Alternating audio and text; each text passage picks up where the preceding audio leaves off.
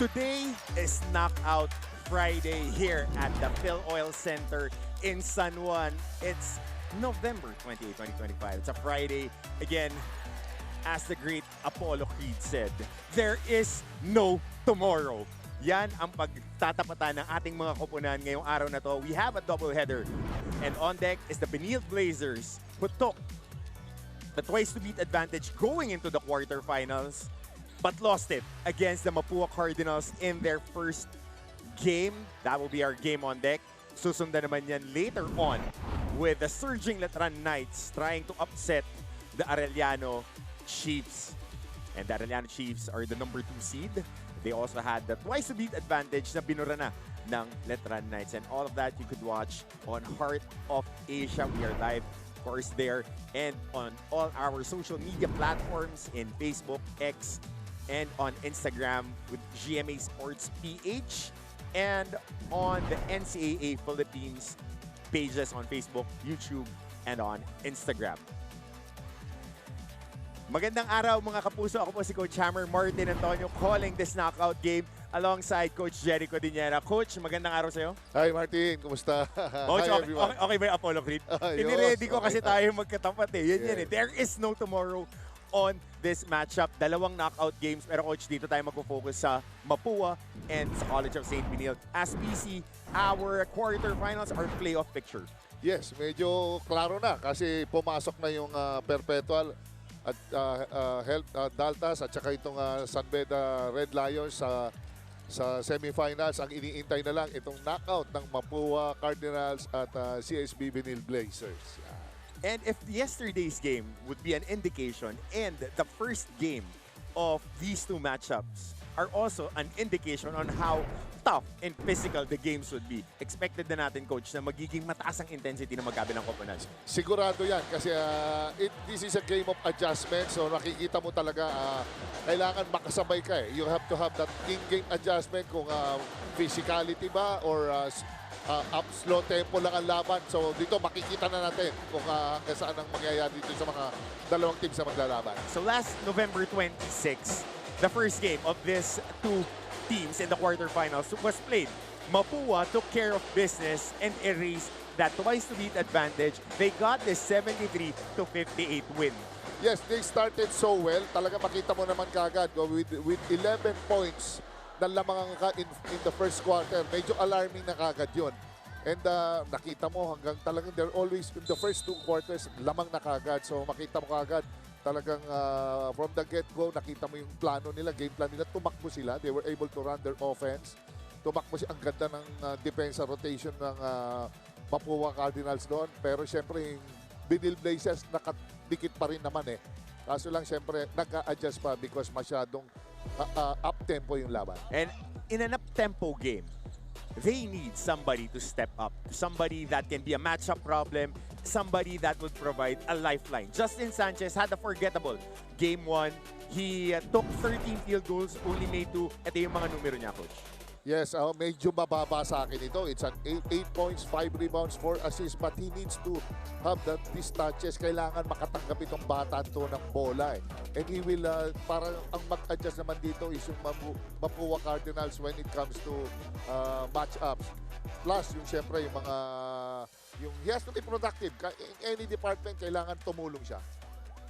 And that's Justin Sanchez trying to lead and bring the Benilde Blazers back to the Final Four. We would move to the Mapúa Cardinals who played splendidly, powered by their guard rotation. Nabanggit mo to, Coach Jerry, kanina when we were having our off-screen conversation that Mapúa is really talented and somebody who stepped up and really showed up is Cyril Gonzalez, who had a lot of unfinished business here for the Mapúa Cardinals. Nako, super solid itong bata na to. 17 points in 23 minutes. Itong tao na to, he provides stability and in scoring and he's constant perimeter threat.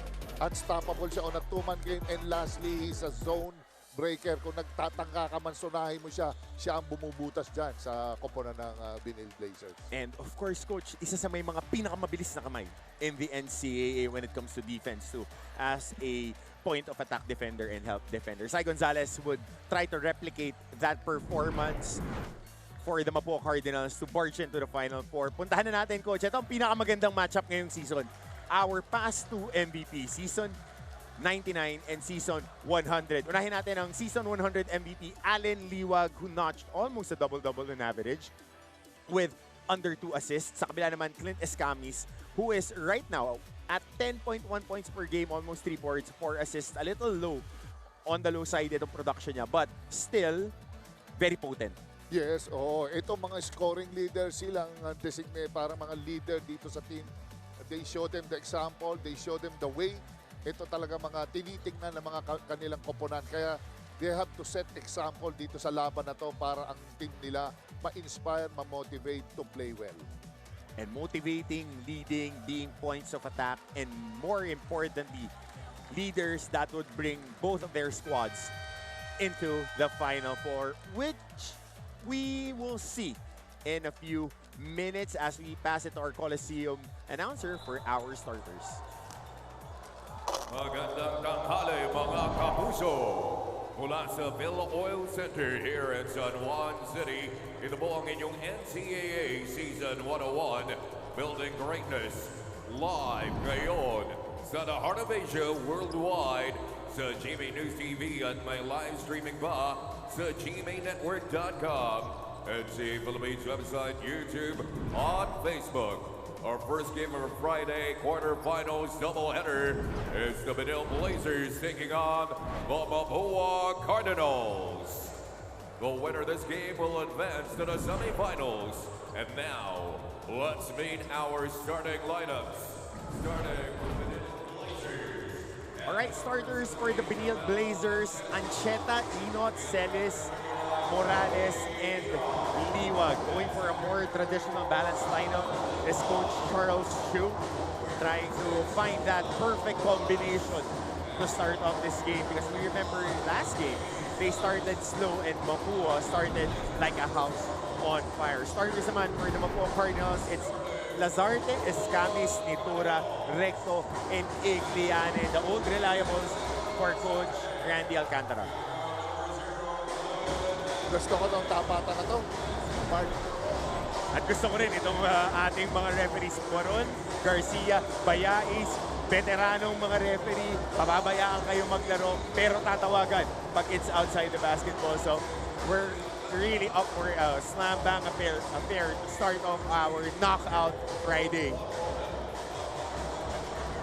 At muli, bumabati kami ng magandang araw, magandang tanghali sa lahat na nakatutok sa atin sa Heart of Asia and online.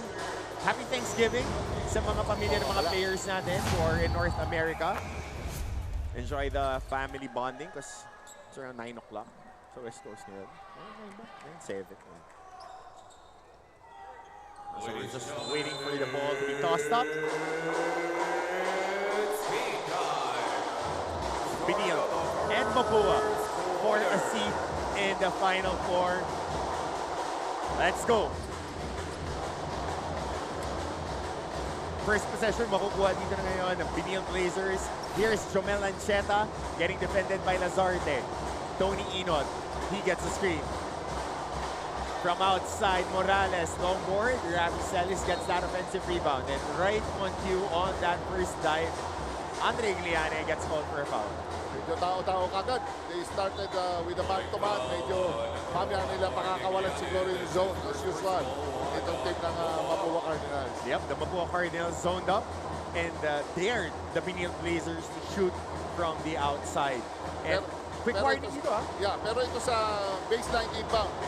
Ang formation nila is nakazone sila para at least kahit papano, they're in check with their man. Ancheta, Liwag on the elbow. Liwag on the post, trying to be a little bit more assertive. He battles his way. Good defense there by Mapúa. And they steal this basketball. Masyadong masigit yun para kay Liwag. He has to, kailangan i-release niya na yung bola, especially pag tinobol ka na. So a lot of physicality here to start off this ball game from both sides. JC Recto, 9 seconds on their shot clock. Recto trying to attack Morales, and he gets fouled. And a lot of early technical fouls, as you were mentioning, Coach. Yes. These referees will be on top of it. Ayaw nila ng ganyan. Yung Yep. mga, you just play the game. Physicality, normal yan eh. Pero because the way CSB Benilde Blazers is playing, I like their intensity. Ha? They jump to the ball. Talagang they jump to the passing lanes. Kaya ang ganda niya. I hope masustain nila ito. Coach, bago kasi itong larong to, nanood talaga ako ng Rocky eh. 1-4. Pinanood ko kagabi, kasama ko si DeMarcos. Hindi pa naiintindihan ng anak ko kasi sabi ko, yung mga knockout games, as we see this shove and foul by Morales, ito yung next contact, yung hindi nagustuhan ni Igliane. Kunting kiskisan, and Inot, Igliane, Recto, everybody right there on the mix. I like this action, and the referee's calling technical fouls. Yes. I mean, ito, Martin, malaking sinabi ni Coach Charles din eh, nung ilang merong isang interview siya na hindi sila nag-compete. Last time, back ito na yun. Lumabas yung nila, galit. Diin. Yung diin. Kaya Coach, ganado. Kasi eto, yung, di ba? Hindi mo ka pwede magpakita ng takot eh. You can't be fearful if you're going into a knockout game. Yes. Hindi pwedeng parang pag nakita mo yung kalaban mo, de-nervousin ka agad. Siyempre, nagkakaroon ng hesitancy in anything that you do, the way you close out, the way you pressure, the way you rotate, lagi nag-aalanganin ka pagka medyo takot ka. And that's one thing that you work on in the off-season.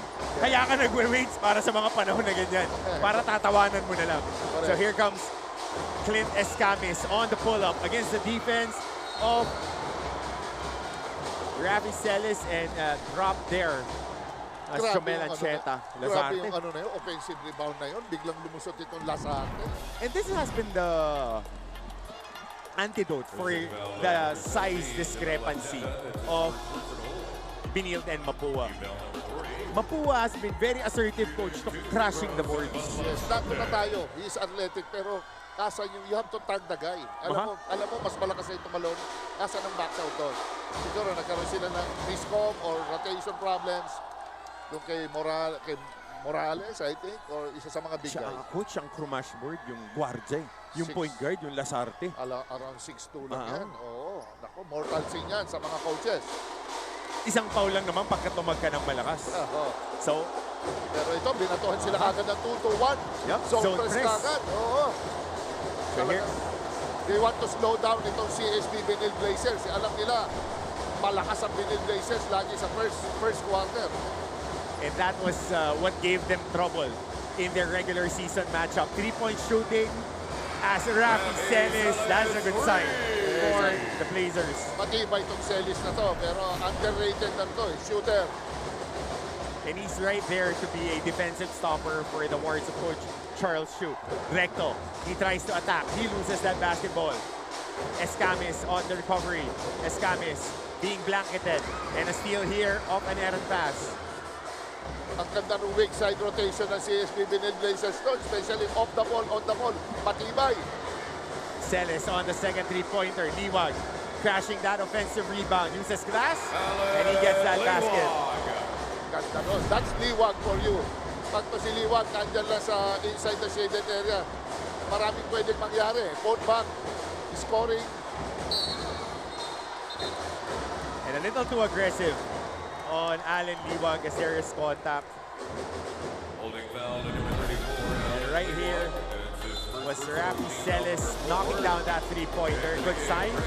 And another good sign is Allen Liwag scrapping it inside and finishing off the glass.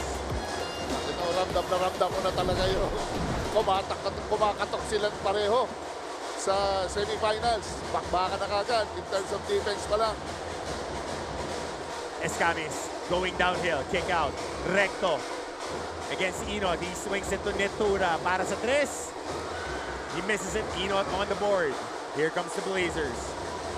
Morales in rhythm, but an offensive foul? No.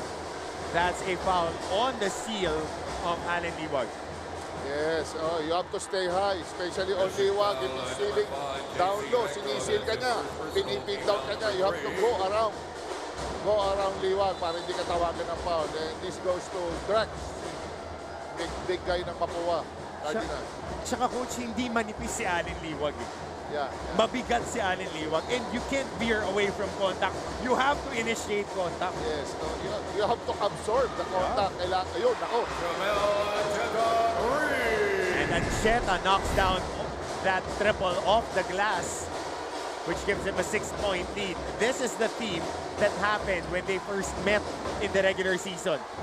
Benilde started strong, knocking down a lot of three-pointers. And the second foul here on Allen Liwag.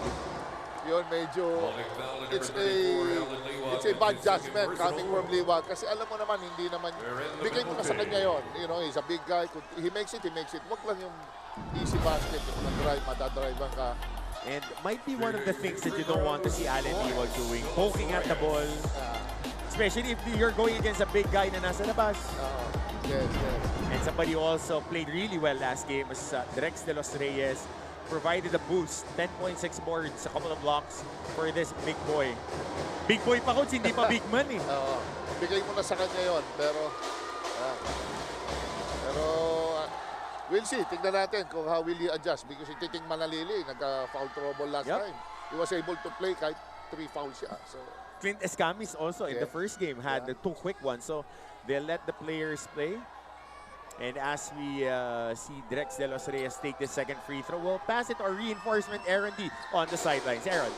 Coach Hammer and Coach Jerry, the Benilde Blazers entered today's matchup stripped of that twice-to-beat advantage they fought for so hard all season long. And the Mapúa Cardinals, the defending champions, took that away, forcing the do-or-die situation in today's matchup. Coach Charles Chu summed it up bluntly after the loss. We didn't follow the game plan. We missed 20 free throws. If we play that way again, we're not going to stand a chance. The players really have to believe we've done our part to motivate them. Now it's their turn. And now with everything on the line, Benilde's season depends on whether they can turn those words into urgency and urgency into survival. Back to you, gentlemen. Survive and advance. That's the theme for the Benilde Blazers. You can't just take the punches and roll with it. You gotta dish out some damage too. yes, tama yan. Ganyan talagang nagiging sitwasyon. And recently, itong mga nakaraan, they attack in the middle. Nagkakaroon ng on a semi-break, ina-attack ngayon yung middle lane. Mintis lang dito si Sean Umali, but good intention. He was right inside the shaded area. Balikan natin, Coach, mamaya yung free throw shooting ng Benilde, which gave them a lot of problems. As we see this guy, who was very impressive. Scoring 17 points, Sai Gonzalez. And when he has that ball, he forces you to really be on guard. Basta pag ganyang tipo ng mga Cyril Gonzalez, Clint Escamis, you just have to stay in front. If they make it, they make it. Pero pa-foul ka pa. And lalo-lalo na, very important player para kay Coach Charles, magkakaroon kayo ng problema sa bandang dulo. Pero yung lalim din kasi ng rotation ng Benilde, hanggang 15 pwedeng bunutin. Yes, oo. Masarap yung team ng CSB. At saka nakita ko, inactivate niya yung Daha. Shooter yan. So baka isa sa mga wild card para dito kay Coach Charles Chu. Mintis yung free throw na pangalawa ni Clint Escamis. 5 ang lamang ngayon ng Benilde Blazers. Tony Inot, top of the key. Very disruptive yung half-court trap na ginagawa ng Mapúa na bumabagsak sa 2-3 zone. And a good cut there by Tony Inot. Yan talaga yun, yung nakasona ka na, tapos nadadrive ka pa sa gitna, nagkakadrop pass pa. Medyo yung weak side at tinitignan natin na nagkakaroon ng lapses doon. So recto. Gonzalez, they've been attacking Jomel Ancheta the whole morning. Gonzalez with a step through. Pinabi yung tira. Offensive rebound. Second serving is good for Sai Gonzalez. And that brings us to our first timeout of the ball game. The Cardinals are trailing by 5 points.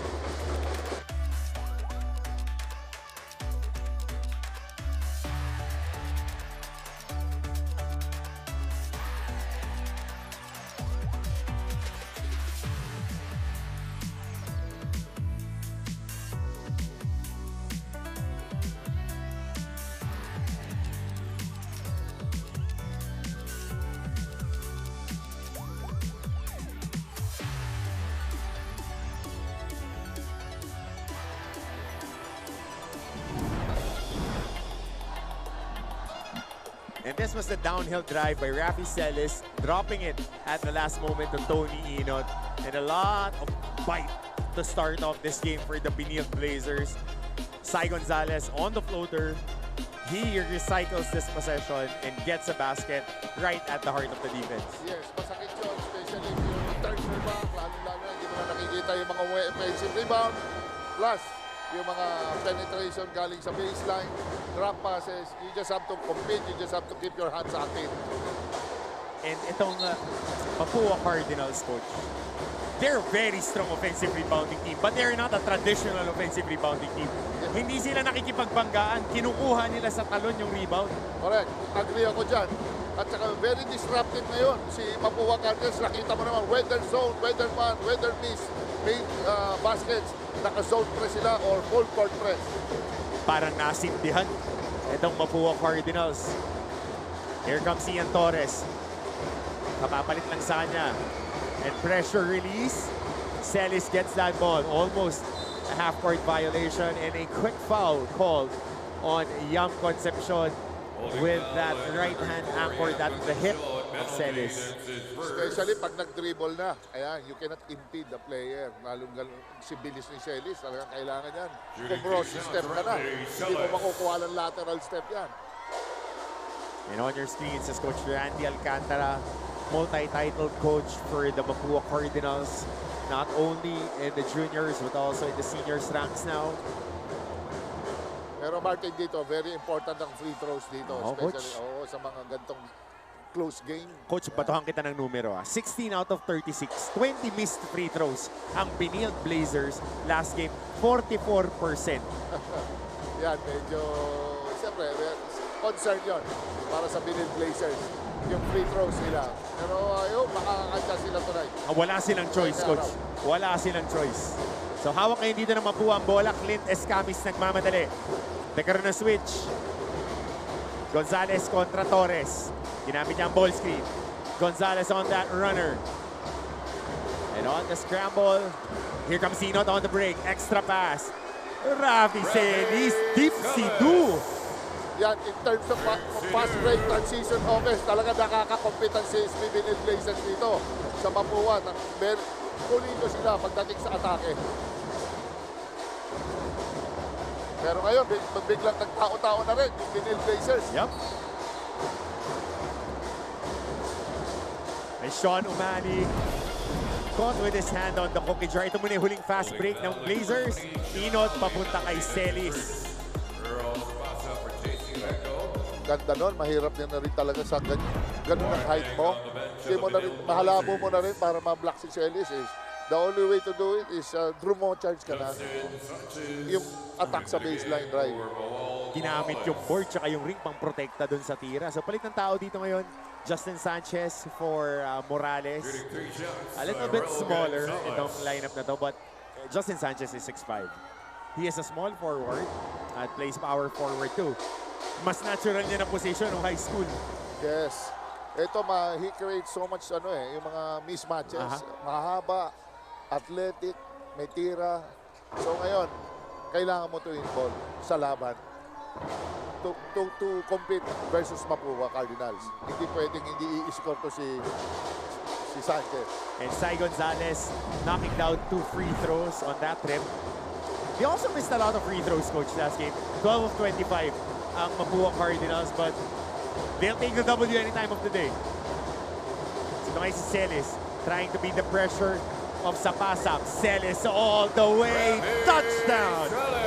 Tama yan. Ginagawa nito Benilde Blazers. Si Celis, hindi lang recipient ako ng atake. Kailangan gawin nyo rin yan sa kanila. And he was a very good attacker in high school when he was playing in Cebu. For Ateneo Cebu. Matino matake, malakas kumuha ng bola. Very highly touted recruit coming out of that program. Scramble, Inot. They have numbers, 4-on-3. Celis again, finishing on the break. Talaga sabayan na itong laban. Wala nang last option na lang yung iseset yung bola Which is maganda. Magandang flow ng game. Kasi ito talaga, split itong dalawang team na to Coach, heavyweight match yan. Paa sa paa. Bigayan ng bigayan. Harapan, hindi ito lumalayo. Oo. Gonzalez, Escamis trying to attack. Escamis dropping it off at the last moment and they lose that possession. Alam mo, sayang yung mga ganong pasa eh. Pero there's no perfect drop pass eh. Kailangan be ready. Ito si Drex, kailangan ready ka, mga big man. Para balikan ka sa susunod na mga guardia sa drop passes. Pero ito, ang binabalik-balikan. Si Rafi Celis using a lot of energy. Ito, Benilde Blazers, they're playing up-tempo. Diyan talaga ang bueno nila eh. Yan. Ngayon, pero ngayon, ini-slow down sila. Sino na sila ngayon? 2-3. Torres para sa 3. Lintes. And here comes Earl sa pass-up. Downhill sa pass-up. Oh, getting fouled there by Sean O'Malley. Judy foul? He went for the ball. Yes. Went for the ball. Definitely. Sa pass-up initiated the contact right here. Just going for the foul. Blocking. Go for the ball. Oh, yes. Going for the ball. Pag diniin mo yan sa loob, expect mo na. Oo, na talaga. Mukhang nagwe-wage naman nata si Sapasap eh. At saka coach, yung foul mo, sulitin mo na. Hindi mo na matadala sa off-season yan. Naka-reset na yan next year. Tsaka hindi naman mananakit si Sean O'Malley sa ganon. Kasama sa laro. Nakataas yung kamay. Hindi naman niya sinwing. He went for the ball. Yes. Sa pass-up, initiated the contact. So we'll see. Humihingi na review dito si Coach Randy Alcantara. Kasi meron ding verticality and may cylinder din yung defensive player. Yun yung in-explain sa akin nila Yes. Kuya Mark eh. And who caused the contact? Yes. Yan, importante yan. Sino? Eh, mukhang gray area naman. Mukhang sa pareho silang airborne. Pero pwedeng itawag. Yeah. But it's a regular foul. Regular. Good job. Good call. Oo, kasi hinapol lang yung bola eh. Oo, yes. Saka nowadays, kailangan ka talaga, bumubuhat ka. Lalo na pag big man ka bumangga. Di ba? Basta pumasok ka dun sa may kulay, expect mo na nababanggain ka, hahatawin ka. Kailangan i-finish mo. Yun ang turo sa atin, Coach. Yes. It's a no man's land. Oh. Kailangan matigas pag pumasok. Baka medyo nayanig pa ata si Sapasap doon. The free throw, he missed that one. Saka yung laro ngayon, Coach, especially when it comes to the playoffs. Yeah, actions can do well, but barakuhan na yan eh. Pag knockout game, yun talaga eh. So sa pass up on the second free throw, he knocks it down. Pero talagang nandito talaga, naka-full court, 1-2-2 zone press itong Mapúa Cardinals. And they're doing a good job, ha? And quick pressuring. And an 8-second violation forced by the Mapúa Cardinals. Di ka pwedeng nonchalant ngayon. Yes, it's an opportunity trap. Pag may pagkakataon sila, nakita nila, nagka-problema ka, nagka-fumble ka dyan, dyan papasok ang trap. Pero it's just to delay. It's just to delay the game. Yung mga player ni Coach Randy, pagka tinigyan mo sa aso, mga pitcher eh, ang papayat na ang bibilis eh. Na ngat-ngat na ngat-ngat.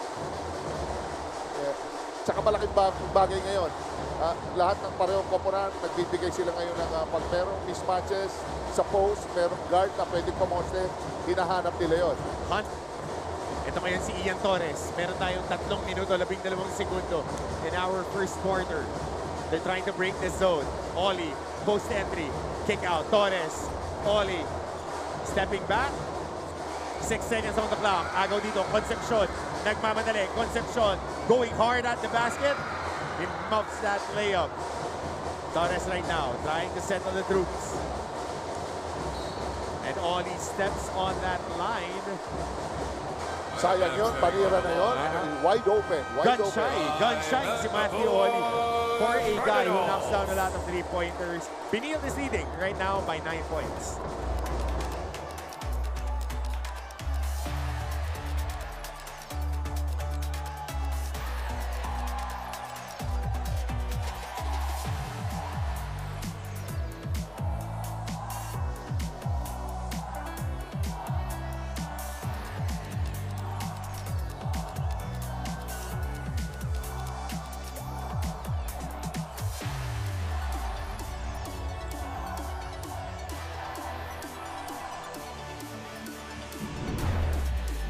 Mancop, chair for this basketball tournament. Ano ba ako?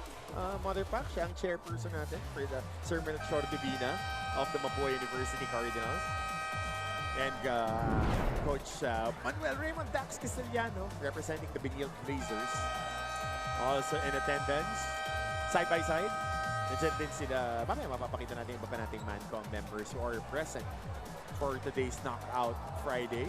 Yeah, Sir Paul Supan, Efren Jose Paul Supan of the GR Heavy Bombers who had a very good campaign. Bound out yesterday against the Perpetual Altas. And Perpetual and San Beda taking care of business going into the Final Four early. Dr. Lorenzo of the EAC Generals. First also part of our management committee here in action. Medyo Martin, bumitaw na rin sa full court pressure yung Benilde Blazers. Kanina, makita mo, kaya sila lumamang na malaki dahil nakatiis sila. But ngayon, medyo high percentage defense sila. Tsaka rito, Coach, bawat cut ngayon, napapansin natin, bawat cut ng Mapúa, ini-slice na rin ng Benilde. Komportable kumatas game. Sila sa pasap, sila Concepcion, komportable rush towards game. Bawat pasok ng player ni Coach Charles Chu, nagpaparamdam agad. Yes, so kailangan yun eh. Para all the cutters, pag meron, kahit pa paano, may konting body. Para lang ma-disrupt, mawala sa rhythm ng mga players. Parang pumupunta sa park last first game eh. So, Earl Sapasap right now on the free throw line. He knocks down that first free throw. Free throw story tayo, Coach. Dalawang attempt pa lang dito, 50% ang Benilde Blazers. Sa kabila naman, that's the 11th attempt. 8 out of 10 kanina, 9 out of 11. Let's see if they would go 10 or 12. And they go 2 of 2. That's 10 of 12 for... Ito, medyo binaba na nila ang depensa. Talagang inangat nila ng konti. Hoping, bibilisan nila yung rotation. Pero wala. And a stop here by Mapúa. They try to force numbers. Good active hands by Justin Sanchez, but Concepcion recovers that ball. Nagkakaroon ng problema yung Mapúa Cardinals sa pasa nila sa post. Grabe naman yung jump stop. Tapos, kinikini siya. Wrong footing. You know, bihira ka makakita sa isang bata katulad ni sa pasa Pindano na i-convert ngayon. Parang off keyboard foot eh. Ginamit. Pero ngayon, babaksak sila sa 2-3 zone ulit. It worked for them. Nagkaroon sila ng rebound. And now, makakaset na naman sila. So, they try to cut down the lead ng 5 points. Yep, wild shot by Matthew Oli. Here comes Sapasap. They like this matchup. They've been hunting the guards of the Benilde Blazers. Sapasap. Pasa. Mamadali dito. Kahukom. He gets that possession. Kahukom goes for the attack. But Jake Gaspay not giving up on that possession. Yes. Ganda nung kay Gaspay na yun. Talagang basic. Dapat yan. Tumitrail ka.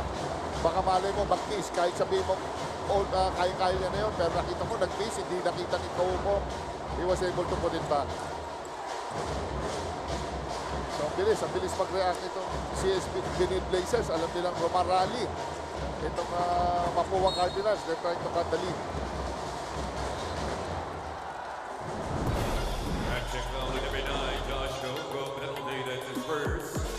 So that was the stretch layup of Earl Sapasap.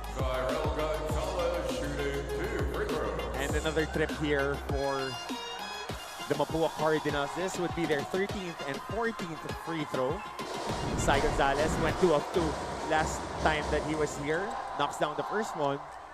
For Sai Gonzalez went around and a lot of stops for this young man. Yes, nakakatuwa kasi kahit sila yung mga players ng Cardinals at saka Benilde Blazers, they're following the game, yung flow. They always check the point spread. Malaking bagay yan, especially pag naglalaro ka. Huwag ka magpapatambak. Mahirap pag nagpatambak ka sa laban, sisingilin ka sa bandang dulo. Yep, mahirap yung habol ng habol. So, under a minute here in the first quarter, comes Tony Inot and the Benilde Blazers trying to pad up this lead. Ravi Celis. Sanchez almost lost that ball. Celis for the 3, and he knocks it down. Grabe kumpiyansa nito ni Celis. Talagang, hindi na ito role player. You can consider him as a shooter, a good shooter na sa itsura ngayon. And Rex De Los Reyes, every time he gets that ball on that low block, you can be sure that he would put in a move and try to bring you underneath the basket.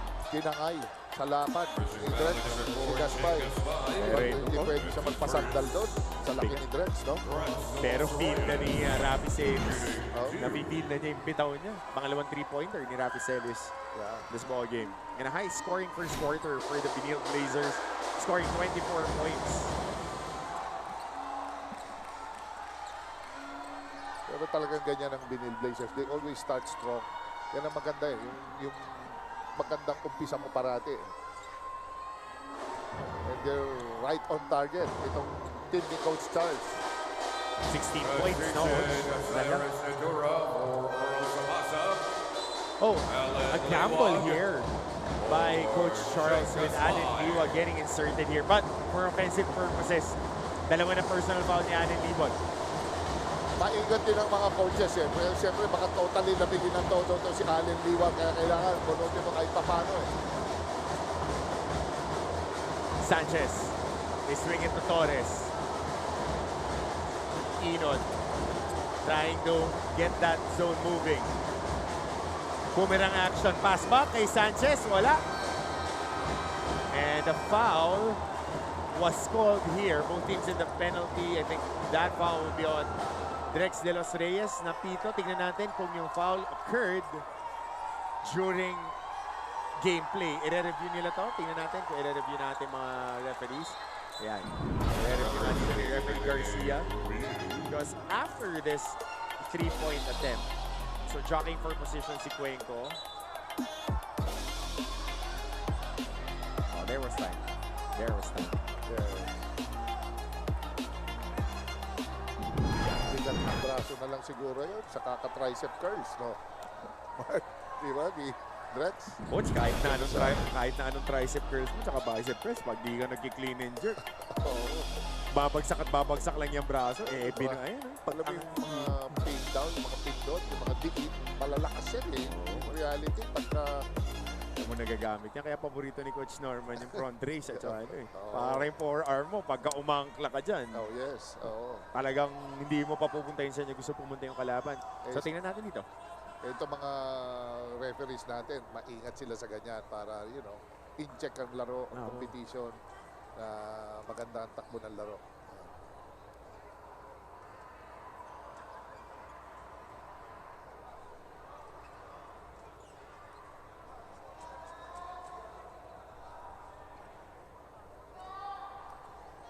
So as we review this foul, there was time remaining on the clock. So definitely there would be 2 free throws for Allen Liwag. 1.4 seconds. Number 88, Drexel Reyes, sends his second personal. Time in the game clock, 0.4 seconds. Josh Garuka for Joey Enoch. Pero Will be meron naman 2 free talaga throws for Allen Liwag. ni Drex eh. Drex de los Reyes is to provide to intimidate the bang bodies inside, to provide the muscle. Yan naman yan eh. He's a role player type of guy. Pero sometimes pagkaka-influence din mo, hindi na role player yan eh.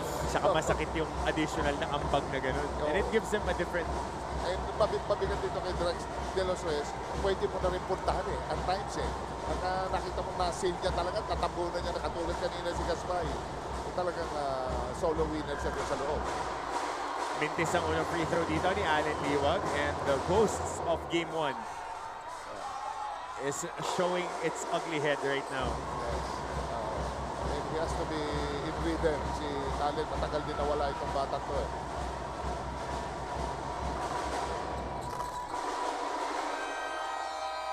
And there you go, after 10 minutes of action, 7-point lead for the Benilde Blazers, 24-17. Second quarter when we get back.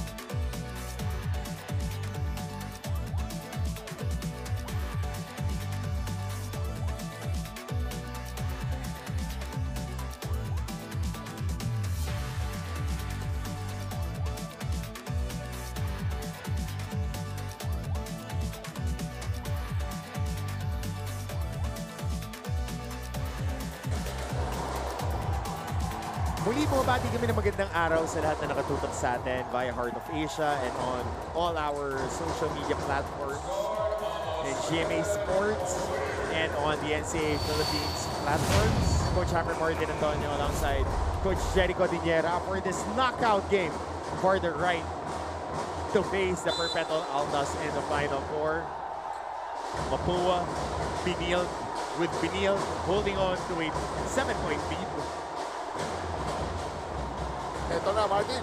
Labasan na ng zona ngayon. Ito na. Unang sarko pa lang ng third quarter. Zona na yung Benilde Blazers. 2-3. They're going for a 2-3 na bumabagsak sa 1-2-2 formation.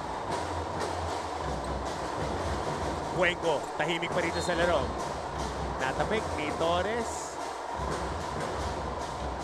Good hands, ha? Galing kay Torres. Makita mo yan. If you're playing zone, marami kang mga deflections, eh. Marami kang yung shortest distance lang lagi ang recovery mo, eh.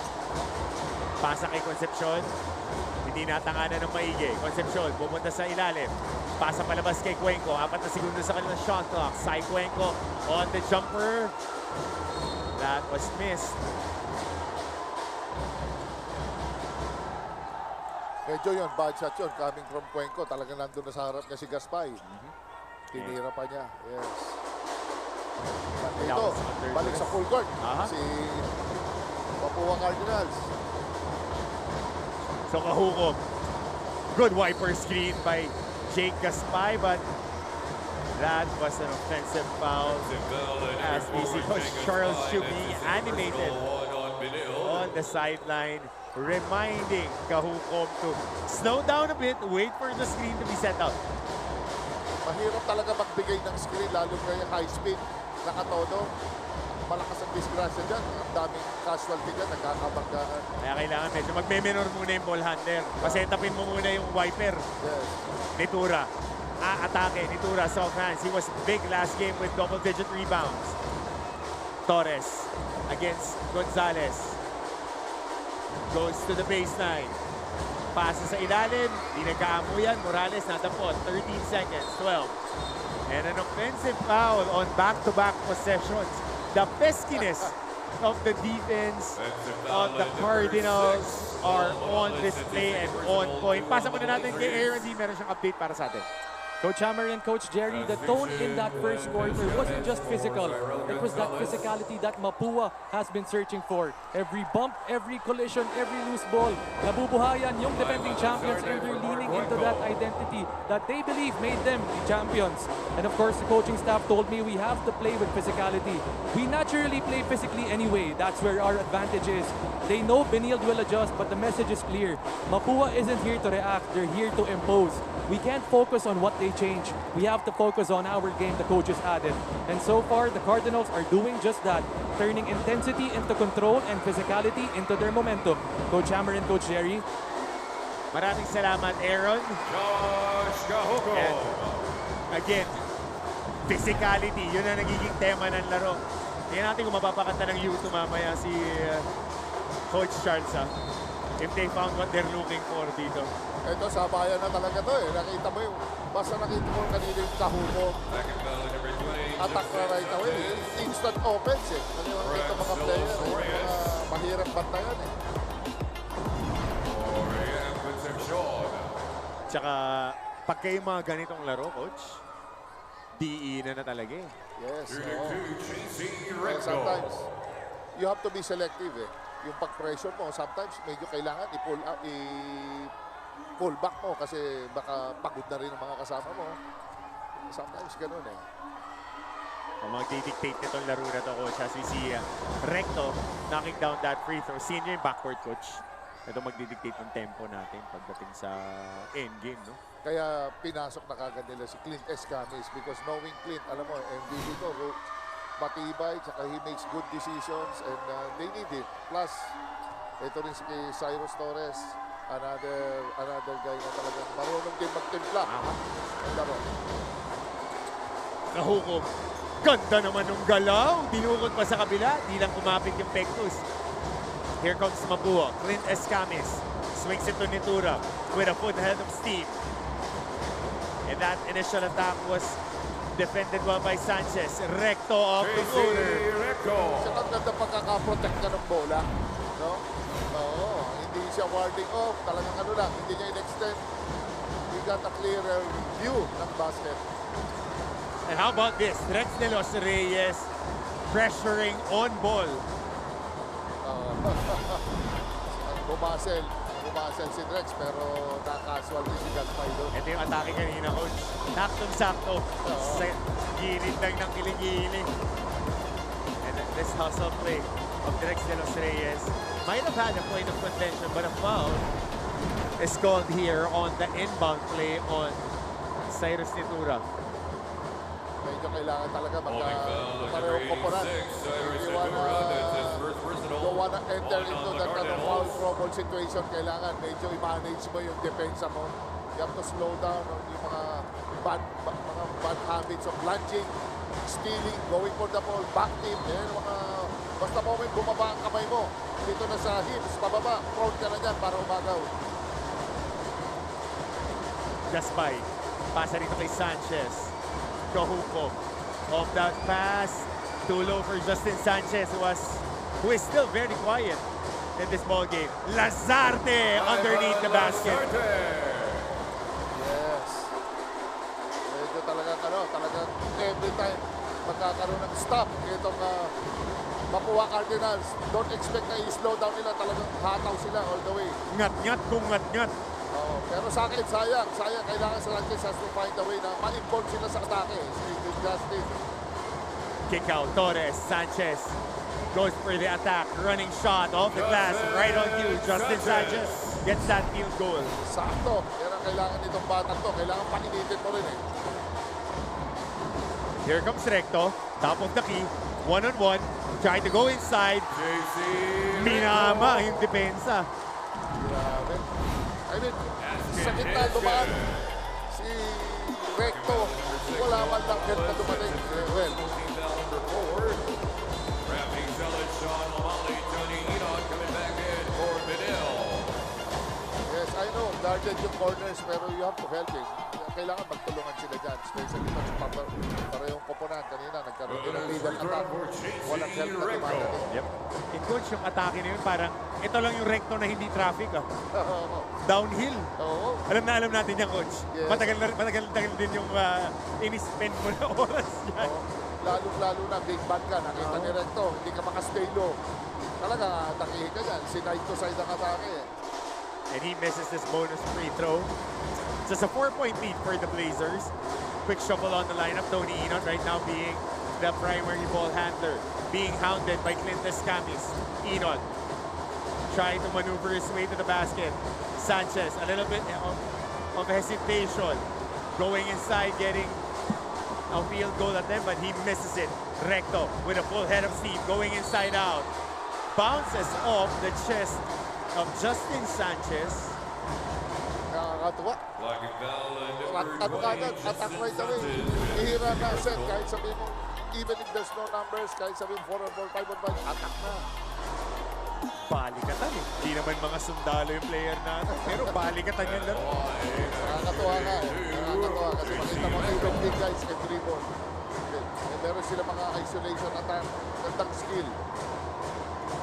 So on the line is JC Recto. Last trip, he missed his free throw. Another miss for JC Recto. Opportunities are there for them to take advantage of. Pero nakita mo ngayon dito sa after this, sigurado sa galing sa bench ng Mapúa Cardinals, magpo-full court press sila.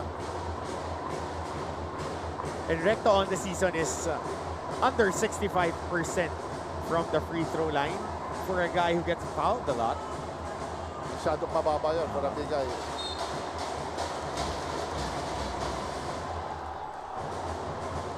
So that's a basket. Very quiet day for Clint Escamis. Hindi pa nagpapakilala si MVP. Andiyan dyan lang yan, coach. Anytime yan. Parang microwave din. Yes. And still Mapúa putting a lot of pressure here on the Blazers, and another foul given up by Nitura. That's their second team foul. Blocking foul at number 86, Cyrus Nitura. That's his second personal to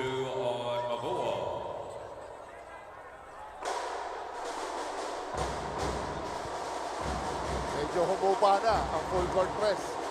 So ngayon, they're settling, gano'n rin. Mapúa, bumabalik sa zone.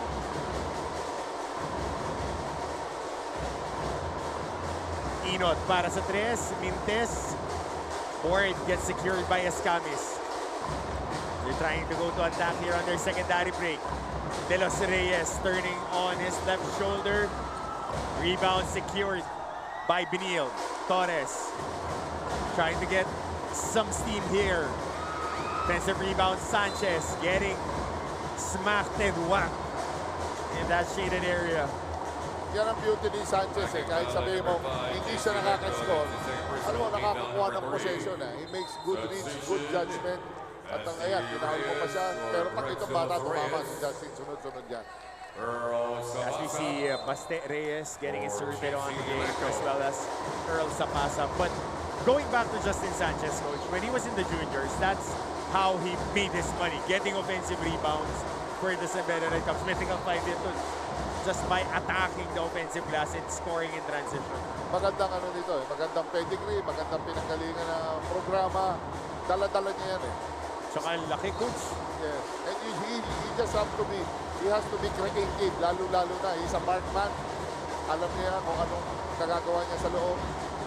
And nicely executed zone breaker play para dito sa Benilde Blazers. And that brings us to our timeout. The Benilde Blazers still leading by 5 points.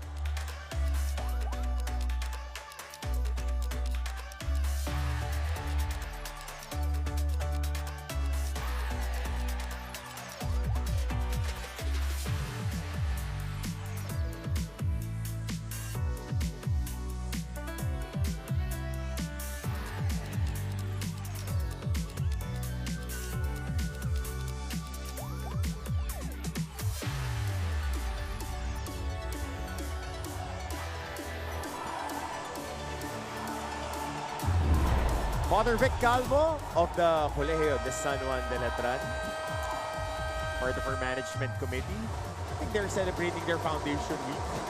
May celebration ngayon sa Intramuros. Somebody who's very happy, Sir Frank Rusi. Again, back in the Final Four. Perpetual Altas.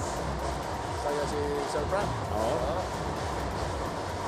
At si Boss Anthony Tamayo kahapon, ilang beses kami nagkasalubong. Grabe yung ngiti, nakakatawa. And coach, with the Altas entering the Final Four under Coach Olsen Dasela, dala-dala nila yung buong campus pag nanonood. Oo. Makita mo talaga yung support na talaga love na love nila yung mga players nila. Lalo-lalo na may mga bagong superstars yan. The likes of Go-Go's. Sleep. Sleep. Para ako din maglaro. So right now, it's Mapúa handling this rock, trying to initiate their own offense here. Escamis.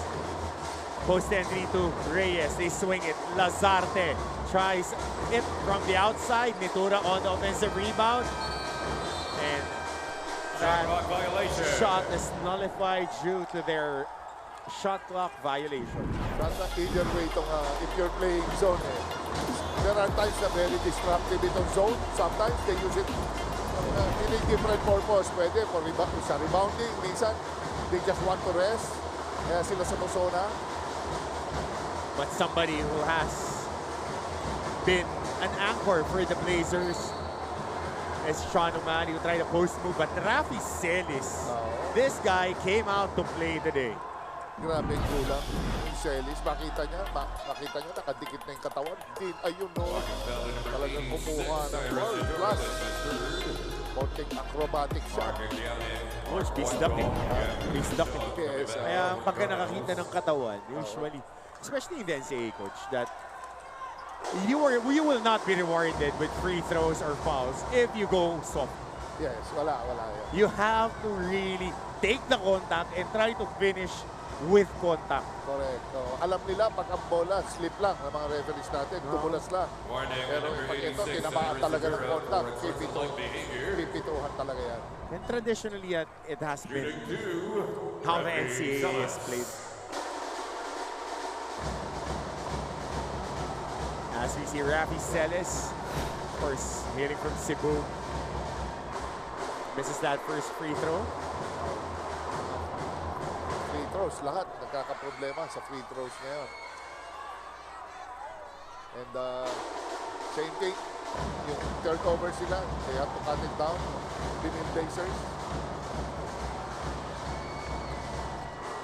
And he splits his charities.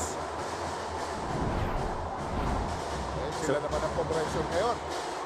Full court pickup, both teams. Yes.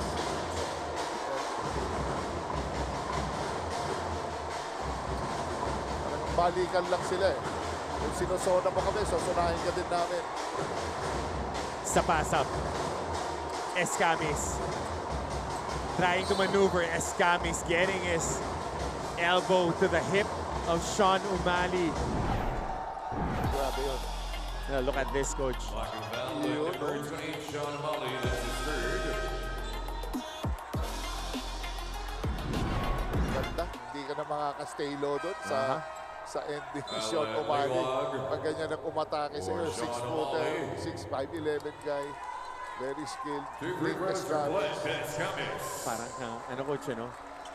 Mga guards na maliliit, magaling gumamit ng angulo ng katawan, tapos naididikit nila sa mga bigs pag mahilaw yung helm.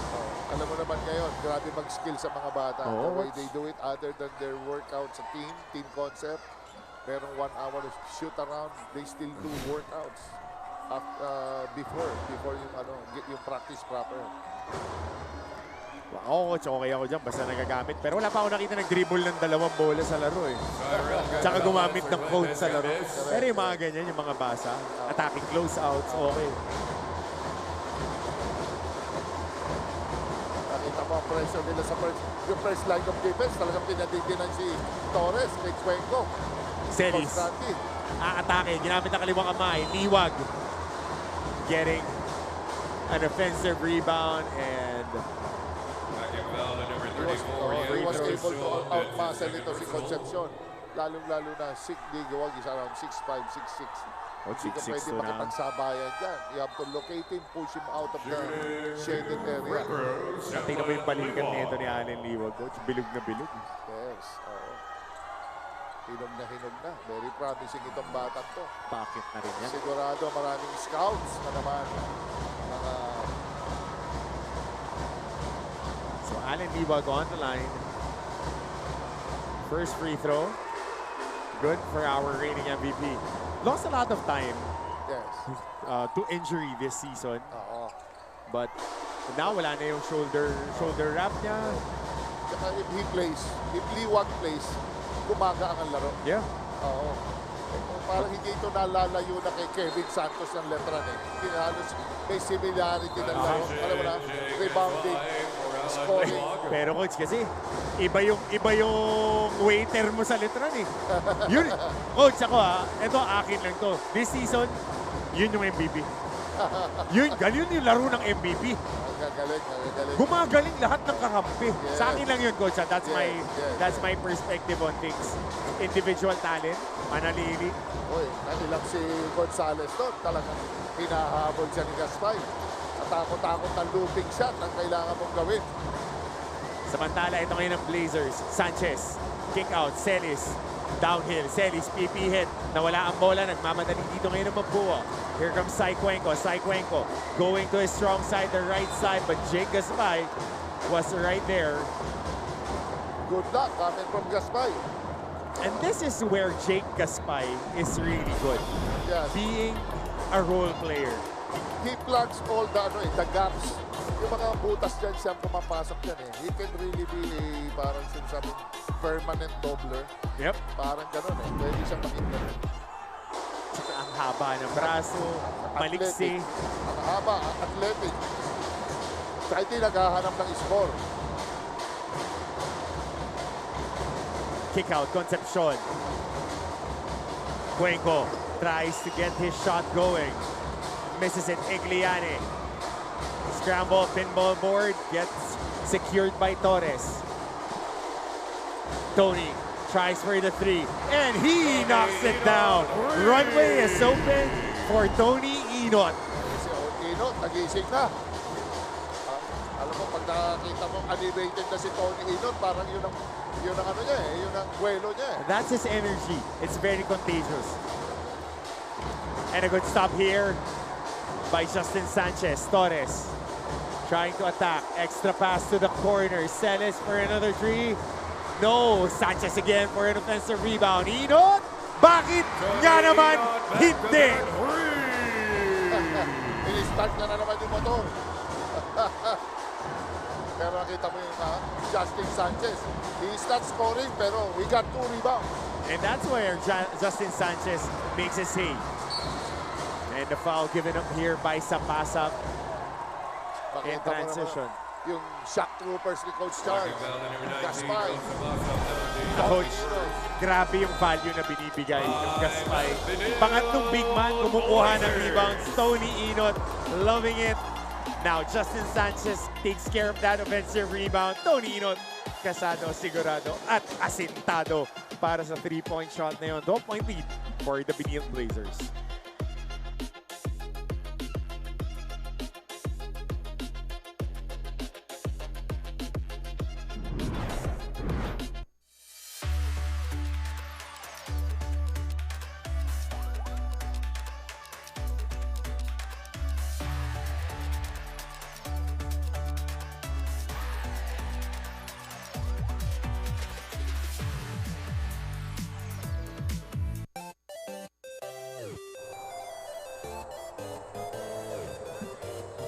And everybody's here enjoying the action.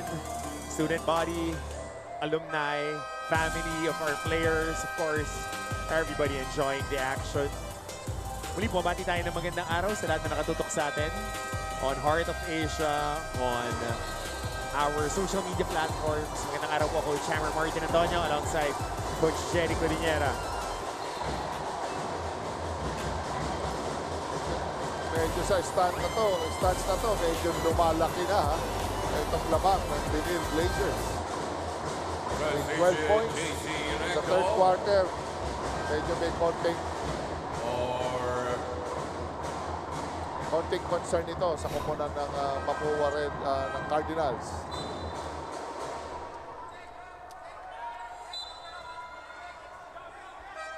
So 2 minutes 59, 12-point lead by the Benilde Blazers. Getting powered up by 2 3-pointers of Tony Inot. Pero makita mo, didiinan pa ni Coach Charles. Iso-zone press pa niya. Ang Cardinals, hindi siya hihinto hanggat hindi mo nasisecure ang malaking lamang.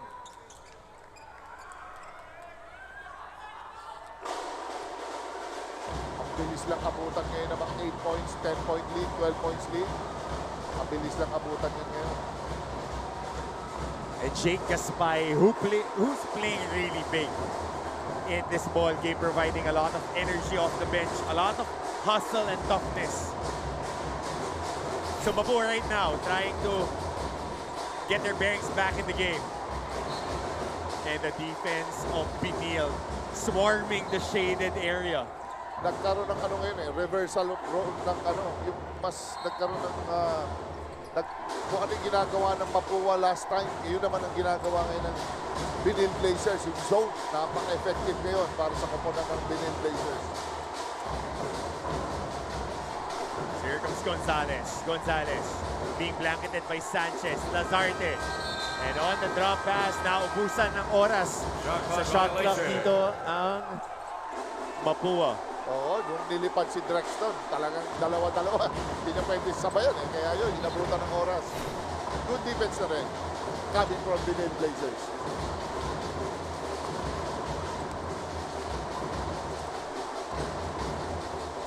So Benilde trying to pad on this lead. Torres, they're holding on to a 14-point advantage. Getting bothered and hounded by Lazarte. Torres on the pull-up, buckets. Malakas ang loob nito ni Torres. Hindi ka pa nakakasiguro dito. Gonzalez tries to dial it from the outside. But that's a miss. Inot getting a spin. Inot, drop pass to Gaspay. Nawala ng bahagya. Hawak ngayon ni Sanchez. Inot on the post. They'll reset this offense. Sanchez, susubok mula sa 3. And Gaspay caught with a push. grabe na nilalaro ni Gaspay. Especially ng big man ng Cardinals. Pero how about this move off the break jump by Ian Torres? Talaga yung Torres, easy check. Nakikita niya, hindi siya nagsesettle kahit malaki na lamang. He continues to score, he continues to provide yung attack para sa kanyang mga kasama.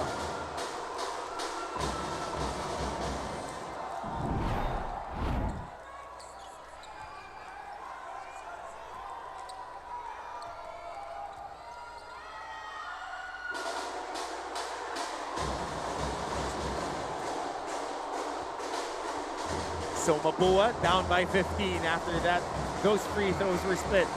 Here comes Recto. Recto on the contact and on the finish. JC Recto getting a field goal in transition. Malalim na bunot na to. Abdullah pinasok na to provide some defensive pressure on Torres. Liwag. Kick out Torres. Abdullah on the stop. Good show by De Los Reyes. They swing it. Celis. And that's a charge. Good defense. Yes, tulak yun. Medyo sumobra. Push off niya ron.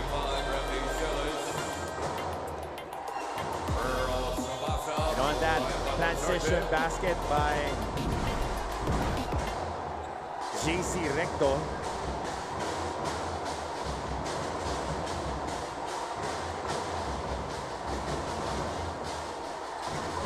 Sa pass up with the ball over. Kiligili shot ulit, pero naapula na. Yan ang Liwag. Hindi na bumenta. Yung una, naka-layup siya dun eh. Yung underarm shot. Baseline inbound for Mapúa. Very important possession here.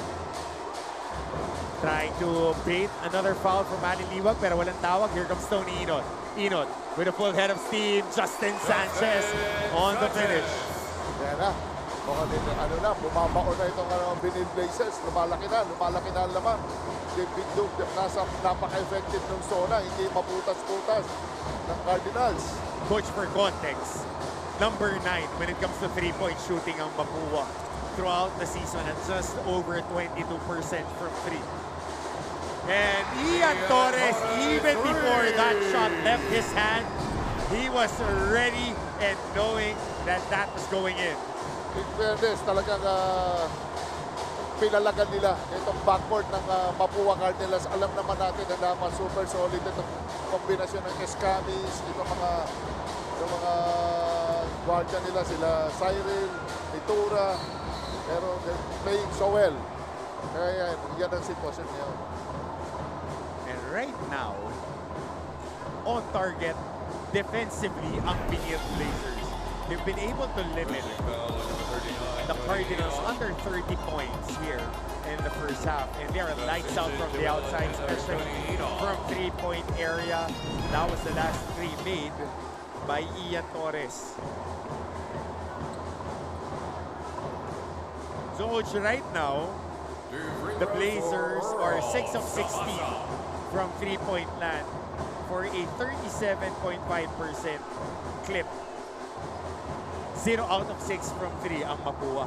Oh, yes, it's the defense that sets apart from dito sa kanila sa Mapúa Cardinals. Ang ganda ng dinidepensa nila, especially sa zone. Very effective ito para sa team ng Benilde Blazers.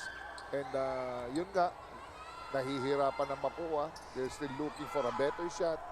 And yung mga inside plays nila, medyo hesitant sila dito sa quarters na to. Kaya ganyan ang sitwasyon. And plus, sinabayan nila sa transition defense. They're doing a good job in running defense. At the end of the second quarter. So at the end of the second quarter, a 16-point lead being mounted by the Benilde Blazers against the Mapúa Cardinals. This is Knockout Friday stats analysis and some halftime performances when we return.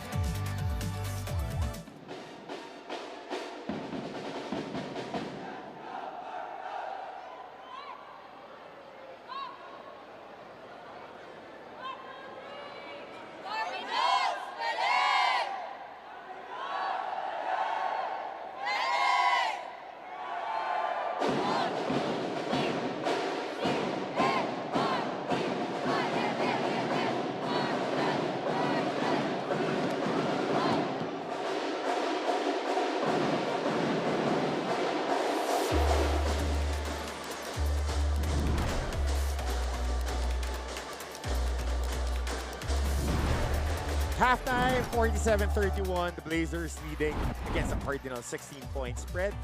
Right now, on your screens are the chirping Cardinals. Chirping Coach Jericho Dinera, Coach Hammer Martin Antonio on call. Aaron is also on the sidelines. Coach, ito ang nangyari sa atin in the first quarter.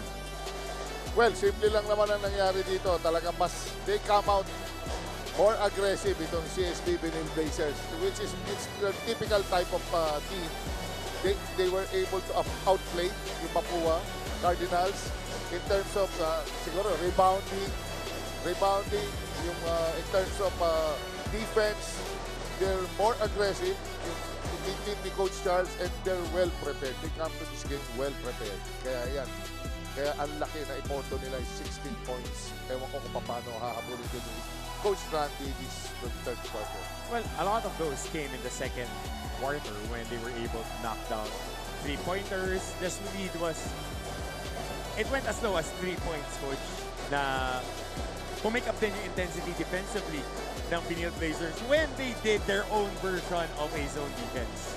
Yes, ang ganda nun kasi ginawa din nila yun Parang tignan nga natin kung kaya mo rin yung zone namin, and it worked so well para sa komunidad ni Coach Charles, and we'll see kung anong message nila sa parehong teams dito sa locker room ng Mapúa Cardinals. This is a sizable lead that the Benilde erected in the last 5 minutes of that second quarter. A lot of positives, especially from the outside shooting, as we see Lazarte on the fast break. And they're able to at least withstand the physicality of Mapúa. Yes, nakikita mo naman the way they attack, nasa middle talaga, hindi sila umiilag, they go straight to the cup. Hindi na kamong looking for a foul, talagang diretso, kung matawagan, hindi matawagan, they will still continue to attack. Yep, wala nang arte-arte. Yes, and there are players na very they perform well dito, especially dito si Sanchez. It's not just about scoring, he's providing the rebounding. Yung mga middle attack, nandun siya for his team. Plus yung Torres na grabe ang very vital ang ginawa niya dito sa patapos na second quarter. Yep. Crucial 5-point incursion. 1 3-pointer, 1 jump shot by Ian Torres in the latter part of the second quarter. Coach, our numbers. Yes, laki bagay. 49% dito sa Benilde Blazers compared sa 23% naman para dito sa Cardinals.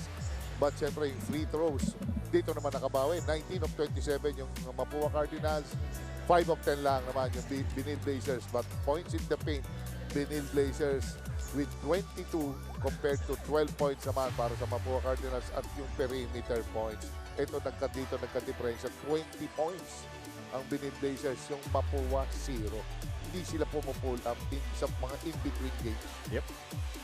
Pero Coach, isa pang magandang number na balikan ko 26 rebounds to 16 plus 10 ang Benilde Blazers in the first half. Ending scores natin, Rocky Celis with 14, Tony Inot with 8, Justin Sanchez with 6 for the Benilde Blazers. For the Mapúa Cardinals, it's Recto with 8, Rel Sapasap with 7, and Sai Gonzalez with 6. Second half, Coach, what are you expecting from both squads? I think they will slow down. Siguro they will, it's just a possession at a time. Hindi nila pwedeng selective lang ang atake. And syempre, you have to cut down on turnovers kasi malaking bagay and lalo na ngayon, ang Benilde, kumpiyansa na sila maglaro. So, pili ka lang ng oras mo para mo sila itatrap. Yep, and the MVPs, tail to MVPs natin. Balikan natin ang ating marquee match. 5 and 4 for Allen Liwag with no assists. Sa kabila naman, Clint Escam is very quiet. 2 points, 1 rebound, 0 assists. And we are expecting Clint Escamis to come out guns blazing. Yes. All of the Mapúa Cardinals. This is how they were when they met at Rizal Memorial, Coach. They were down big at the half. Nginat-ngat nila ng nginat-ngat ng third quarter. In the end, in the fourth quarter, kinapos lang. Yes, correct. Titignan natin because siguro alam naman ni Coach Charles ang gagawin dyan pagka just in case nagkaroon ng rally. I think he will try to manage the score, try to manage the time. But I don't know if Coach Randy will allow that. I'm sure mas bigiin pa yan, lalo na with 16 points lead ang hahabulin niya. So this is his best players na. Pangrata-rata na itong gagamitin niya ng mga players, pa-pressure. Yeah. Papaalala ulit natin, there is no tomorrow. Wala na. Wala na. So hindi mo na pwedeng ibaon sa susunod na laro. Kung didiin ka, ngayon na, ibuhos mo na. Another 8-month preparation. Oo. Taka na mismo itong pagkakataon na to. And here comes Mapúa starting off with Concepcion, Cuenco, Igliane, Recto, and Escamis. On the flip side, the Blazers are starting with Inot Celis, Liwag, Morales, and Ancheta. Starters nila katuloy na to. Morales, dribble downhill. Morales, clutching it, missing it, and fight for the rebound. Gets secured by Igliane. Kita mo yung depensa talaga. Laging merong nakakachuma-challenge. Every penetration, every shot. A good sign right here. Step in three-pointer by JC Recto for Mapúa. Pero to si Recto talaga na switch. Pag sinabi niya na i-score, talagang i-score eh. Morales, they swing it. Celis, and caught with his hands swiping at the ball was Young Concepcion. Twice na yan. Every time meron there's a rip attack coming from Concepcion. Tendency niya talaga to launch eh. Ito yung huling three-point shot in rhythm and on target para dito kay JC Recto. Now, very important ito talaga itong ngayon bumalik sa tao-tao. Itong team ng Mapúa Cardinals. But there's a switch. They trap hard, especially sa pick and roll on top. Morales, tapikan ng bola. Igliane again, rebounding in traffic. Recto, trying to engage. One more for three. And he misses that one. Morales climbing the ladder for that board. Comes Ancheta. Ancheta uses the ball screen. Gets Escamis in skates. Kick out to Morales. Getting bumped, almost losing it, but controlling it. Inot on Concepcion. 8 seconds on the shot clock. Tony trying to dance. Fade away. No, Liwag for the offensive board. And box out alone. Hindi pwede when you're guarding or boxing out si Liwag. Kailangan talaga you have to push him out. Pero may tinawagan dun eh. I think that was a jump ball. So puntahan natin si Aaron D. Meron siyang update from the halftime for both teams. The defending champions are in a tough spot. Down by 16 heading into that first half break. They knew that these next 20 minutes would determine whether the title defense survives or ends today. And the coaching staff was brutally honest with what went wrong in that first half. Last game we zoned them and they couldn't shoot. Now they're doing the same thing against us. Until we can shoot against the zone, we won't win. And on top of that, the staff pointed out that Mapúa is rushing their possessions, trying to force their way back instead of letting the offense develop. And the message at halftime was simple. Slow down, stay patient, and trust the system. If Mapúa wants to keep the crown on their heads, the response has to happen now. Balik sa inyo, Coach Hammer and Coach Jerry. Maraming salamat, Aaron. Of course, reigning and defending champs ng Mapúa Cardinals are on the ropes. Ano na ito eh. Makikita mo the way it's going, talagang binibigyan na nila ng pinupuntahan na nila yung mga players na go-to guys nila like si Escamis, Cuenco, Gonzales, binibigyan na nila ng emphasis yung skill nila sa one-on-one defense. Kaya hindi makita natin, hindi masyado umiikot ang bola. So Escamis on the second free throw. He misses it. Liwag secures the board. This is just a 12-point lead. They want to bring it down into a more manageable range going into the fourth quarter. That's what Coach Randy Alcantara was saying. Hindi mo parang bigas yan, hindi mo mauubos ng isang kainan. And Morales working hard and crashing the boards. Talagang binaso ni Morales si Recto doon. He was just, nakita mo, pinahihirapan niya din si Recto in terms of rebounding. Gonzales hunting this speed matchup against Morales. Gonzales putting on the move. He misses that shot. Liwag on the board. Benilde. 4-on-3. Ancheta. Pull up. Celis on the offensive boards. He gets blanketed by the defense. Scramble for possession. And some Height is might, you know? especially yung mga ganyang team ng Benilde Blazers. Talagang lahat sila, sabay-sabay. They crush the ball, sabay-sabay, lahat sila. Ito yung brinaso na tira ni Morales. Second chance points na magtitsan ang Benilde with 13-6 after the first half. It throws you off, out balance pag ganyan sinatpake ka. May mga step through na layup noon. Inot. He patiently swing this ball around. Ancheta. Top of the key, engaging the offense. They want to post up Allen Liwag. On the block. Liwag. Kick out. Swing it. Celis. Clear. Daylight. Bucket for Rafi Celis. Grabe ito nilalaro ni Celis. Parang naka-zone eh. No? And disciplined execution there by the Benilde Blazers. And other than that, he's doing a good job in containing si Cyril Gonzalez. 17 points now for Rafi Celis. JC Recto on the other hand is leading his squad with 13. Liwag, top of the key. Trying to find options here. Inot on the two-man game. Liwag pulls up from about 15 and a foul on Andre Igliani. Oh, that was on Morales with that judo swipe. Oo, talagang pag-jacking for position, in desperate of getting the ball, kailangan talagang kailangan mo talaga push out mo na. So ito yung mga sunod-sunod na palitan natin ng mga puntos. Lead still stands at 13 for the Blazers. Timeout muna tayo.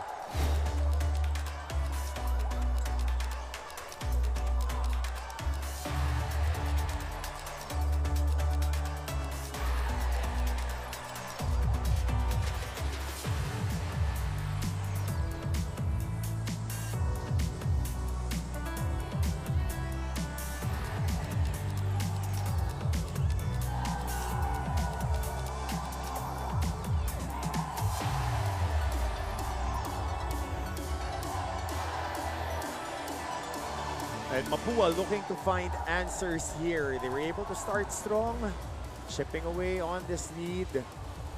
This was 16 at the half. Brought it down a little bit, but still more needs to be done. Yes. Malaking trabaho para sa panig ng Mapúa Cardinals. Hindi lang pwedeng sa offense mo hahabulin yung team ni Coach Charles. Kung hindi kailangan, kung depensa ka ng solid, and you have to cut down on your turnovers, and you have to make good decisions, and you have to have a good shot selection para mapadali yung maka-cut down ka sa lamang. So ball is in the hands of Clint Escamis, trying to find somebody to pass to. Sa napaka-potent yung UCLA cut ni Coach Randy. And right on the money is Sai Cuenco. Now it's just down to a 10-point lead. Talagang kinukuha nila sa tiyaga. Dito magkakasubukan din yung Inot. Pressure release to Sanchez. Tony against Sai Gonzalez. 8 seconds on the clock. Tony for 3. Buckets! serious na si Tony Inot. Hindi na siya nagmomotor. Ayaw yung restart. Timely answer for Tony Inot. Yes. So this was a three-pointer of Sai Cuenco. An arm length away from the three-point line. Sending prayers to knock down that shot. So may mga sagot dito ng Benilde Blazers.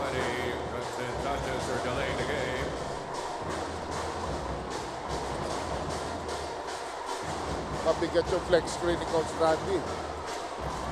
Recto misses that three. And Celis getting hit on the arms by Sai Cuenco. Iba talaga nabibigay nito ni Celis. Malaking quad ka na, malakas pa rumibaw, ang bilis pa tumakbo, ang galing pa tumipensya. Tsaka strong with the ball. So this was the first foul. Itong mga guardia ng Mapúa, they're giving 2 3 inches. Laki ni Sadie, Oo. 6'3" na Binibigay guard. nila ng disadvantage sa bata.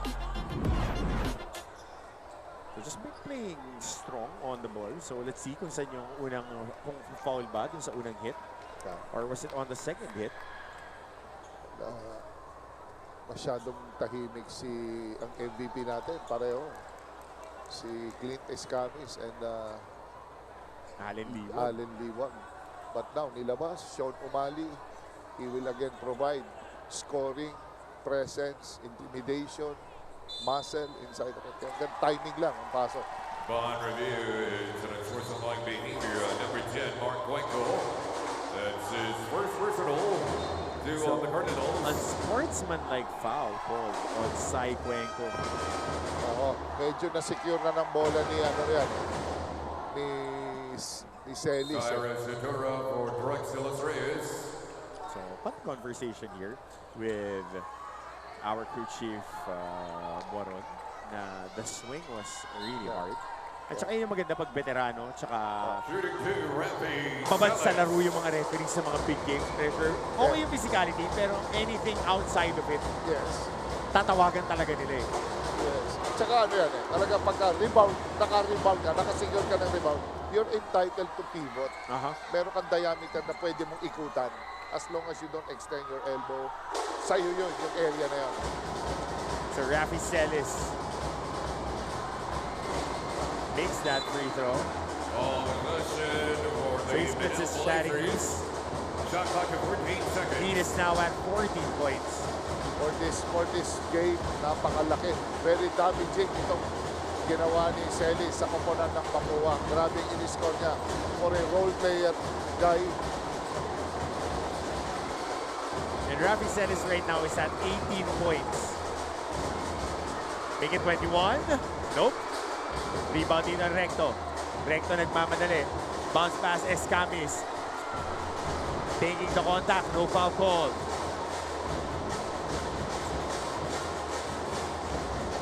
Gonzalez on the floater. Binibi, Inot on the board. With some jets. Jump stop, getting whacked. And 2 free throws coming up for Tony Inot. Malakas talaga yung Inot. Attack din kagad yan eh. Hindi talaga mag-i-slow down. Saka alam niya, he has the advantage. Nakita mo na makatawan. Sino yun? Hampas. At doon pa rin yung tira. Wow. Mark Cuenco is his No easy foul. Para kay Cuenco, no? At saka maganda yung ginawa ni Tony na jump stop, no, coach? Kasi alam mo natatalon eh. So just needs to take the contact and try to finish over the contact. Pag naka-jump stop ka kasi, doon sa it gives you a parang strong base. Tsaka ang finishing mo mas matibay compared to sa one leg Layup. na layup. 1 out of 3 si Tony Inot. Ang numero niya, 11 points, 4 boards, 4 assists, walang turnover. So second free throw coming up for Tony. Mintis parehas.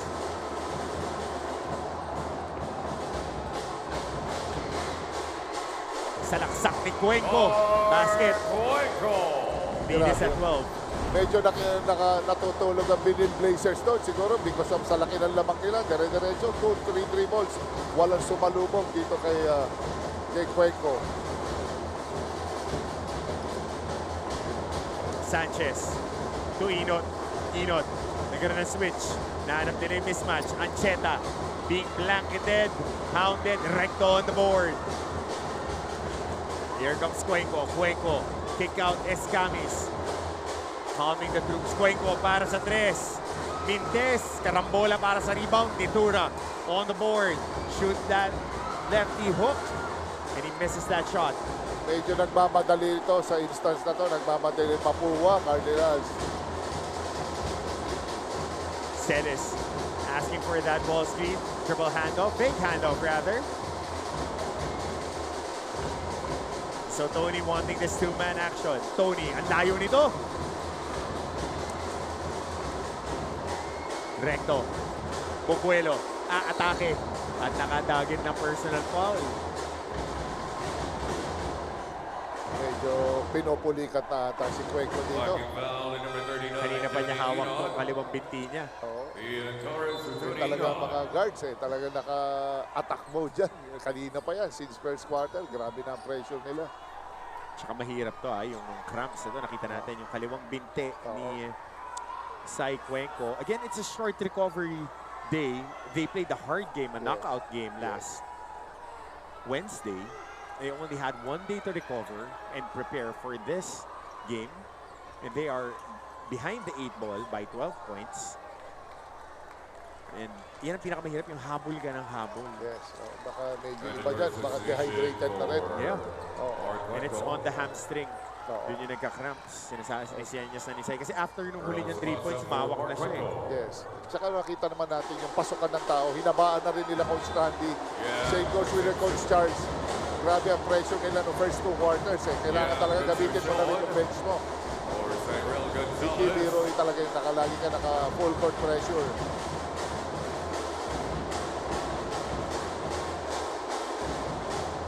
Ayun, ito. Naka-baseline inbound sila. So now, naka 2-3 zone sila. Benilde Blazers. Escamis, moonshot. Nitura again. Getting that board and securing that basket. Lead is down to 10. Kanina pa ito si Nitura. Nakakadalawang offensive rebound na ito. Coach, last game pa yan.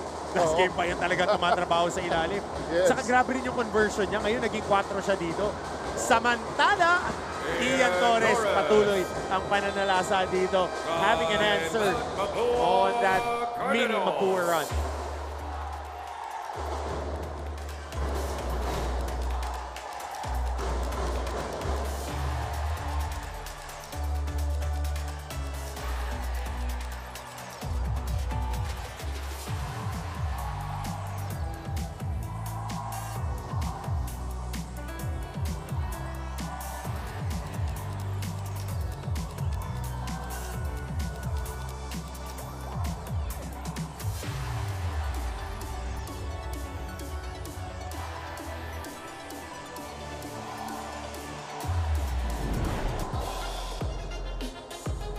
Clint Escamis shooting blanks, but the other guys are stepping up. Nitura, Recto, but somebody is also playing big is Ian Torres. Off-foot layup, high glass, bucket for Ian.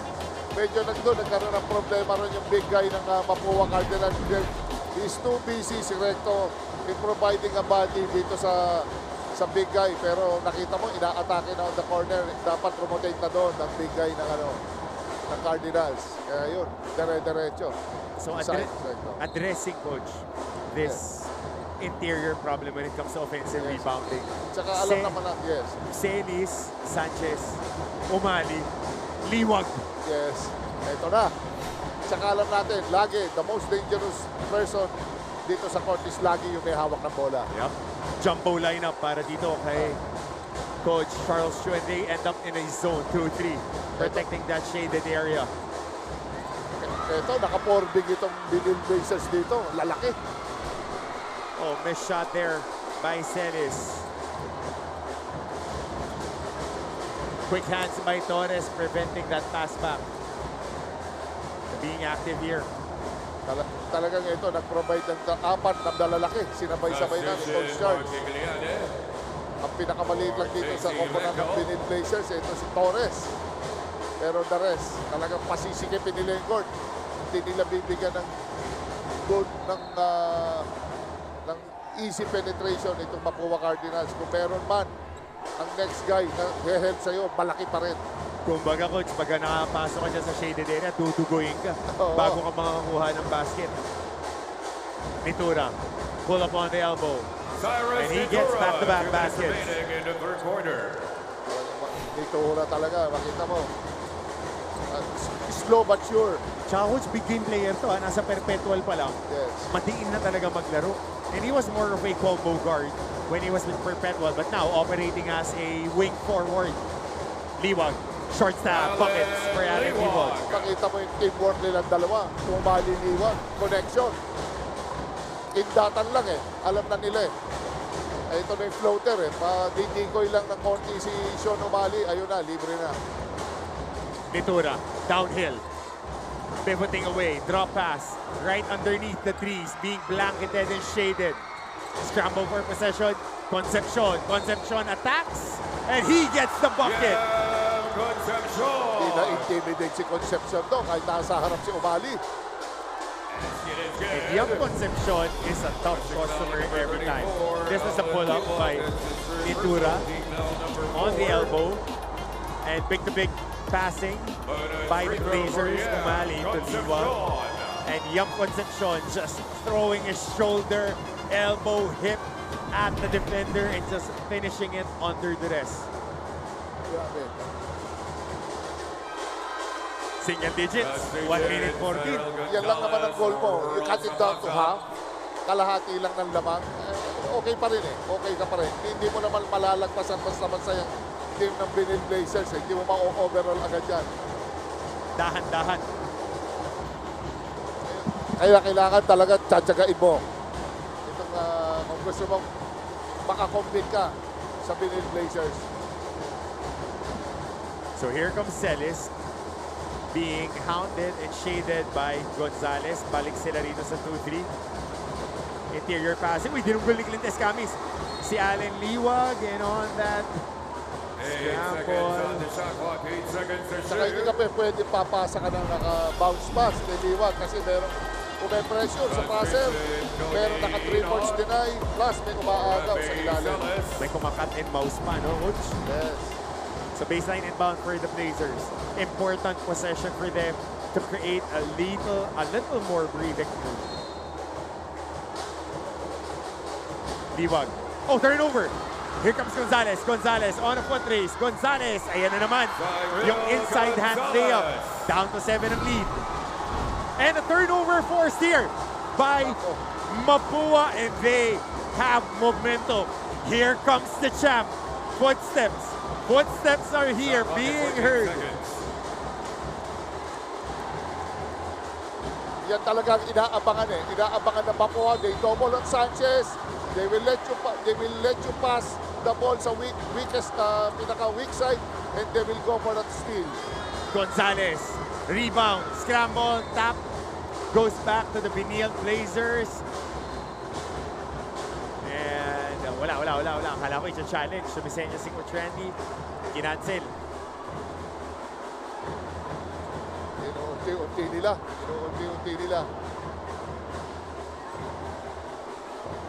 But now, binalik nila kagad ulit yung full court press. Oh, errant pass. Almost stolen by Mapúa. Torres. Pasa kay Umali. Hassel. Grabe, kailangan mo i-provide na hassle dito, especially pag naghahabol ka. And Mapúa is doing that. Lahat. They scramble, they scratch. Lahat. They steal, they go for the ball. Baseline inbound. But the question is, does Mapúa have enough in the tank to make another run? Wild shot by Sean Umali. Concepcion on the board. Medyo it's a bad shot, ha? Coming from Sean. Wild shot yun. Mababa na rin sa shot clock, Coach. Yeah. So last shot time, Clint Escamis is handling this rock. The champs are not going down without a fight. Escamis gets blocked by Tony Inot with 0.7 seconds. Wala na. Inaabangan yung inaabangan yung right attack ni Clint Escamis doon. For Ian Torres. For Sean Umali. Rexels Reyes or Martigliane.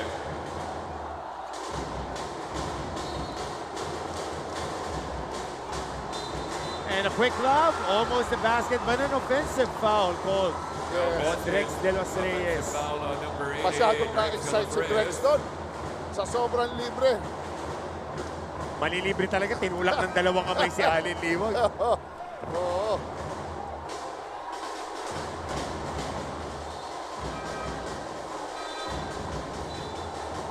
Pero binalik ulit yung mga quality players ni Coach Charles, si Gaspay. Yan, binalik na ulit. Celis, nasa court ulit. Yung mga players na nagpalamang. Binalik ulit ni Coach Charles. Ang tinulak si Sean Umali. Yes. So yeah, the foul occurred at 0.7. Martigliane for Rexels Reyes. So every possession is important.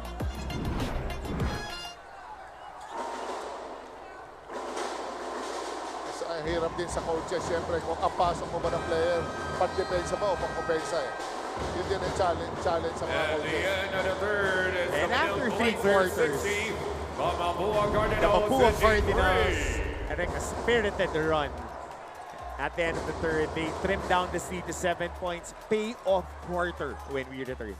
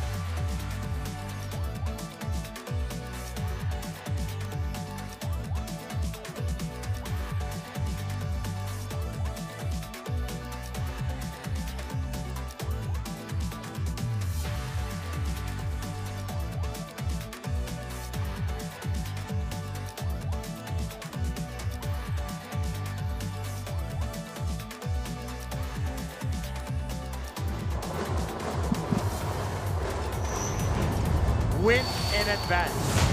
Lose, take a break, and cry your heart out for a missed opportunity at the Final Four. That would be the storyline here with our fourth quarter on the way. Benilde, Mapúa, one more quarter. Quarter scoring natin, Coach. Yes, oo. Ang ganda ng start ng Benilde Blazers. 24 points sila. First quarter, 17 lang ang Mapúa. Second, same pa rin. Lamang pa rin sila. At 23 points, 14 lang yung Mapúa. But sa third, medyo baba ng nilaro ng Benilde dito. 13 points lang, 22 ang Mapúa. Now, it's a battle of fatigue. At saka yung quality ng defense na mapoprovide nila dito sa laban na to. Kung sino ang mas magandang ilalaro doon. Liwag traveled on that catch and finish. He dragged that foot. Yes, kitang-kita natin dito sa side natin. Ito, gumalaw talaga yung paa.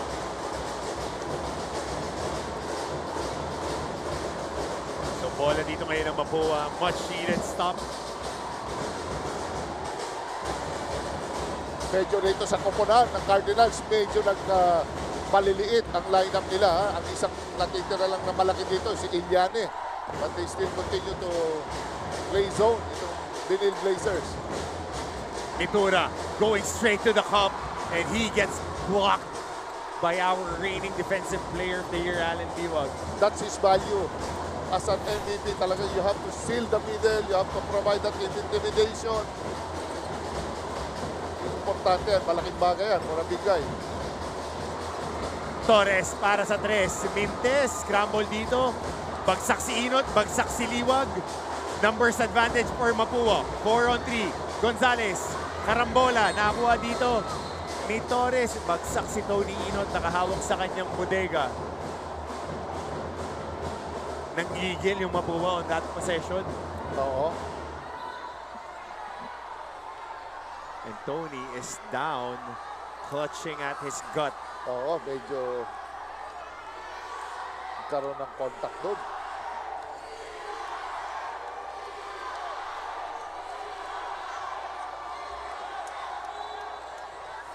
I'm sure there will be a review dito sa So we'll see what happened here. alam mo, hindi basta-basta bumabagsak to si Tony. Inot eh. And we're seeing our technical staff here, our referees reviewing here. Ooh, that's definitely not a hit. With Clint just trying to box out Tony. But di natin nakita kasi wala tayong angulo doon. Oo.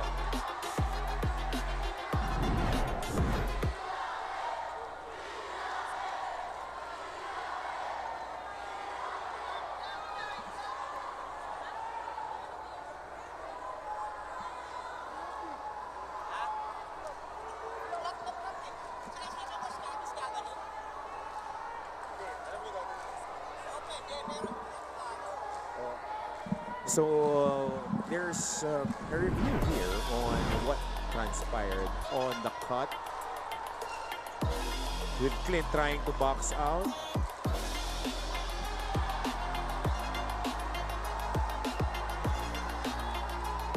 So Tony going down. Was it a close fist or was it just a armbar para bumax out? Kasi ganun yung coach eh. Yes. Legal yan kasi wala kayong bola parehas. But we are not at the vantage point ng mga officials natin. Yes, silang magde-determine yan and makikita naman nila yan kung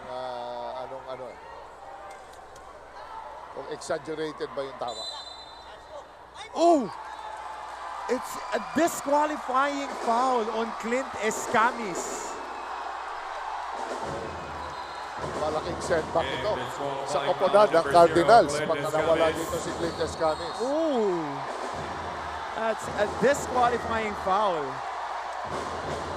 on Clint Escamis.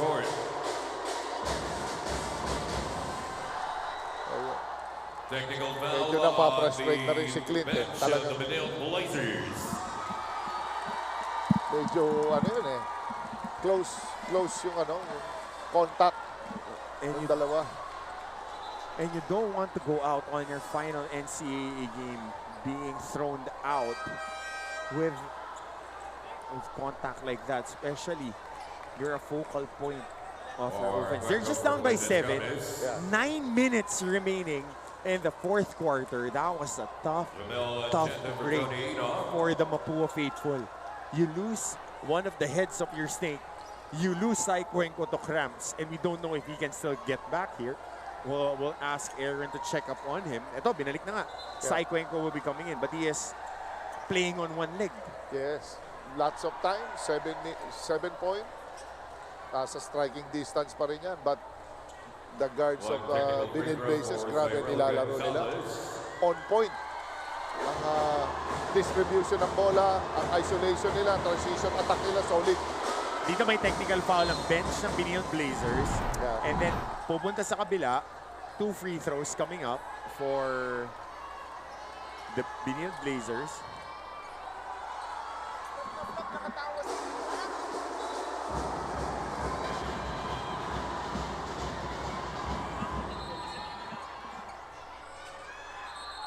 And 2 free throws coming up as they subbed out Tony Inot. 6 na puntos lang to. 2 free throws coming up for Ancheta. Pressure pack free throws for Ancheta. He makes one. Ganda. Very composed. Si Ancheta. Kahit yung mga dalawang guards nila, alam nila ang challenge na kinakaharap nila eh.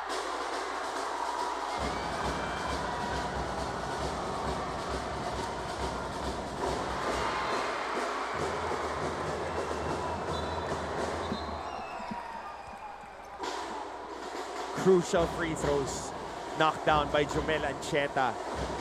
So that gives them the extra possession.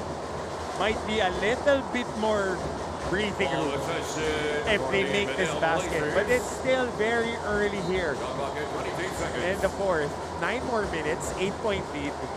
Mapúa is still in striking distance. Masyado papaga. Tumeke ni, di ba? Judge natin to make assumptions dito, pero anything can happen. Very streaky itong laro eh. Celis, Mintes, recto para sa rebound. Ito na ngayon ang Mapúa. Tingnan natin paano sila sasagot. Gonzalez trying to find somebody to engage with. Recto ngayon against Celis. They're hunting this matchup on Ancheta. 5 seconds on the shot clock. Gonzalez para sa 3. Mintes, offensive rebound by Recto. Scramble for possession underneath the basket. Golden opportunity, but Yam Concepcion misses that free. Undergoes stab. So,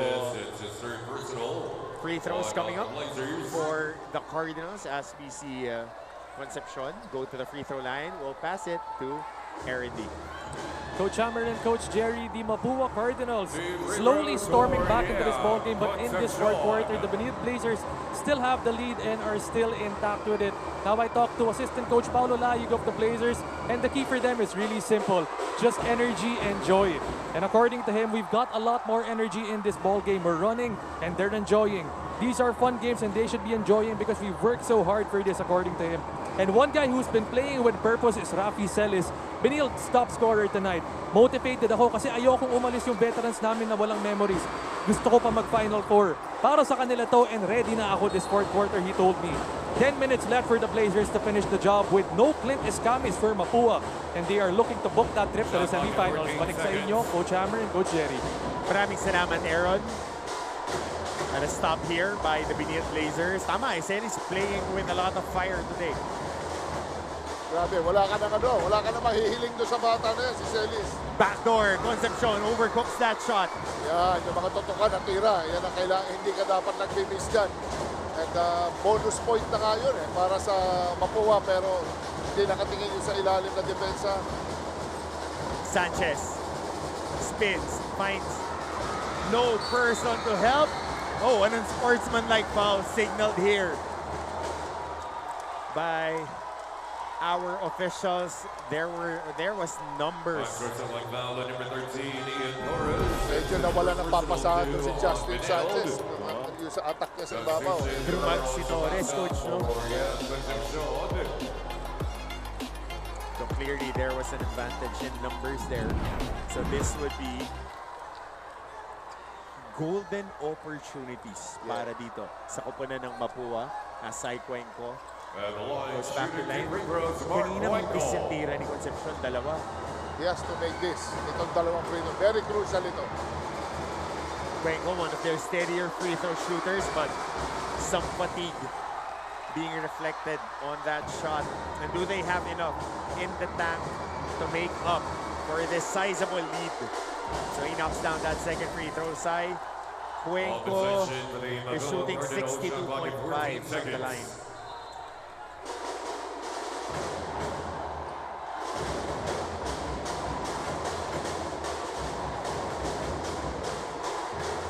Gonzalez sa pass-up. Igliane. Pass back. Gonzalez sasalaksak. Running shot. Wala. Rebound. Recto. Binuhat ang pantay. So lead is down to 5. Grabe yung rebound na yun. Kalawit. Parang big man Parang doon in-out-jump niya talaga dito si Sanchez. And Liwag. Torres, binabagabag ni Cuenco.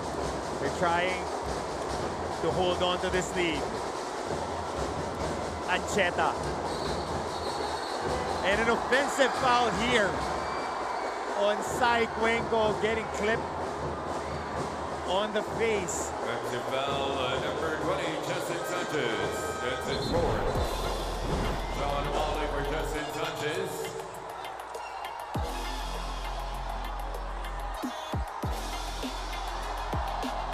Jockeying for position, Justin Sanchez with his elbow and arm on the face of Sai Cuenco. Oo. Talagang nandun yung mukha niya. Ganun kasi talaga tumipensa Mapúa Pag di ka ready, ilalagay nila yung mukha dun sa dibdib mo Oo. Kaya siguro, best way is ilagan mo lang talaga. Okay, lalayo mo yung katawan mo. Oo. Balakang mo na lang yung i-atras ng coach. Lalo na pag nasa pwesto ka sa post. Meron talagang ganun na naka-stick talaga yung yung depensa sa'yo. Tsaka mahirap din pumwesto na, lalo na pag yung ulo, ipinapasok sa katawan mo. Nakasungal-ngal yung ulo dun sa wala ka talagang pwesto paggagalawan. So, if you're jockeying for position. Anyway naman, he has the height, diba? Taas mo na lang yung target siguro. It's a learning process para sa mga big man, sa mga wingman natin. There we go. Sanchez. 5-point lead. Cuenco for 3. Dials it and books it. Sai Cuenco, assassin, knocks down that 3. Galing sa miss, free throw. Yung kumpiyansa niya tumira ng 3, ang tindi. Coach, killer to. Pagka-endgame, ayaw mong hawak ni Sai Cuenco yung bola. Oh, 3-second violation here on Allen Liwag.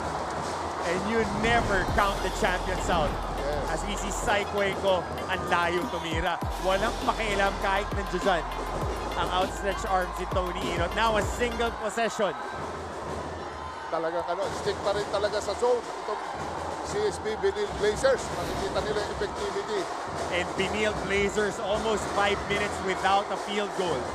The defense of Mapúa making way here in the fourth quarter. Ancheta against Gonzalez. Celis, who has played marvelously in today's ball game. Celis, extra pass. Ancheta for 3. No. Cuenco for the board. Good look, good shot. Taglis lang talaga. Malinis yung tira na yun. Cuenco, one more. Bakit nga naman hindi? And Sai Cuenco knocks down that triple and they take care of the lead. Inside 6 minutes, Liwag on the post. He gets fouled and he would earn 2 free throws. But how about Sai Cuenco? Grabe, ang layo ng tinira niya. Sai Cuenco, killer.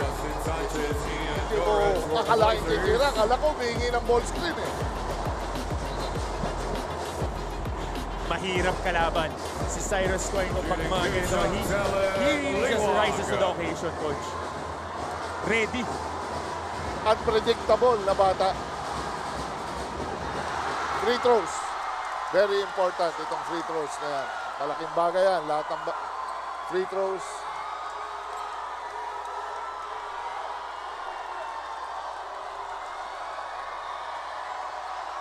Mahaba pa to. 5 minutes, 36 seconds.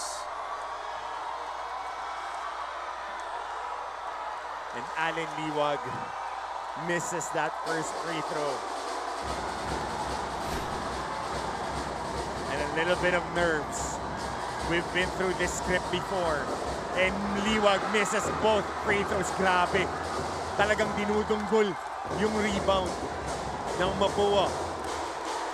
Hindi lang, kahit sabihin mong malilit sila Mapúa, dinadaan sa sibag. Coach, tinatalon yung rebound, hindi inaantay bumaba. At the apex of that bounce, doon nila kinukuha. Here comes Gonzalez. Gonzalez, spin cycle. Oh, too much sauce on that pass. And he was saying kay Nitura, sa corner ka lang, relax lang.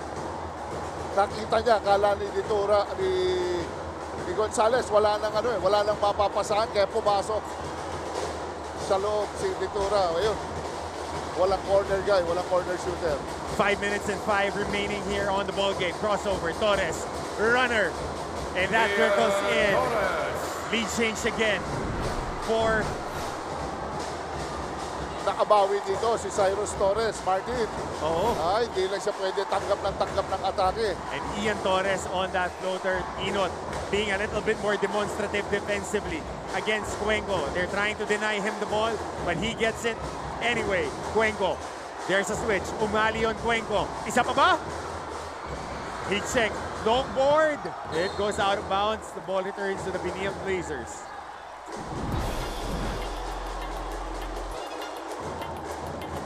Running shot inside a shaded area. Medyo pareho koponan. Dinibab na nila yung zone defense nila. Ngayon, lahat man-to-man na. Last 4 minutes, 24 seconds. Liwag. They want to get to the post and have some movement of that action. Umali, na doble. Footwork is pristine for Big Sean Umali. He has to establish his presence inside. Hindi ka pwedeng passer lang and it worked. Isang up and under. Imposible mong ma-stop si Sean Umali. Cuenco, sinusukat ang depensa ni Liwag. Fade away. Bandog yung tira, but big rebound there by Tony Inot.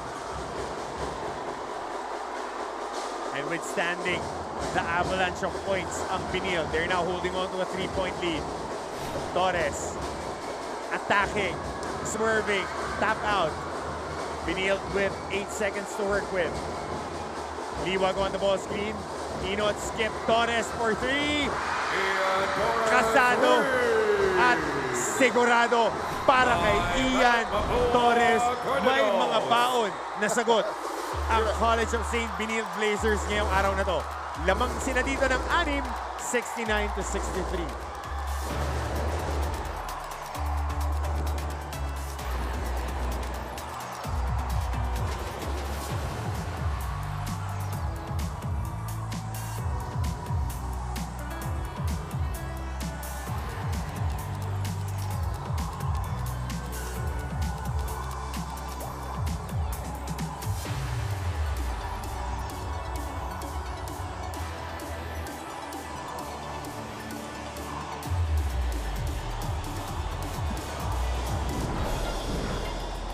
Sean O'Malley, being a man amongst boys, great footwork. Purong-puro yung pihit. And this guy who has been big in this ball game, Ian Torres, silang dalawa, yung shock troopers. Series na nagsimula, Torres pinagpapatuloy ang pananalasa. Big three-pointer, hulog ng langit. Tama. Good decision. Good decision. Pumunta sila kay Sean O'Malley, in-exploit yung experience niya, pagka-veterano niya, his post skills. He was able to convert it at saka hinanap nila si Torres doon sa set. Nakita mo, grabe ang tiwala ni Idol para pasahan si Torres. And Ian Torres today, 12 points, 50% from the field. 2 boards, an assist, and a steal. Let's see if Mapúa still has some left in the tank. If they're going to mount a run, this is the time. Cuenco with Tony Inot draped all over him, trying to create some space. Cuenco, good help. And Liwag with the board, shaking his head, trying to maneuver their way to the Final Four are the Blazers. Inot, they want to exploit that size mismatch again. 4 seconds. Inot para sa 3. Mintes. Rebound dito Cuenco. 2 minutes and 40. The champs need to make a run. Gonzalez. Concepcion. Pasabit at sumabit. Dahil tumalon din si Allen Liwag. So they're asking for a charge. Allen went vertical. Concepcion. Shot fake. Number 34, and that's a foul on Allen Liwag. That's his 4th personal foul. Wala ka na rin naman magagawa eh. Wala na siyang ipapapasahan si Concepcion. Good thinking, dinigit niya kay Liwag. Concepcion shooting 2 free throws. So important free throws coming up for young Concepcion. He missed 2 free throws earlier in the quarter. So first one, still missed. And the Benilde faithful are right there behind the basket of the Mapúa Cardinals. Trying to... Mahaba pa to. Lots of time. It's the free throws. Malaking tulong ang free throws. He'll make it. And there you go. He takes care of the second one. Lead is down to 5. 2 minutes and 33. Pero ngayon, binalik ni Coach Randy yung full court press and they're denying all the passes. So Sean O'Malley and Tony Inot on the left side. Torres, top of the key. Sanchez and Liwag completes the 5 for Benilde. Torres, kick out. Sanchez and Gonzalez gets called for a foul. So far, magandang iniikot ang bola nila. Benilde Blazers. Number 3. So free throw story tayo dito ngayon, Coach. 8 out of 18 for the Blazers. 24 out of 37 ang Mapúa. A lot of free throws going Mapúa's way. Grabe ang mga penetration, mga attacks, left and right. Kahit sa mga off-a-miss shot, attack right away. Off-a-made shot, they attack right away. Kaya dito talagang marami talagang mga free throws tayo makikita.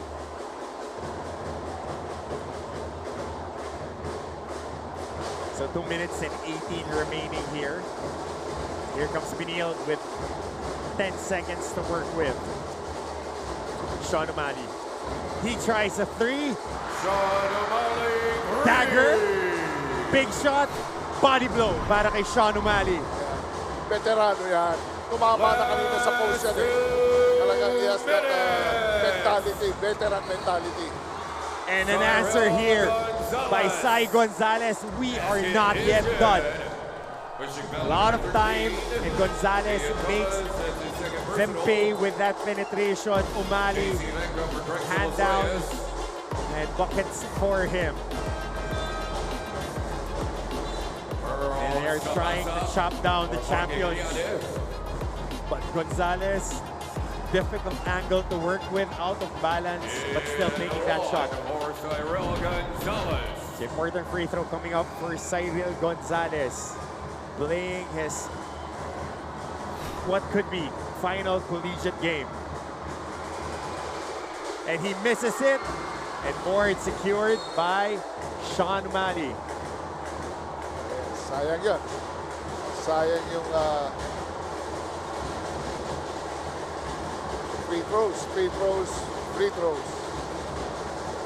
Babalikan niya ng dalawang coaches natin dahil ang daming sinayang na pagkakataon ng Mapúa dito. Yes, They've been on the line for, if I'm not mistaken, 38 times, making only 24. Pero without looking at the stats, turnover sila manageable eh. Hindi ganun kasama. O'Malley, sa baba. But Liwag, right there, but Concepcion gets that board. Cuenco, on three, online, but doesn't get it. Sa pass up on the offensive board. Recto. They're trying to look for a haymaker here. Gonzalez on the switch. And there's a kickball here on Tony Inot. Grabe din. Ang kulit din ni Tony Inot talaga pag dumipensya. Talagang grabe ha. Other than him scoring, nakadiin din siya kay Cuenco. Kita mo naman si Cuenco, tumama na rin kanina yan. Kaya ang gandang matchup nila. A minute and 11 remaining here in our ball game. Mapúa calls for time.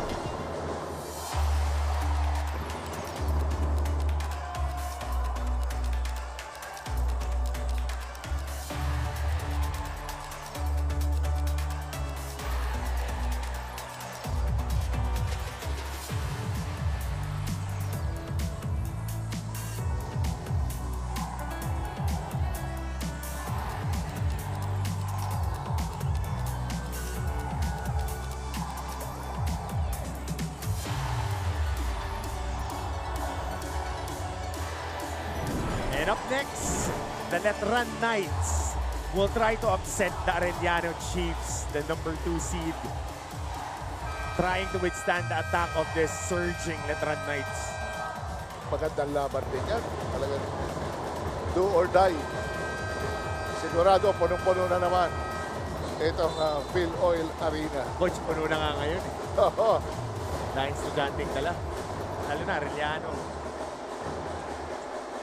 Isang G-liner lang, no? Oo. Nandito ka na. Alam mo yan, Coach.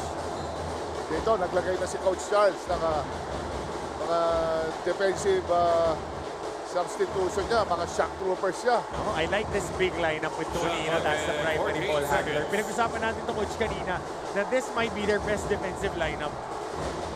Tsaka kahit mag-switch yan, mapunta small to big yan, they're quick enough to recover.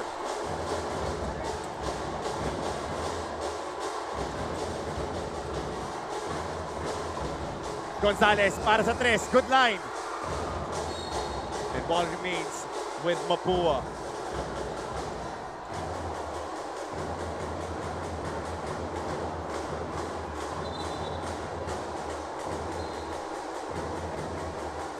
Our referees will be conducting a review.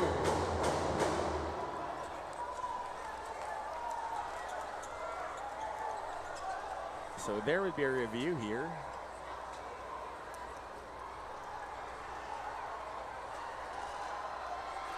On that last possession.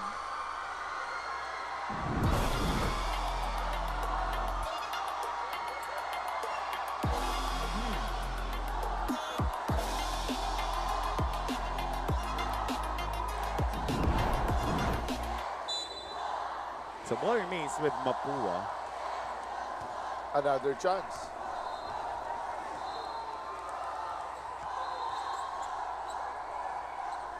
Three seconds on the shot clock, 3 seconds to shoot.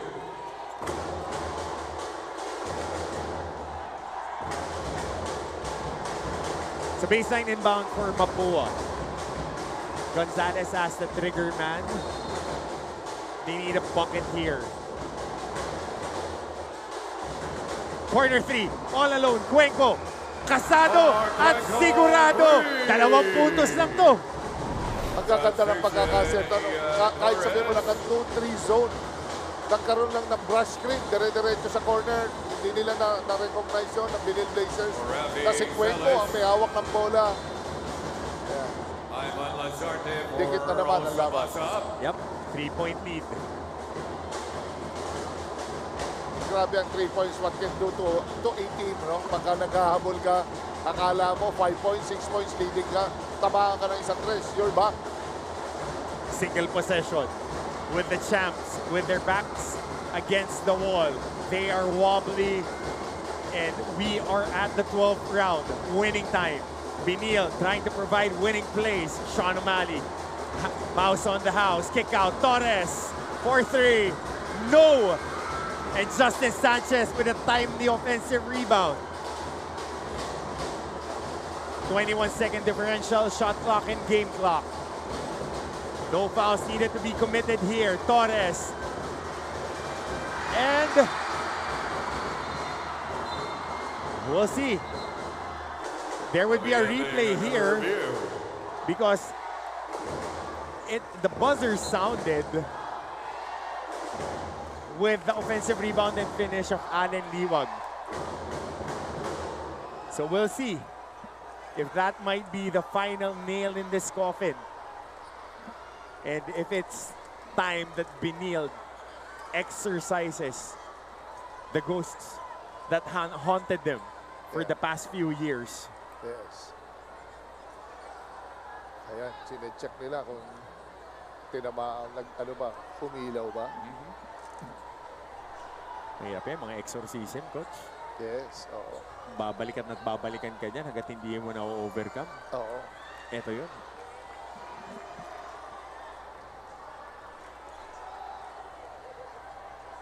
Just have to face it. Work in practice.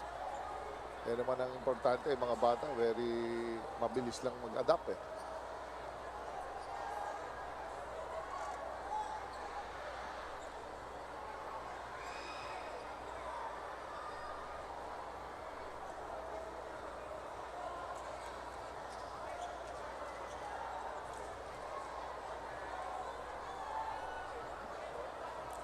A crucial call here. Yes. And our officials really trying to make the right call. Because this might give Mapúa. Basketball count for Allen Liwag. I think that's it for...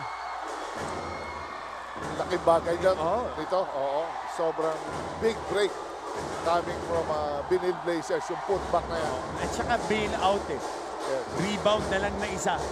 And that's the difference. 1 rebound away with on a tight game. But di pa tayo tapos dito. 21 seconds.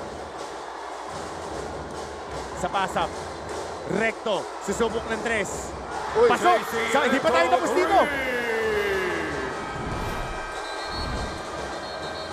And a timeout here. Never count them out.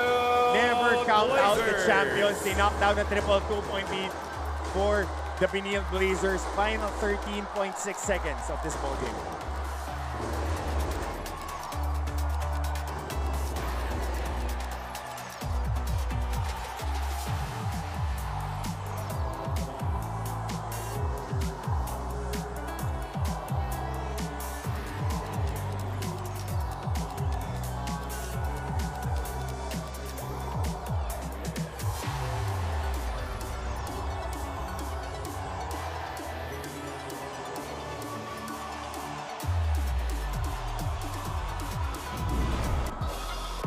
Never ever count out the champs. No matter what happens, they will find a way. Bank shot. was on its way for Mapúa. Now, this is just a 2-point lead, Coach Jerry. Recto knocking down that 3-pointer. Free throw story tayo dito ngayon. 8 out of 18 ang Benilde. 24 of 38 ang Mapúa. I'm sure dito, Martin, they need to use the time. Itong Benilde Blazers. I don't think ipupuntos pa nila ito. Tsaka, wala pa sa penalty ang Mapúa. Yes. So they would gamble on a steal here. You just need a good sideline inbound pass. That's a foul on Sai Cuenco. That was the foul to give.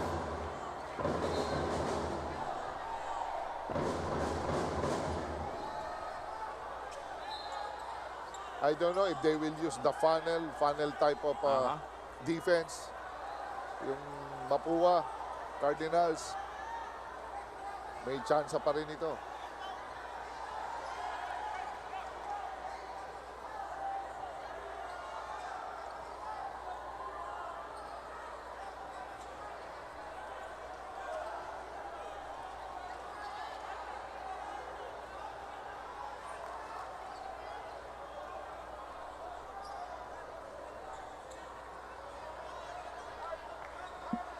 Throwing foul, number 10, Mark Blanco. That's his third personal team foul, number 4.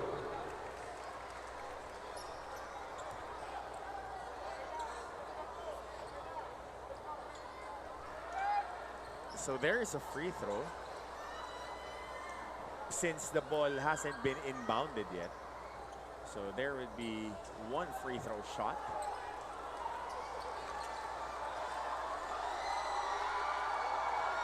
Kina-clarify dito nila Coach Randy. Dahil FIBA rules.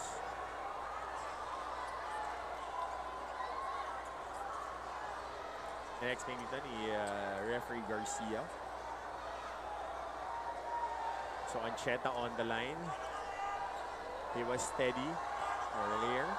Technical free throw goes to Ancheta.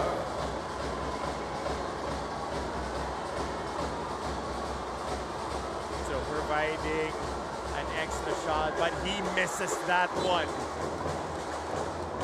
So buhay pa rito ang Mapúa. Buhay na buhay. Yes. And they just need to withstand. I'm sure they will gamble all the lanes. They will go for the steal. Coach, All ball screens, they will trap. 8 out of 19 from the free throw line.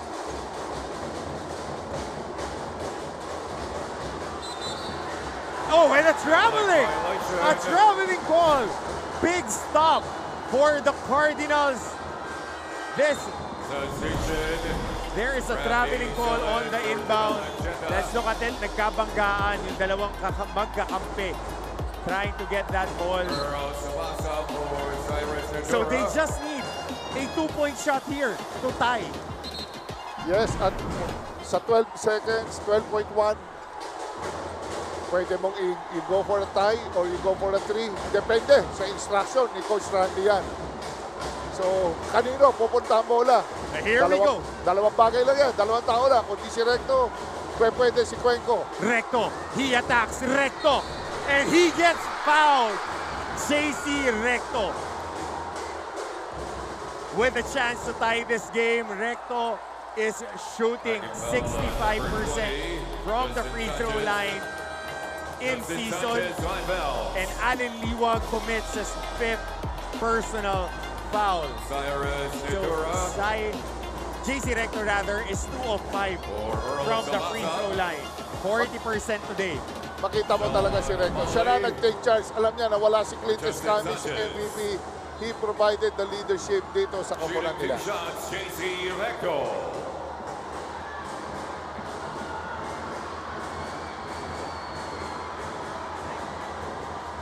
So Recto on the line. First free throw. Oh, tough miss for JC Recto. But one more on the way. 5.5 seconds remaining. Ewan ko ano magiging plan nila ito. 8 out of 19 for Benilde, 24 of 39 for Mapúa. And Recto on the line with their season on the line. He misses both. He misses both. Nitura with a shot. And that does it. The Benilde Blazers At has the end of the ball game, the final exercised score, the demon the Mapúa that is Cardinals haunting 72, them. The Mapúa the Cardinals Benilde Blazers gets eliminated. 74. A new champion They will be on crowned to the in season semifinals. 101. Grabe yun. They were able to, meron ng chance, nakuha na rin nila ni Tura, pero talaga, nag-miss lang talaga. And our best player of the game, none other than Ian Torres.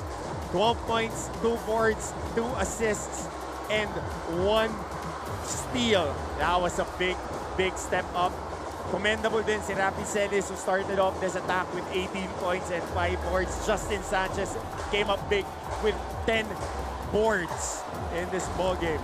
Yan ang talagang silent operator. Si Justin Sanchez, inibay niya yung laro niya. Hindi siya nag-focus masyado sa scoring, pero yung rebounding, yung leadership, he was there for his team. And escaping with a 74-72 win is the Benilde Blazers. They enter the Final Four with a chance to face the San Beda Red Lions. That would be a slam bang affair. Puntahan natin ngayon ang ating playoff bracket. Well, eto na. Ang iniintay na lang natin, yung klaro na sa kabilang side, San Beda Benilde, magkakatapat na sa semifinals. Ang Perpetual, nag-aantay pa rin ng knockout ng Arellano Chiefs versus Letran na abangan natin. This would be a very, very good Final Four. And hats off to Clint Escamis for playing his final game. The MVP, storied career, didn't end the way that he wanted it, but the champs stood tall and fought their way all throughout. And up next, our other knockout game, Letran Arellano Slam Bang Affair. Tutukan niyo yan dahil ito para sa huling ticket sa Final Four. Para kay Coach Jericho Diniera, to all our teammates in GMA Sports. Ako po si Coach Hammer Martin Antonio para kay Aaron D on the sidelines. Maraming salamat po sa inyong pagtutok sa inyong NCAA Season 101 Building Greatness.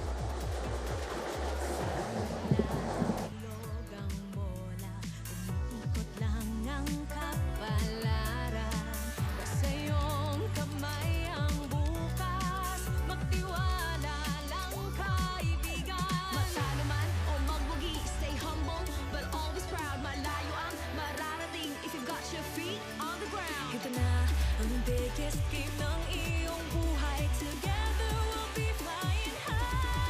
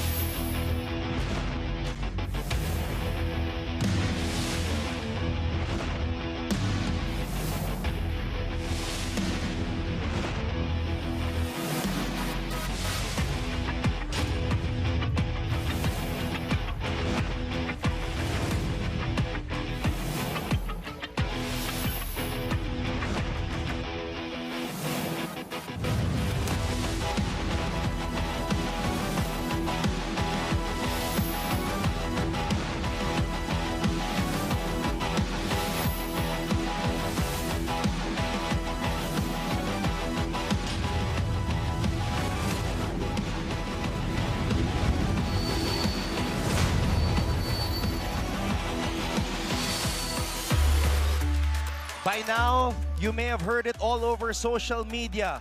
Down goes Mapúa, down goes Mapúa.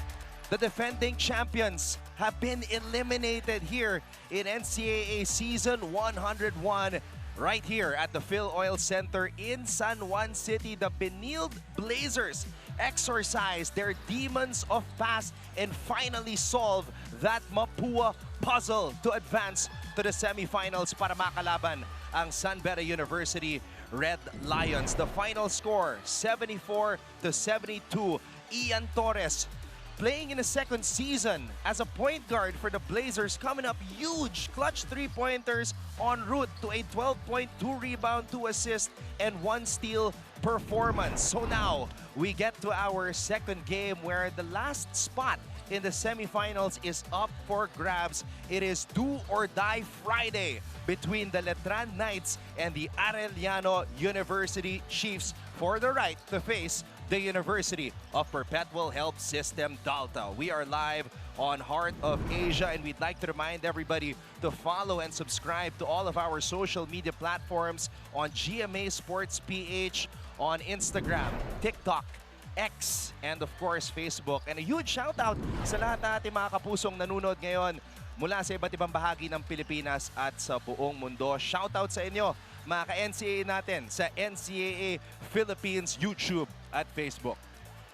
Mabuhay Pilipinas, my name is Anton Rojas, working alongside a man who knows what it takes to win multiple championships here in the NCAA, JV Mocon. JV, the final seat in the semifinals up for grabs right here. Exactly, Anton. The last game of our last quarter, for our quarterfinals, is going to be unfolding now. It's going to be an exciting. Ito yung mga games na di mo dapat ma-miss. For sure, Arellano University had that twice-to-beat advantage. Letran erasing that and also ending Arellano's 4-game winning streak. They were the hottest team in the NCAA at that point, but Letran changed everything with that huge second half. And of course, to tell us all about this, our eyes and ears in the huddle and in the dugout, mga kasama natin, working his second game on this quarterfinals day is Aaron D. Babalikan natin si Aaron in the first quarter.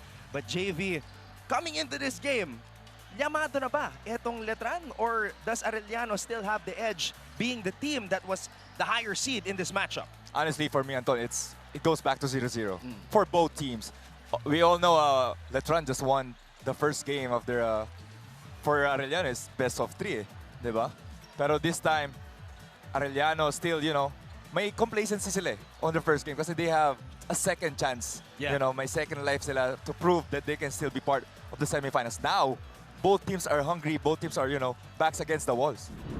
And that's what makes this matchup all the more exciting dahil wala nang bukas para sa magkaparehong kupunan. Ito ang ating sitwasyon, Arellano versus Letran. Nakabang na ang Perpetual, waiting for whoever is gonna challenge them sa darating na Martes sa Araneta Coliseum. Tama ka dyan, Anton. Honestly, if you're a Letran, parang masaya ka pa na you face against Arellano kasi it should have been Mapúa being, twice to beat advantage, pero Letran has this upper hand, with on paper, matchup to matchup against Arellano. It is the dark horse, Arellano University, against a team that on paper everybody said was a finals contender. Letran did not have the best start to season 101, a 0-3 start before they clicked, turned things around, winning 5 straight games, and now they are here in a do-or-die situation against Arellano. Ito yung nangyari sa unang quarterfinals game. JV, Arellano went off to a hot start. They led by 11, kaya lang nagising ito mga Letranista sa second half. Arellano had a fiery start, almost 11 points to lead itong game natin ng Arellano, pero second and third, you don't win in the first quarter. Coach Alan Ricardo shifted the defensive scheme sa ginawa niya. Second and the half of the second quarter, nag-2-3 zone siya. Pero sumagot itong Arellano on the third. Nakakashoot sila ng 3-pointers. Nag-shift siya ulit to 1-2-2. And nahirapan itong switching defense sa Arellano with Jimbo Estrada going one-on-one. Santos being too big inside the paint. As we can see here, free throw shooting. First half, Arellano gave Letran 27 free throws at the half. Ended with 39 free throws. That's going to be a big factor and a red flag for if you are Arellano. So both teams did not shoot the ball well from the line. Both teams did not shoot the ball particularly well from beyond the arc. But in the end, the numbers just show us how aggressive both sides are in terms of trying to shoot the lights out and, of course, attacking the basket. Kevin Santos, the 6'6" big man from Masantol, Pampanga, he channeled his inner Danny Ildefonso in that game. Raise the roof, baby! Kevin Santos, exactly. Parang Danny ay siya. He knows where to go. Soft touch inside the paint, muscling inside, dunking the ball every time. Makita siya ni Titing Manalili, and with that stats, he's only averaging 11.7 points per game, 7.6 rebounds, and 1.4 assists per game. Pero that game, the first game nitong quarterfinals, Kevin Santos proved that he can play at a higher level. Sabi nga ni Coach Jerry Codeniera, parang import ang laro nitong si Kevin Santos. Every time he jumps up for the rebound, his head and arms are over his defenders trying to snatch the ball away from him. Just a problem that Arellano will have to find a way to solve in this game. Now, Timac Ongotan, the best slasher in the NCAA, living life on the edge in the first half. Nakita natin, sobrang agresibo nitong combo guard na tubong Bulan Sorsogon. Timac Ongotan was one of the key players that keep the team afloat, especially on the second and fourth quarter. Kita natin dito, 18 points, 5 out of 10 free throws, 3 out of 9 threes, 9 rebounds, 6 assists in 31 minutes of play. He's only averaging 6.7. This game, itong do or die game, it's gonna be consistent in that stellar performance, or it's gonna give more para dito sa Arellano. I think T-Mac is doing all he can. It's his teammates that have to step up. Renzo Abiera did not score a field goal for Arellano in that first quarterfinal game. Kailangan niya magising. He has to be his usual self in this game if Arellano wants to advance to the semifinals. But this is the matchup right here. Jonathan Moses Titing Manalili. People are saying he is the best point guard in collegiate basketball, and of course, a guy who has converted himself into a respectable point guard, Ern J. Geronimo. As a rookie, Jonathan Manalili being stated na siya na yung one of the best point guards sa collegiate level, and arguably he can be that point guard. Pero this is a good matchup, not only scoring, but Ern J is going to be tasked to guard ito si Jonathan Manalili, so it's going to be one of the best matchups na makita natin dito sa game natin. And one of the things that Ern J did na maganda that I felt Arellano should have continued doing was attack Titing Manalili, especially when Manalili had 3 personal fouls in the first half. Exactly, Anton. I think he's too relaxed offensively. That's why on the defensive end, you're gonna attack this guy para mapagod siya ng doble. We are ready. It is so loud inside the Phil Oil Center in San Juan City. Let's turn it over to our Coliseum announcer para makilala ang mga starters ng Arellano at ng Letran. Friday quarterfinals doubleheader. It's the Letran Knights versus the Arellano Chiefs. The winner of this game will be advancing to the semifinals. And now, let's meet our starting fives. Starting for the Letran Knights, at guard number 13, Jonathan Manalili. The other guard number 1, Lord Gaman. At center number 23, Mark Omega. Forward number 4, Kevin Santos. And the other forward number 26, Jimboy Estrada. The head coach of the Knights is Alan Ricardo. Starting for the Arellano Chiefs. At guard number 3, Ern J. Geronimo. Shooting guard number 1, Timac Ongotan. At center number 23, Cherbo Demetria. Forward number 5, Basti Valencia. And the other forward number 14, Maverick Fenoya. The head coach of the Chiefs is Chico Manaman. Ooh-wee! I'm getting goosebumps right now. It is electric inside the Phil Oil Center in San Juan City. Do or die Friday. Arellano versus Letran. Sila po ang mga bubo sa starting 5 na magkaparehong koponan. Wow, I can't wait to get this started. Our officials on your screens, Yante, Felix, and Manzano. It is all systems go for that last spot in the semifinals. Ito na po tayo mga kapuso. Do or Die Friday in NCAA Season 101. That's going to be a reach up right there. Demetria and Omega. Could it be they're also feeling some nerves? Na-excite yung dalawa. Iba talaga yung atmosphere dito sa game natin. Inuunaan yung bola. Demetria wins the tip. It's Arellano basketball. So Letran starting off with a zone. Si Estrada nakatao dito kay T-Mac. T-Mac right to the rack. Oh, the deceleration. Humihingi pa ng foul. T-Mac Ongotan. That's one way to start the game. T-Mac Ongotan with the side step, a slow step to finish that play. Ongotan with a deflection. The Chiefs are running. And again, Ongotan, second possession, second touch para kay T-Mac. And Chico Manabat exhausted his playing years many years ago. So that's going to be a turnover. Pero kita mo dito, Letran Knights adjusting to the attacks, to the drives of T-Mac Ongotan, crowding him every time he drives.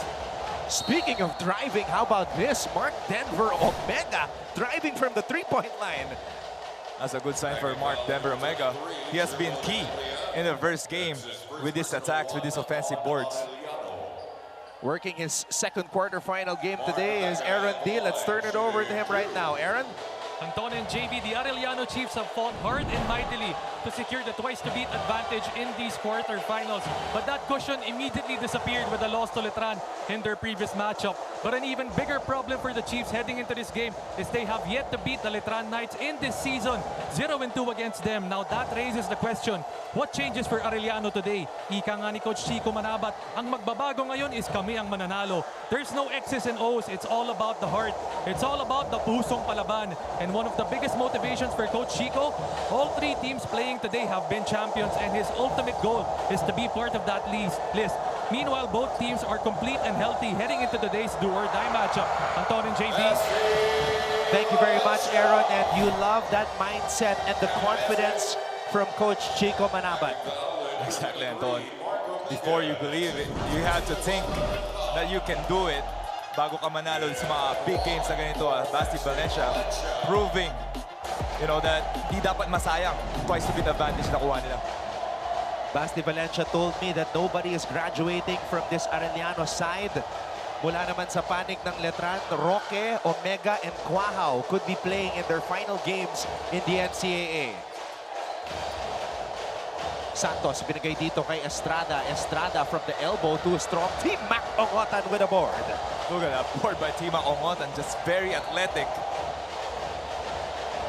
And it seems like every possession, JV, T-Mac Ongotan wants to get his hands on the ball. Very aggressive offensively, and if you're Coach Chico Manabat, you want that from your star player.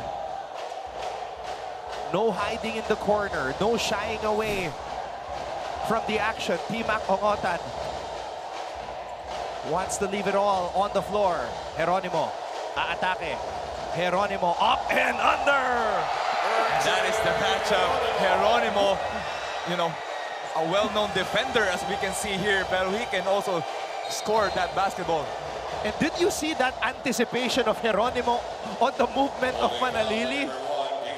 Mukhang walang ginawa tong si Ernje Geronimo kundi manood ng Manalili highlights. Nag-scout na. Maganda ang scouting nito ni Geronimo. Pero kita natin dito, backcourt pa lang, dinodouble na agad ito si Titing. Ernje Geronimo taking pride in that matchup. Omega throws it out. Estrada, aatake. Oh, Estrada! Almost a highlight there. Maverick Benoya falling on his behind. After that bump by Estrada, Ongotan, sinausaw pa. And if you're Letran Knights, you have to do a better coverage. But dito kay T-Mac Ongotan, it's always an open lane for him. As we can see here, that open lane is gonna be athletic. It's hard for you to defend that. T-Mac Ongotan stands at 5'11", but he plays like a giant. Giant-sized contributions from Arellano's main man.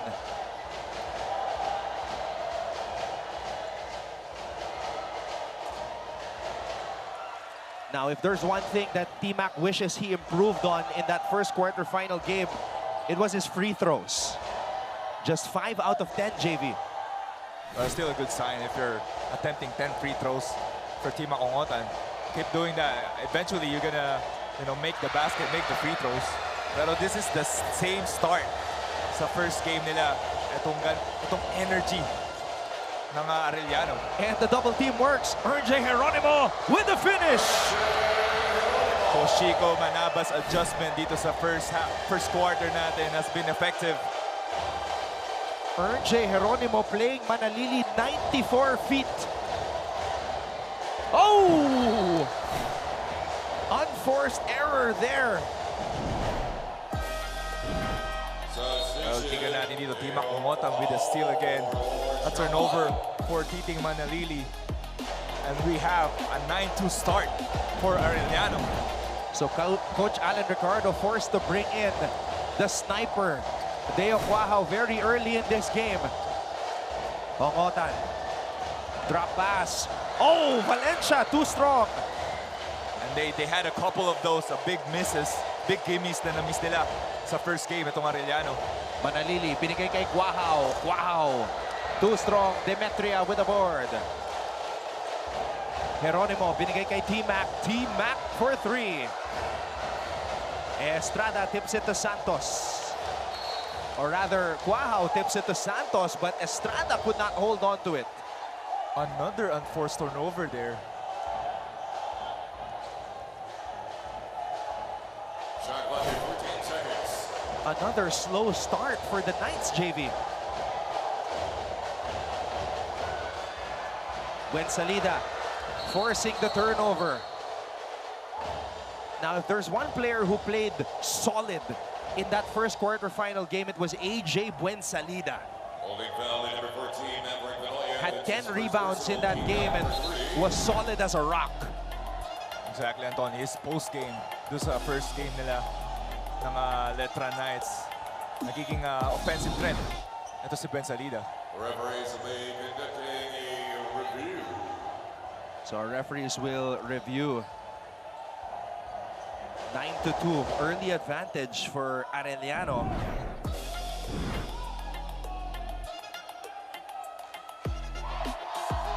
You still love the effort of Mav Vinoya. He committed the turnover, so he tried to get the steal back and dove on the floor to prevent that easy fast break opportunity para sa Letran. Sabi nga ni Coach Chico, wala nang game plan. This is the players' game. Itong rubber match natin. You're gonna throw everything. Yung team that gives the more effort dito sa game natin is gonna be the winner. Manalili. Arellano drops to a zone. Quahao. Estrada mid-range. Buensalida. Offensive rebound. Quahao. Aatake. Quahao. Oh, stolen away by Vinoya. Ito na si Geronimo. Hinahanap talaga si T-Mac. Mav Vinoya. Kongotan. Shoots over Manalili. Ito Monton, very aggressive talaga to si T-Mac. I don't know if it's the game plan to attack. Ito si Manalili.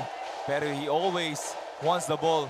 At binibigay naman ng teammates niya ang bola. Holding foul at number 5, Messi Valencia. That's his first personal team foul, number 4. Manalili. Swings it to Estrada. Jimboy bumped.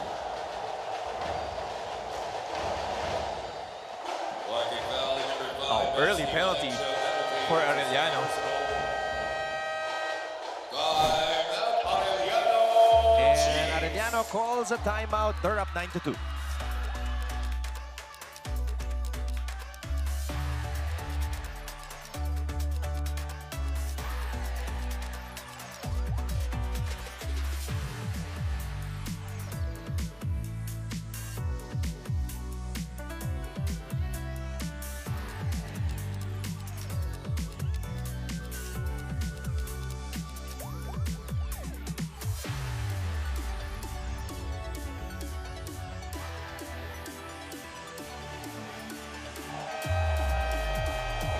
we've had more than 30 game days this season at the Phil Oil Center in San Juan, and this is the most packed it's been.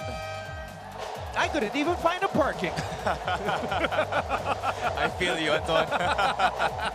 But you know what? Everybody is here. Everybody knows that this is the game day to attend if you want the real NCAA experience. Siyempre, especially for part of Arellano. Arellano went to the finals. It was last 2016 against Beda University. It was actually against us. Yeah. Giovanni Halalon was here, watched the game with his brother Jericho. Yeah, that was the first and only time na umabot sa finals ang Arellano under coach Jericho Diniera. Since then, they have not made the Final Four. So they want to end that drought. Abiera is in. Arellano hoping that Abiera will come alive. Ongotan, umaatake. Ongotan. Libang. Wala. Santos. Oh! Ongotan with the recovery. Vinoya.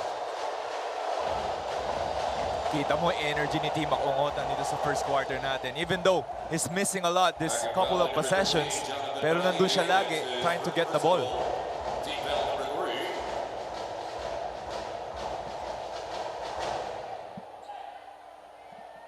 Right now, Arellano looking like the team that wants it more. The 50-50 balls are going their way, and Vinoya catches the Letran defense snapping. And credit to Coach Chico Manaban and his players on the floor, the execution. Every time dito sa baseline outbounds, nagiging nakakascore sila. Santos. Guahaw, back to Santos. Estrada susubok mula sa labas. And J. Geronimo with the board.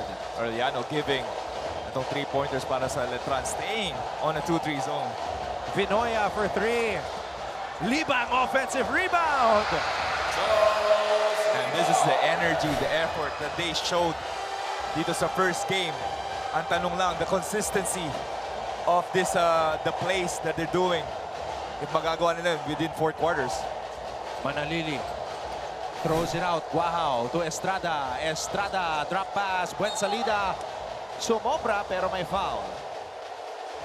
Also, Anton, we gotta observe itong fouling situation ng Arellano. They have 5 fouls. Less than 6 minutes dito sa first quarter natin. JV Letran is still without a field goal in this game. They're 0 for 6. Wow, so itong 4 points and 2 para dito kay Ben Salida, all came from the free throws.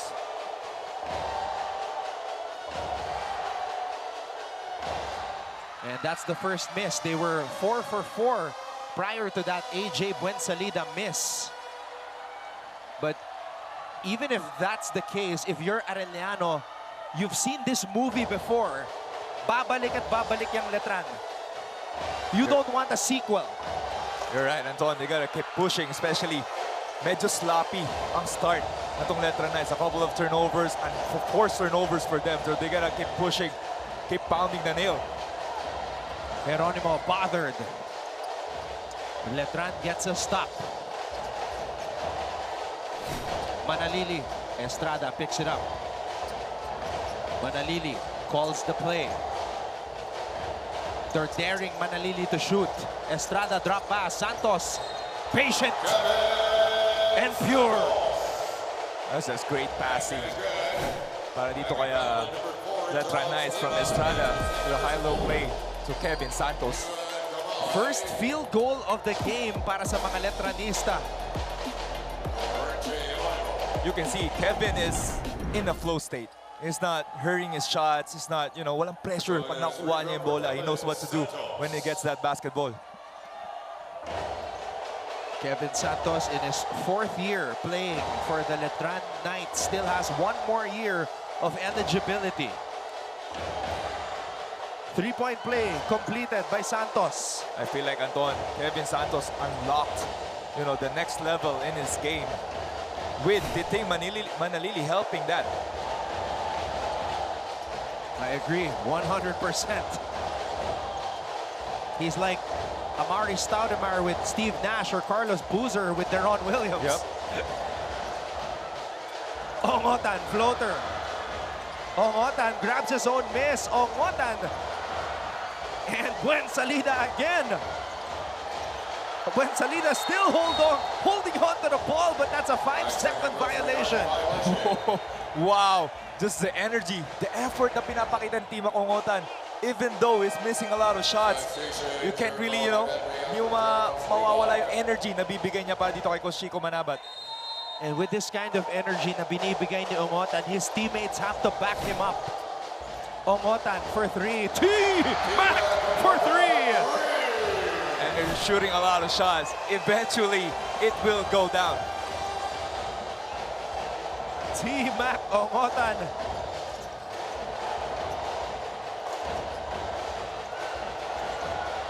Santos takes the ball away from Ongotan. But Ongotan again right there in the mix.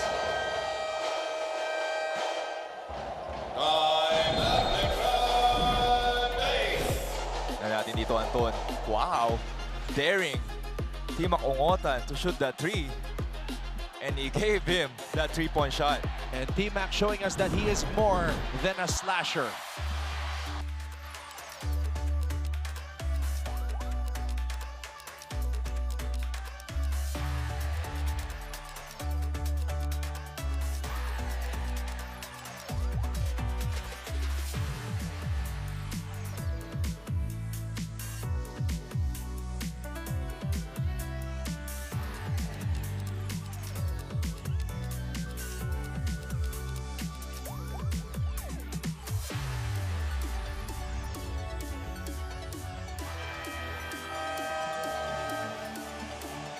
What is happening right now is very similar to what happened during the first quarterfinal game. And if your father, Vic Alva Jr., OP Mancom representative for Letran, that's okay because they ended up winning that game, coming back in the second half. But if you're going to look at it from a standpoint of we got lucky, you want to get back in the game right now. Tama ka, Anton, pero may mga bala pa to si Coach Alan Ricardo. Obviously, di pa nilalabas. Di pa natin nakikita 2-3 zone, 1-2 zone na ginawa niya that won him the game. Letran just 1 field goal so far. Wow, will this be the second? Estrada offensive rebound. Manalili to Jimboy. Jimboy on the drive. Jimboy Estrada. And he has been the answer para dito kay Coach Alan. Jimboy Estrada breaking down the 2-3 zone. Estrada 22 points in the first quarterfinal game. Abiera still can't find the bottom of the net. Kamay, multiple fakes. Demetria. And he is loving it. Demetria with a floater, soft touch inside the paint. Cielo Demetria. Oh! Naiwan si Quahao, and that's going to be goaltending. Oo, mintis din sa ano yun, ni Deo. Napataas yung talon ni Ernal doon. One of the best scorers in the NCAA, Jimboy Estrada. Second field goal for the Knights, and Cielo Demetria. Are you not entertained? And that's how they do it, just pure effort. Getting offensive extra possessions here and there. Ang taas ng pasa. Nakasalo pa ni Hernal. Wild shot by Cyril Hernal, and Buen Salida gets the stop. Manalili. Knights are running. Manalili draws a foul. I was wondering, Anton, kailan natin mararamdaman ito si Titing Manili kasi he has been checked for most of this quarter, pero ngayon nakita natin yung aggressiveness niya in that open basket. And JB, this is just the first attempt of Manalili in this game. Halos humiga na siya sa ere doon, trying to draw a foul, and he was successful. The kid from Cebu, Jonathan Moses Titing Manalili, got his nickname from his father, Ting Manalili. but wanted to come up with his own name, hence the name Titing Manalili. Creative na. Pero ito for Arellano, Anton. Team Makongot and sitting down the rest of this quarter. Where are they gonna get the scoring?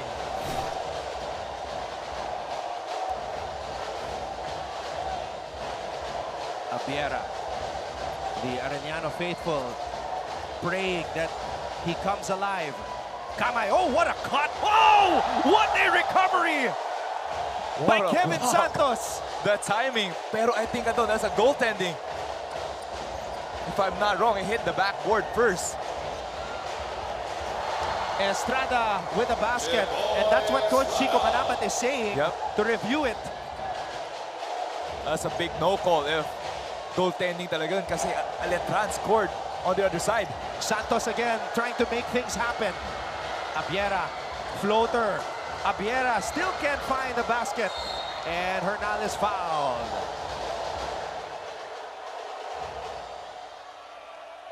Second foul, number 13, Jonathan Benilde. That's his second personal, team foul number 4. Let's see. Tough to tell, JD, from that angle. Maybe from the side. Here, let's investigate. Definitely. Yeah. Definitely goaltending.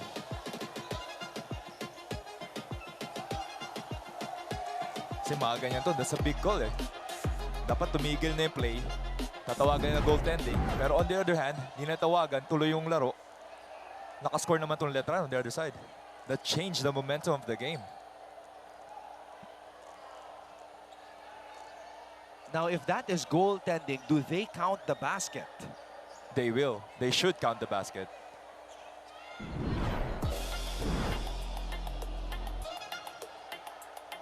Now, they're also reviewing itong nangyari kay Cyril Hernal.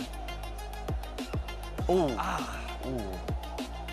Napagsakan ng siko ni Manalili. Oh, tingnan natin ang tawag ng mga officials natin. Definitely a playoff foul.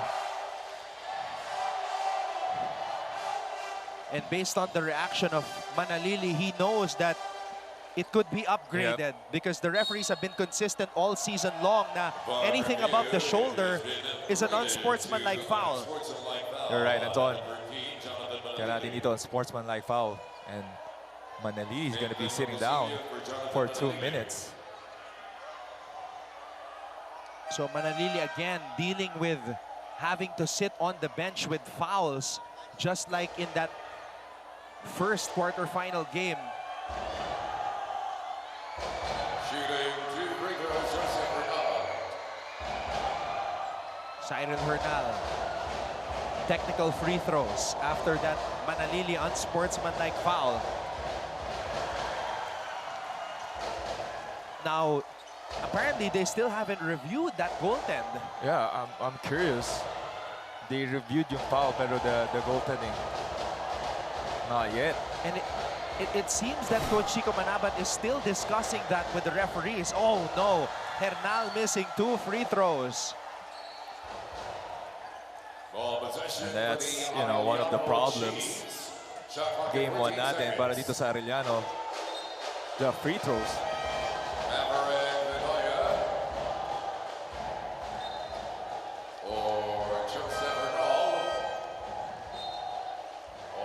Jun Roque checking in.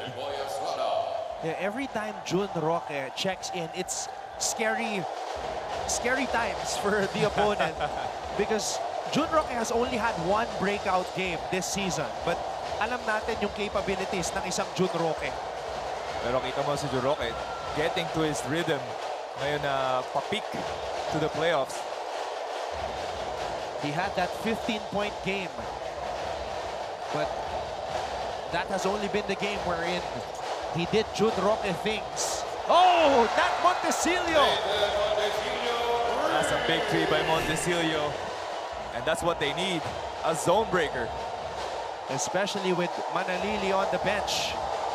The other point guards from Letran have to step up. A.G. Borromeo with a miss. Oh, Gelo Demetria.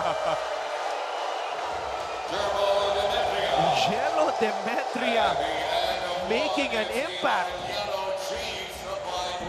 The 6'6" big man from Angeles, Pampanga, tipping it in. Just tapping it inside. It is Demetria right on time. So at the end of the first quarter, the Arellano University Chiefs lead the Letran Knights 20-17.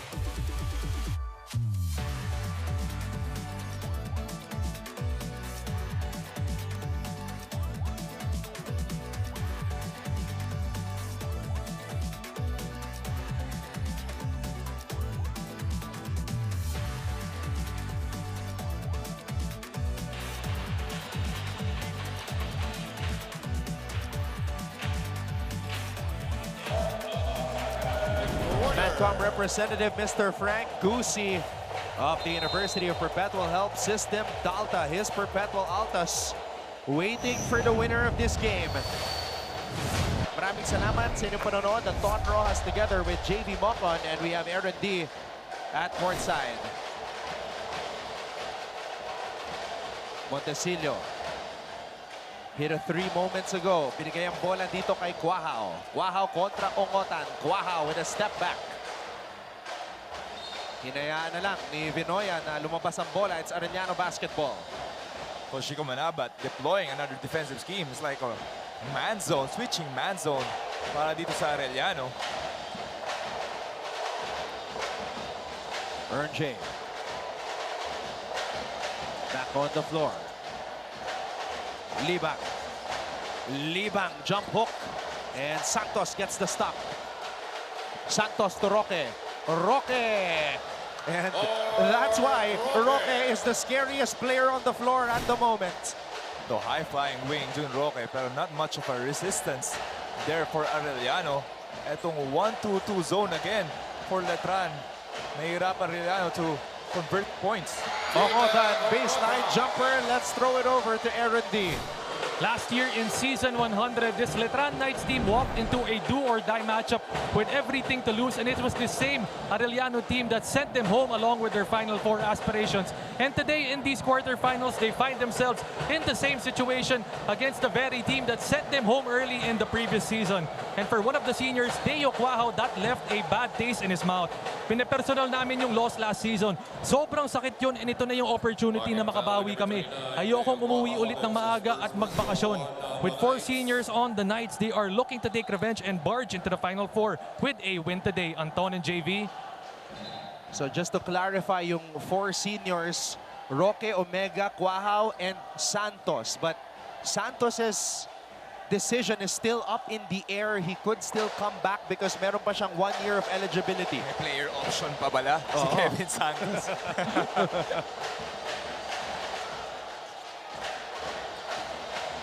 But yeah, today has been the story. Past 2 seasons, Benilde has been ousted by Mapúa. So nakabawi na sa wakas itong Benilde. Now Letran wants to make up for that elimination last year against Arellano.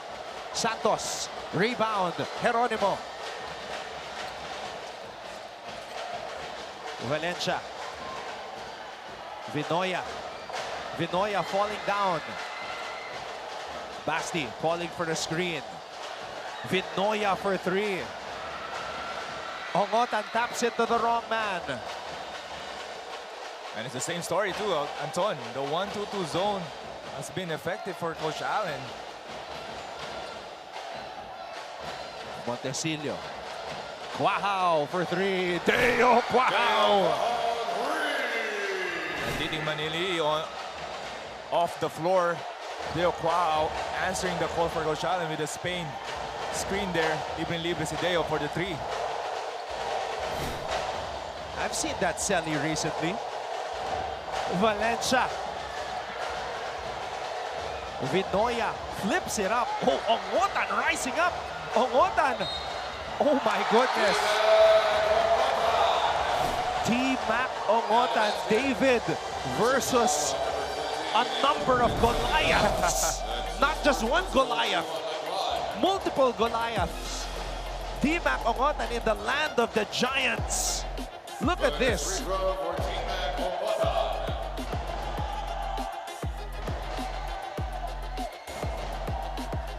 Anong height mo? T-Mac Ongotan flexing. This guy is on a mission.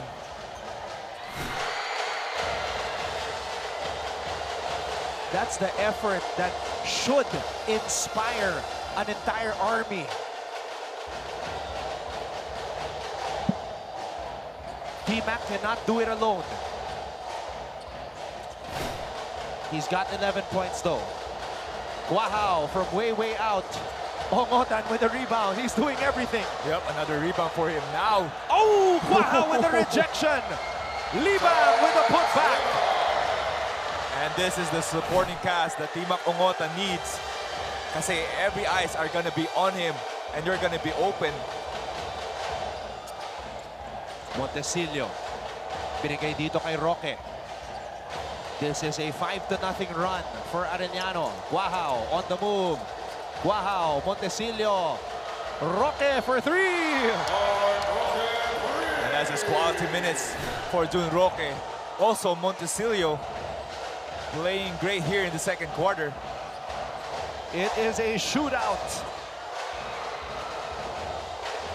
Libang with a miss.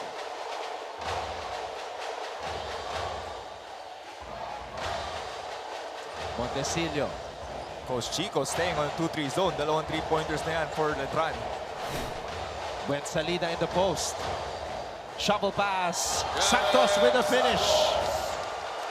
And for the Letran Knights, they're just milking this 2-3 zone. Kevin Santos with 5 points in this game. And asking for a substitution. Omega ready to check in. 5-0 run by the Knights. Vinoya. Basti Valencia for three. Too strong. Roque with the board. And if you're Arellano, if you want to win this do-or-die game, you should be hitting those 3-pointers because yun talaga binibigay ng Letran. A chance for the first lead. Montesillo apologizing to the bench. Di pa lumalamang ang mga Letranista dito. Ernje Geronimo. Ernje. Bounce pass. Basti. Wow! Basti Valencia hang in the air. Right to left finish. Timeout. Letran Arellano back up ahead. 29-27.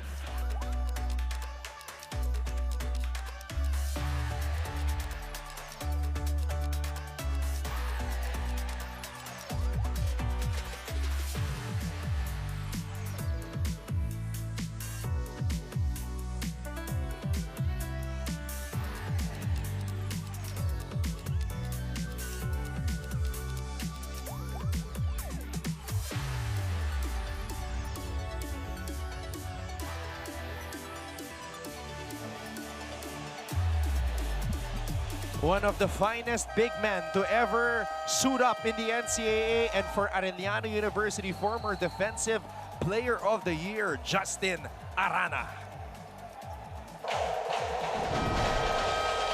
Justin Arana also making a name for himself at the professional level as we see Guahao drain the triple. At eto naman, Jun Roque. Hoping na magiging worth it yung pagpunta ni Roque from Las Piñas to Intramuros. They brought him here to win a championship. Just one season for Roque and Omega playing for Letran. Estrada to Manalili. Manalili, no-look pass to Buensalida. That's what he's good at. Ito si Titing Manali. Very deceptive with his eyes. Kala mo papasa niyo yung corner. Kita niya yung libreng big guy on the paint. Valencia. Oh, Kabotahe unable to handle that pass.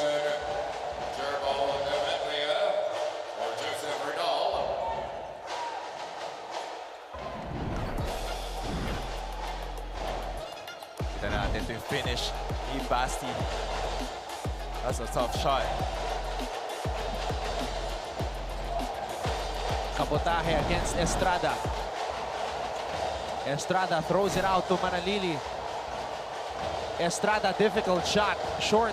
Kabotahe with the board. I think Jimboy Estrada, they're doubling Jimboy on the post. Ongotan. Demetria. Ongotan. Ongotan is down. Manalili. Roque from the corner. And Demetria with the board. They don't see Ongotan. Finally, Geronimo gets it to T-Mac. Ongotan on the fadeaway. What a shot by T-Mac Ongotan. Akala natin nasaktan pa siya doon, pero nakuha niya yung fast break points doon.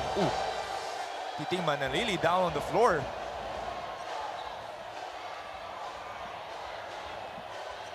Oh, we got to see what happened there.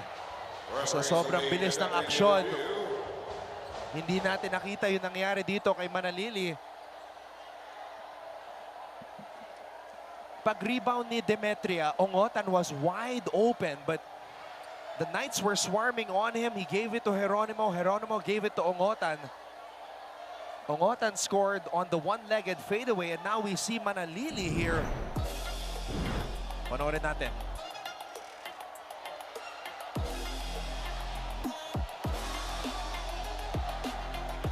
I think it's below the belt. Pero nothing intentional for Demetria. I think it's just box out. Di lang ready ito si Manalili on that play. Yeah, he got the wind knocked out of him. Nakatalikod si Demetria. And Coach Chico Manabat is saying he flopped. I mean, you have to stay low when you box out, right? I think that's a no call for Manalili. Pero what a shot for Team Ongotan against Denver Omega. One-legged. And T-Mac wanted to take that shot kasi parang kung hindi na natira yon, masasayangan siya kasi libreng-libre. Alam mo, Anton, Team Ongotan wants to take all the shots today. 13 points for Team Ongotan. So, a non-call.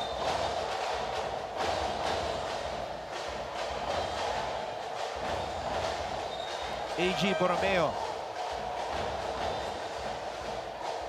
Pinasok ni Coach Chico Manabat, defensive purposes. This is a good sign for Arellano. Still 0 fouls. 0 team fouls for Arellano this second quarter.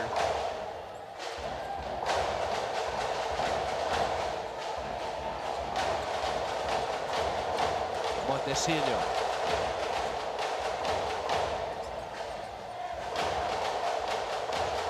Arellano back to that zone. Montecillo for three. Napped. Montecillo with another one. These two guys, Roque and Montecillo, doing damage for the Letran Knights. And this is the first lead of the game for the Knights.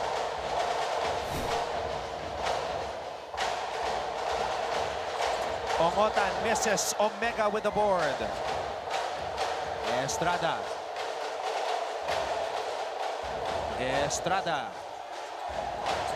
Montecillo. Oh, what a contribution by Nat Montecillo.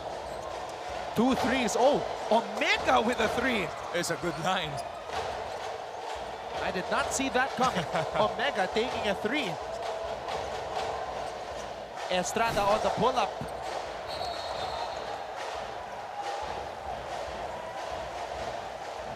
And now the offensive rebounding has been a problem for Arellano.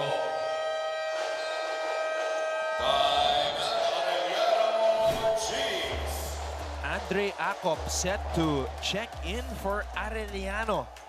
They are down for the first time in this game.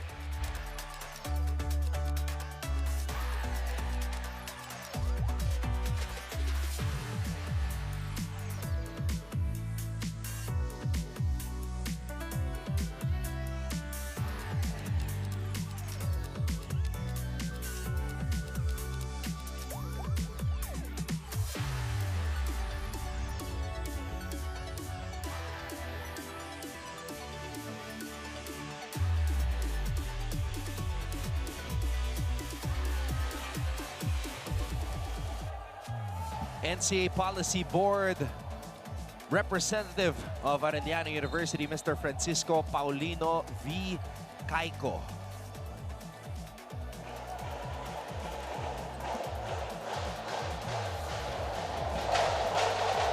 Team consultant Manny Dandan, who was Coach Chico Manabat's coach in college, very active in this quarterfinal series. Normally, nakikita natin si Coach Dandan sitting at the end of the bench. But now, he's sitting close to Coach Chico. It's a do-or-die game. All hands should be on deck. We got 2 minutes. Montecillo. Omega, a second triple. Mark Denver. Omega. Mark Omega pointing to the heavens. I don't know if you played with Coach Allen. That's only the second main triple of the season for Omega in 6 attempts. Hulog ng langit. Montecillo for 3.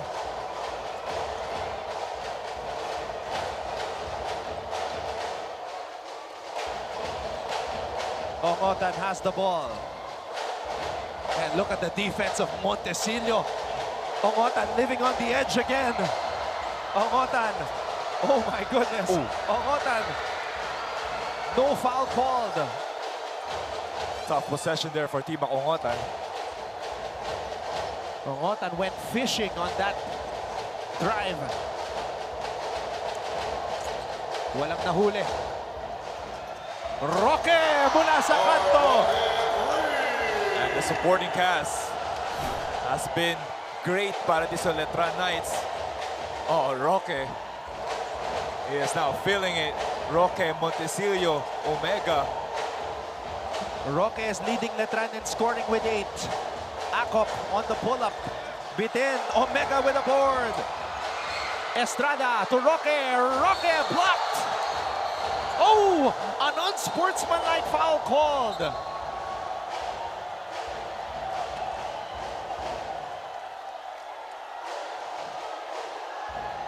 Oh, let's see that again.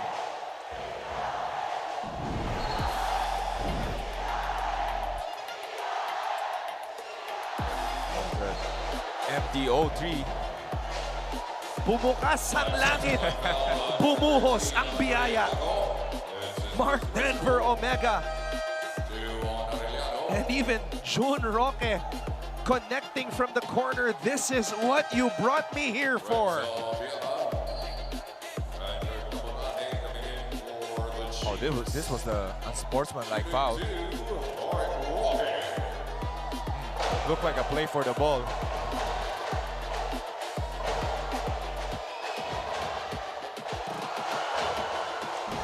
June Roque, in his 2 seasons with Perpetual, looked like he was going to turn into a star in the league.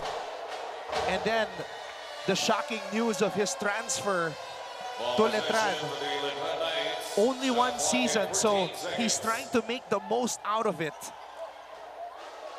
And what a story that's going to be if ever umabante sa semifinals. Etong Letran, they're gonna go up against their former team, Omega and Roque. Maganda, may chip sa shoulder tong dalawang to. Especially both of these guys really playing well. Omega. Ooh. Omega looking very graceful on that drive. Very finesse. Mark Omega with a Euro step. Sayang, di na convert. Oh, the Letran crowd coming alive. And the Arellano crowd silent. Pero ito yung same story ng first game natin, the big second quarter run na ginagawa ng Letran Knights ngayon.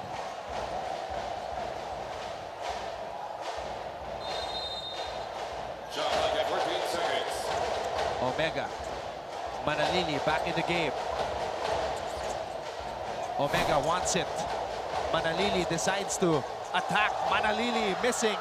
Kamay with the board. Kamay. Abiera for three. Wala pa rin. Santos with a rebound. And Abiera continues to struggle for Arellano. Coach Alan Ricardo and the Letran Knights erupting in the second quarter, and they lead 39-31 at the half.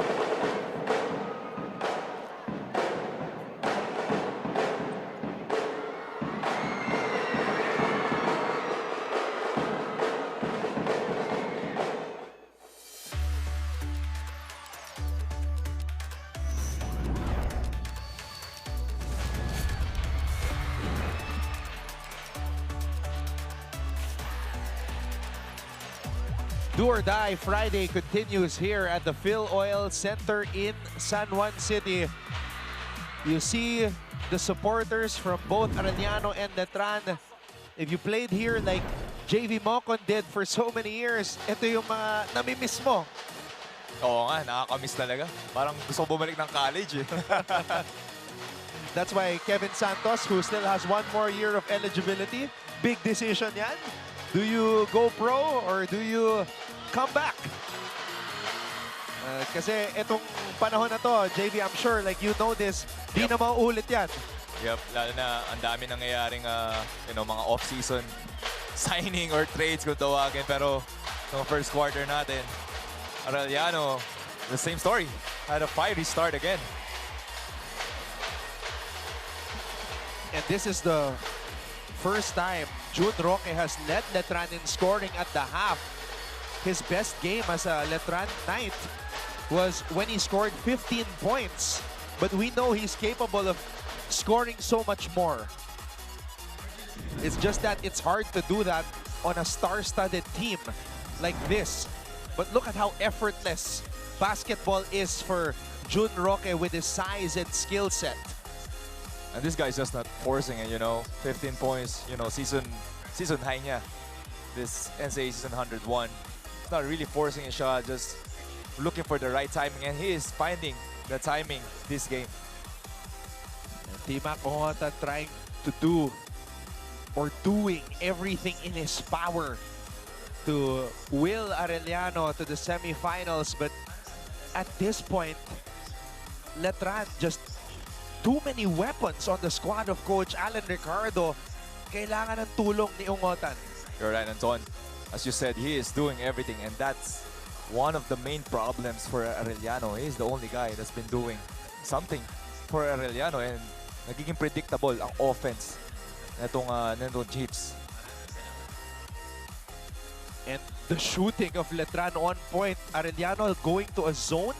Letran responding from all angles. Even Mark Denver Omega, who has only taken 6 three-point attempts this season, converting 1. So he's 2 for 6 for the season. And that's from different players, not only, their shooters. As we can see here, 40% from the three-point line. Etong Letran Knights, 39-31, 11 assists, 18 perimeter points. Almost, everything dito sa stats natin going for Letran Knights. And what's the biggest part of that is the second unit for Coach Alan Ricardo. And that's Jun Roque and Montecillo paving the way for Letran Knights as they take this 8-point lead. So if you're an Arellano fan, it seems that Letran has solved the zone. The question becomes, do you have a plan B on defense? Do you have any more adjustments? Dahil mukhang nakukuha na ng Letran yung solusyon. Manalili is not even playing his best game yet. That's right, Anton. Only one field goal, one attempt for Jonathan Manalili and his teammates. Sabi ko nga, the second unit has been doing damage for them. Pero we can see here, Timac Ongotan with 13 points already, and all of other teammates just 4 and below. Second half is officially underway. Maraming salamat sa inyong panonood. This is Do or Die Friday in the NCAA, the quarterfinals. And not the way you want to start this third period if you're Arellano. Manalili throws it out. Estrada mula sa kanto. It is raining threes for the Knights. And just the spatial awareness of this guy, Jonathan Manalili. He almost passed it to the big guy, looping down below. Pero nakita niya may help side yun. Nakita niya si Jimbo Estrada libreng-libre on the right corner. Pero Arellano staying on a 2-3 zone. Biggest lead of the game for the Knights. And what a 5 on the floor. Loaded. Santos with a rejection. Geronimo throws it to nobody. Shot clock violation. Let's throw it over to Aaron D. Anton and JV in a win-or-go-home matchup like this. Halftime isn't just a break for the Arellano Chiefs. It's a crossroads, and they do understand that their season hangs in the balance in these next 20 minutes. Kaya naman, the message was simple inside the huddle. According to Coach Chico Manabat, ito na yon. You worked hard for the past 3 years for this moment. Huwag niyong papakawalan. Do everything you can. Go hard to the basket. Focus on the finish. Huwag kayo madisorient. The Chiefs are challenged to lock in. Finish strong at the rim and stay composed under the pressure that comes with a game this massive. Back to you, gentlemen. 3 years, 3 seasons under Coach Chico Manabat. These players grew under him. Normally, it's a 3-year basketball program, JV. So, tama siya. Ito na dapat yun.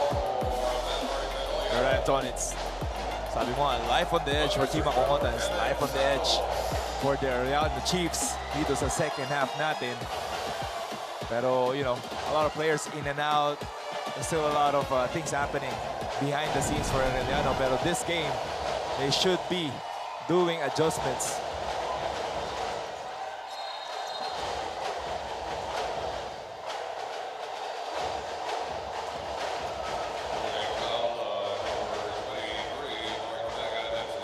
I mean, when you just look at this 5 right now for Letran, Titig Manalili, champion point guard in high school, finals MVP, June Roque, oozing with potential. Mark Denver Omega, also oozing with potential. Kevin Santos and Jimboy Estrada, an MVP in his previous league. This is a championship 5 right here. And for the Arellano side, it's Ongotan alone on an island. Guys like Hernal have to help him. Estrada. It's just a full display of the skill set itong Letran, as we can see they're showing here. Pero you're right, not only Team Makungotan, sure Hernal, Beda, you know, to help them for the cause. Roque with the deflection. And he's smiling. He's having a blast. June Roque is. Oh, a steal here. RJ Geronimo. RJ with the finish. And just one way to do it, just on the defensive end, to lock down your defenders.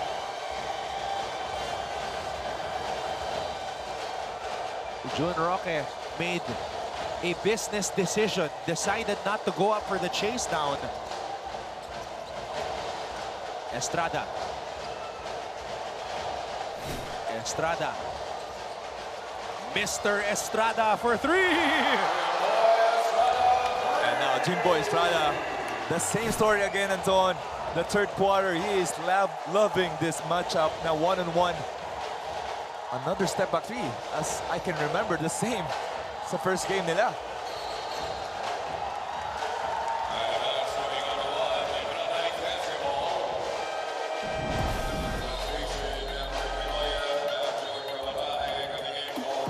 Jimboy Estrada, professional scorer. That's the build para dito kay Jimboy. Now if you're Arellano, who are you guarding? Who are you going to let shoot sa offensive end? Kasi ang hirap depensahan yun ng Letran. Santos. Santos. Sumalpak si Kevin Santos. Kevin Santos. As if he was playing pickup basketball. Wow. Look at that. No chance for the defender. Raise the roof, sabi mo, for Kevin Santos.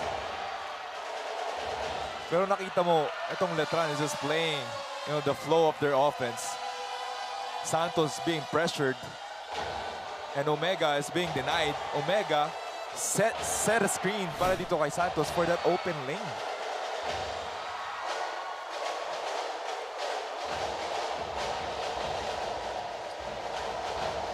A 14-point lead for Letran.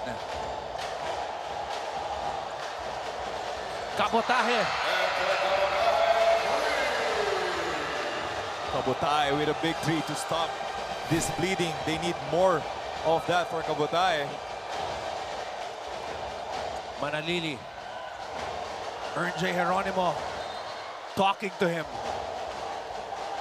Standing up to Manalili. As he should. Mas senior siya kay Manalili. And we can't say enough about the heart of Timac Ongotan. Just giving it his all. 16 points already for Ongotan. Manalili goes deep in his bag. Manalili, drop pass. Omega's blocked. Geronimo is running. Geronimo. Ongotan with a floater. 18 points for Ongotan.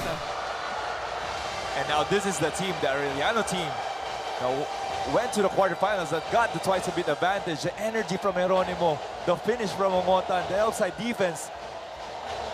Oh, even Libang is talking to Omega now. These Chiefs are feisty. And Mark Denver, Omega! MDO flexing and pushing up. And this is an exciting game for both teams. But what a pass. What a heads-up play for Manalili. Libang with a block, which led to this. Ongotan with a teardrop. And then Manalili back to Omega Man. Mark Denver Omega. And a bonus free throw coming up.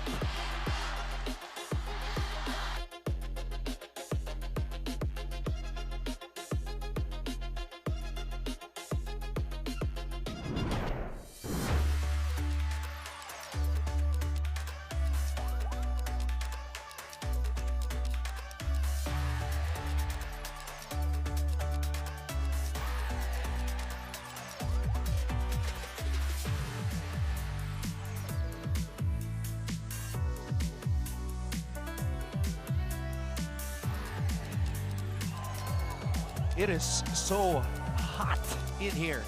It's hot.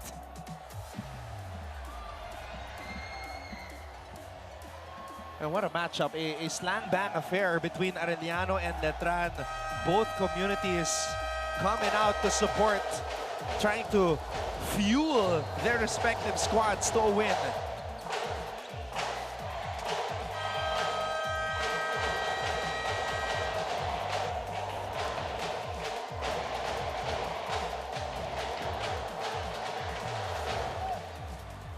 Arellano, their battle cry, one heart, one fight. Yan ang nakasulat sa mga banners nila, Omega. Omega missing on the free throw.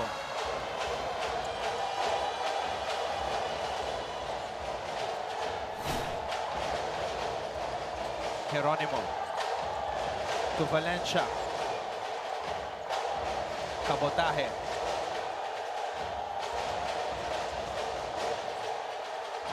Geronimo on the drive. Geronimo blocked by Santos. Ongotan. Oh my goodness. Nagawa pa niyang attempt yun. Manalili to Santos. And the Letran Knights are on the roll. Manalili rewarding Kevin Santos for his block on the defensive end. And now an end one play for him.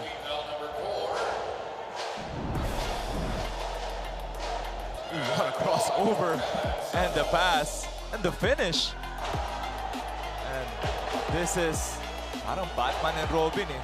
If it's not hitting Manalili, Kevin Santos, it's hitting Manalili or Jimbo Estrada.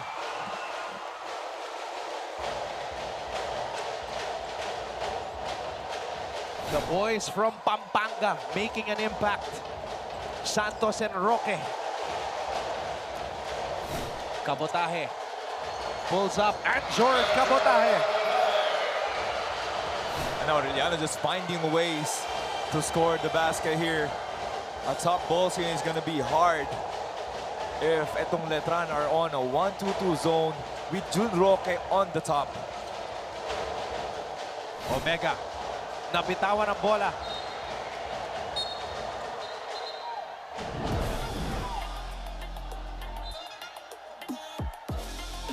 That's the specialty of the house for Anjord Cabotaje. He's their best pure shooter. And one of the missing links is Beda. Kakita natin kay dito Cabotaje getting the minutes. Oh, Cabotaje going up for a drive. Clinose out na ni Omega.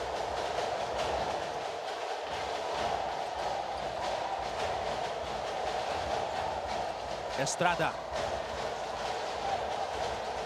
Back out to Manalili. Manalili, spin move. Manalili! Diluwa. RJ on the run. RJ loses control. And now the Chiefs are feeling the pressure that every possession matters here. Kita natin dito na nabitawan ni Jeronimo yung bola.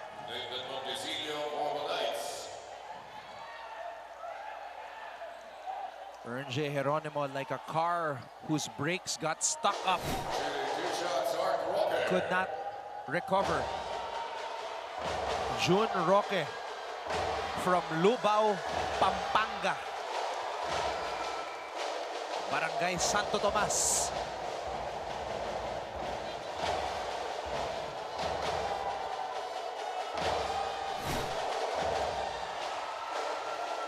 What a game for Jun Roque. Tsaka ito yung game na binabad na ni Coach Allen si Jun Roque. You're right, Anton. Binigyan ng nod dito si Jun Roque to start this second half natin. Extending minutes here.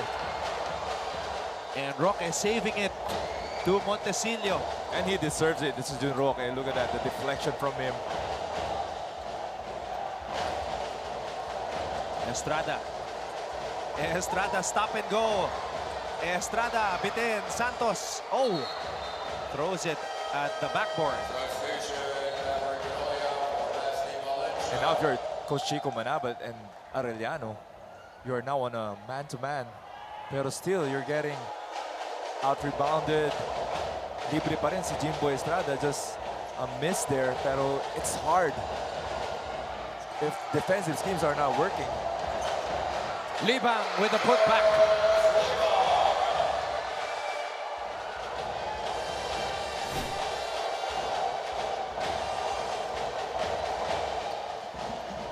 Santos.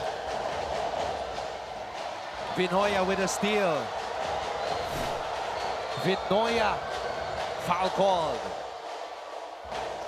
Kita natin dito, medyo pagod na. Itong first 5 or second half natin for Coach Allen.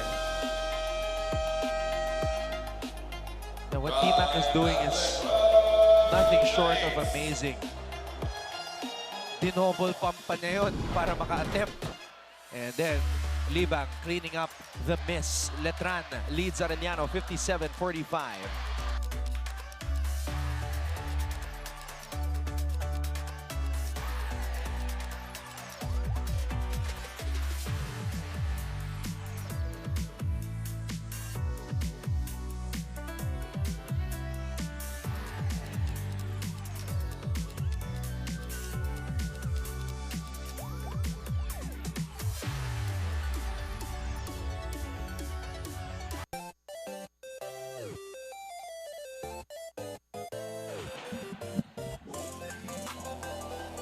So many emotions inside the Phil Oil Center here in San Juan.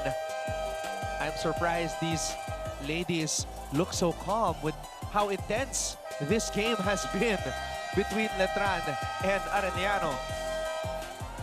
Baka Anton, they're part of Letran kasi lamang ng 12 points kay Letran. Kaya mas relax sila.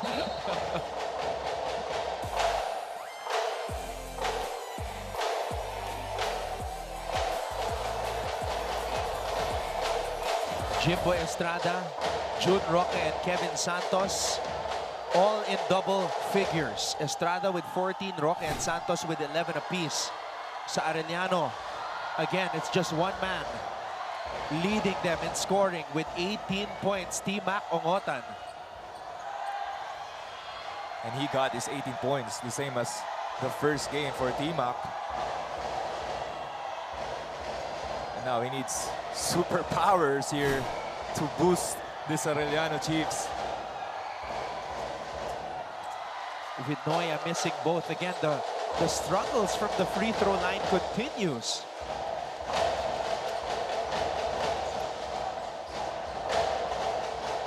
Omega contra Liba.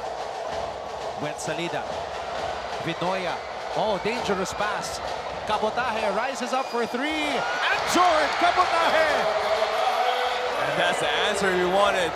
Who's gonna take over aside from Timac Ongotan? Cabotaje answering the call. What a shot, transition three from him. A pure shooter, and Jordan Cabotaje. Jump ball.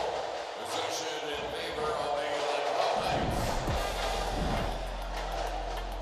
the Letran. The transferee, the recruit from CEU, and Jordan Cabotaje.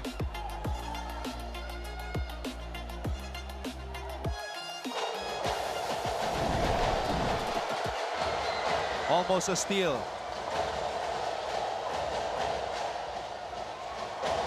Montecillo, double team. Ongotan with a steal. Ongotan on the attack. T-Mac. Masakit yun para sa Arellano. Bobby won. Definitely one of his easiest shots into the game. Sayang yun, opportunity here for T-Mac to bring down the lead. And that was a 4-1 run. 4-on-1 fast break. Ooh. And that's why that miss by T-Mac hurts. It's unforced turnovers. Coach Chico Manabat not liking that possession. Ongotan has played 25 minutes. Ongotan with a steal. Pagkakataon para makabawi. Ongotan with a deceleration. Sinigurado. A 20-piece for T-Mac. Arellano being active on the defensive end, opening the window a bit more open here for Arellano. Manalili to Omega. Omega, sinakyan. Omega will head to the line for two. Wishing foul number 4, Charles Limon. That's his 4th personal. 2 free throws for Mark Omega. This here, just the pressure from the Chiefs. Nahihirapan itong bigs to reverse that ball.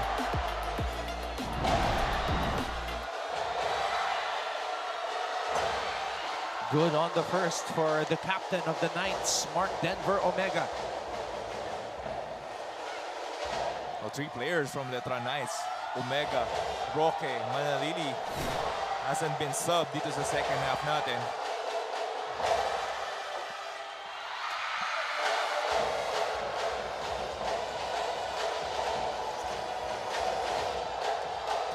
Kamay. Vinoya for 3. Maverick Vinoya. Vinoya out of nowhere, hitting that 3-pointer. What a time to come, bringing down the lead to 5. First triple of the game for Vinoya. And Salida continues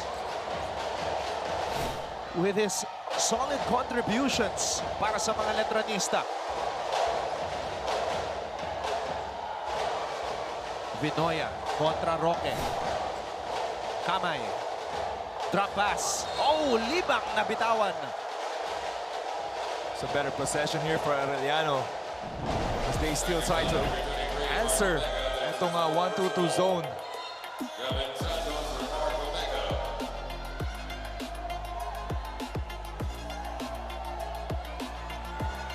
Late on the rotation there. Doon si Cabotaje, libre-libre si Salida.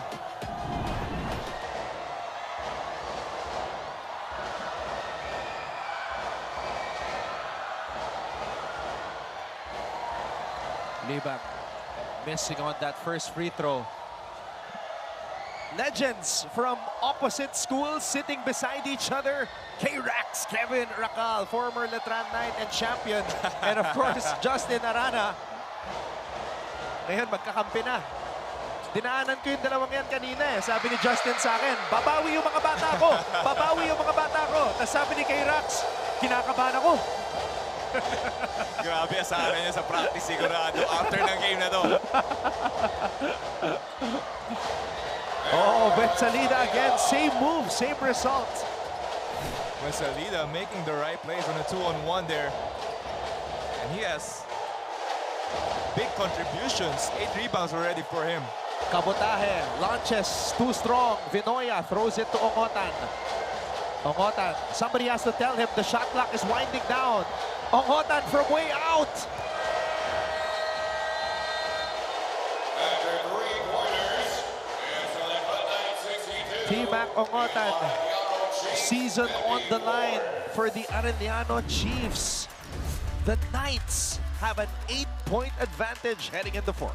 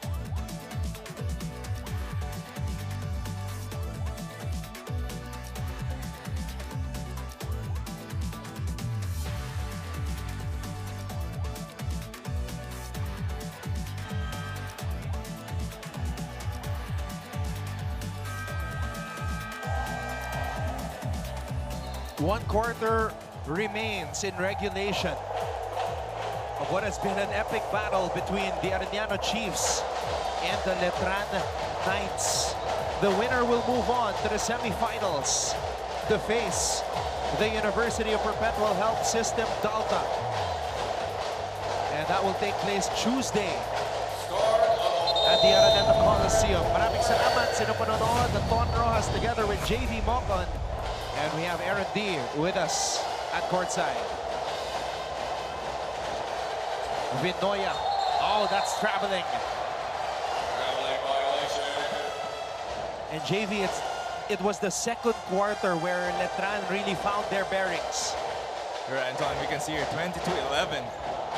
11 lead for that second quarter for Letran. That big run from Jun Roque and Montesilio. Buensalida, dinouble team. Bola na kay Manalili. Santos. Buensalida, Roque for 3. Kabotahe.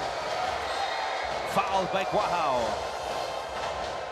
At makibalita muna tayo kay Aaron D. Anton and JV with Arellano's season hanging by a thread. Naturally, all eyes look upon their best player, Tima Kongotan, and he isn't running from the moment. When I asked him if he feels any pressure heading into this fourth quarter, he didn't hesitate and told me, meron naman talaga pressure, pero hindi ako tatago dyan. Yayakapin ko yung pressure. Ako yung kukuha sa kanya, hindi siya yung kukuha sa akin. And inside the huddle, Coach Chico Manabat kept it simple. 2 words written on bold in their whiteboard. Pusong palaban. That's the identity they're leaning on now. And for the Chiefs, everything they've worked on comes down to these last few minutes. The season on the line, the pride on the line. Palaban hanggang dulo. Anton and JV. What a statement from Tima Kongotan. I control the pressure, he doesn't control me.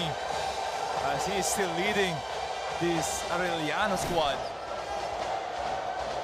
Akala ko, I'm not feeling any pressure right now. Frustration na nakikita ko yan eh. Kay Timac eh.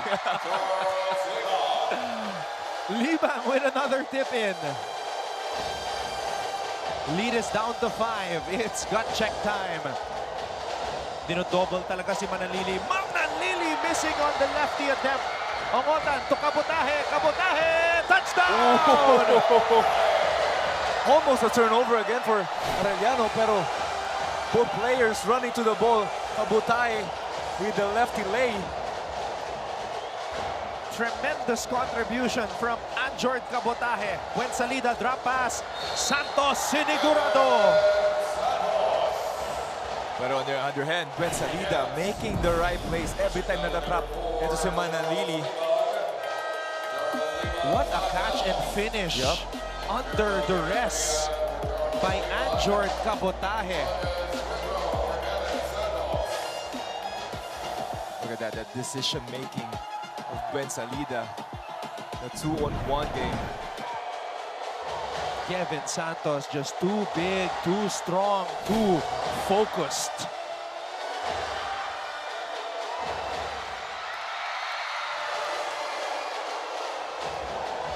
Missing on the free throw though. 5-point lead. That's what the Knights are protecting. Cabotaje for 3. Demetria, can he hold on? Natapik palabas ni Buen Salida. Demetria giving them an extra possession here.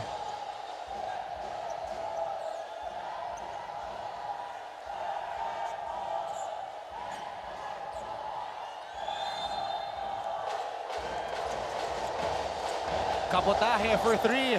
Anjord Cabotaje! And that's the power, offensive power that Arellano needs aside from Tima Ongotan. Anjord Cabotaje, what a big shot. If Letran has their big-time transferees, Arellano has theirs in Cabotaje. Anjord Cabotaje with 13 points today, 3 out of 6 from beyond the arc. The recruit from CEU, dating player ni Coach Chico Manabat doon, dinala niya dito sa Arellano. Making big-time contributions. Dalawa na lang ang lamang ng Letran. Jimboy Estrada. Sabi ni Jimboy, relax lang kayo. Ito, 3-pointer to extend the lead to 5.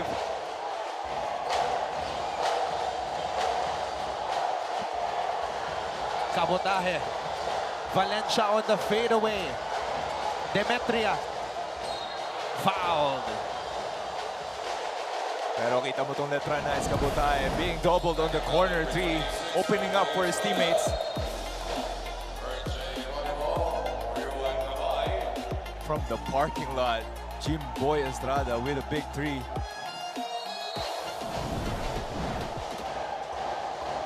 J. Geronimo, well-deserved rest back on the floor. Ongotan. Oh, what a time to turn it over. Could he be feeling fatigue? T-Mac Ongotan has played 29 minutes. Manalili. Eyeball to eyeball against Geronimo. Manalili draws a foul. Titing Manalili winning on that matchup, waving off the screen to get this 2 free throws.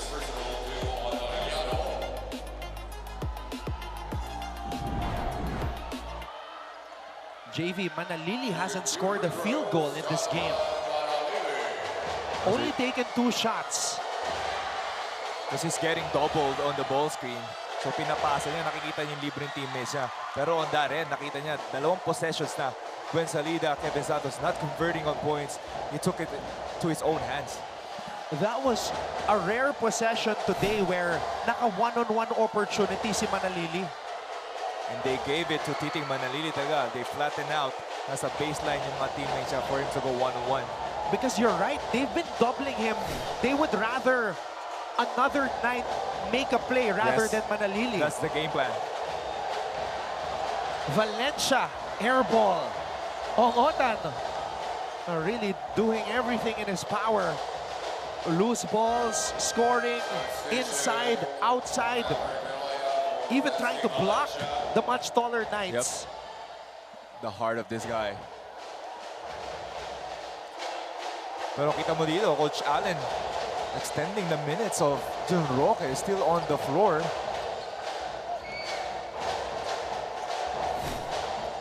Roque. Cabotaje. Oh. Sayang yun. And Estrada telling Roque to shoot it. Roque gets it back to Manalili. Manalili back to Roque. Roque with 4 on the shot clock. Manalili has to shoot. Manalili flips it up and in. Did he get it off in time? Our referee says no. Letran hesitating to take the shot here. Both of this guy, Manalili, Roque, had an open look.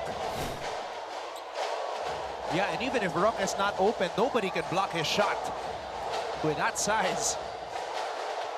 Demetria blocked by Buen Salida. Binura. And a stare down from Buen Salida. He is holding the fort for Letran Knights. Manalili one-on-one against Geronimo. Manalili.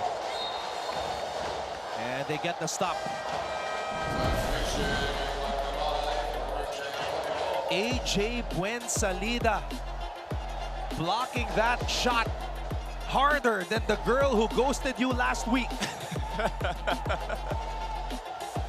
And the stare down also from Buen Salida. 69-62. Open lane. Oh! Nadulas. Oo. Sayang yun. And those are the sorry misses that might hurt Arellano later on in this game. Oh, good Kabotahe. hands. Cookies. Kabotahe steps back for 3. Ongotan could not hold on to it. It will be Arellano basketball. And Coach Chico Manabat gave him the thumbs up that he's confident that Anjord can shoot that. Yes, the green light, Kabotahe. Yes, it's a straight line. And you love that from your coach. In a time like this, mahirap nang ma-discourage by your own coach. Exactly, Antonio. It's either him or Ongotan scoring here, so definitely the green light for him. Kamay throws it to Anjord. Anjord, another chance. Another basket. A career high in the NCAA for Anjord Kabotahe. 16 points. Same shot, different result for Anjord there. Libre on the wing.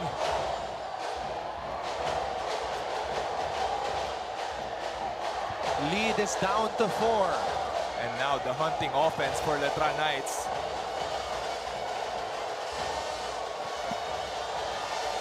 Estrada. Oh! Anjord falling down. Estrada grabs his own miss. The ball was in the fingertips of T-Mac Ongotan. Manalili. Santos. Sinigurado na ni Vinoya na hindi makakadakdak si Santos. Or that would have been another raise the roof moment. Look at that, very calm. Pinatalon. Ito si Manalili for the big 3. Santos told us the secret between him and Manalili last game. Once those eyebrows of Manalili go up, the ball is gonna come to Santos. Dapat pala yun yung scout ng mga team, yung kilay. Ito Manalili. No words needed.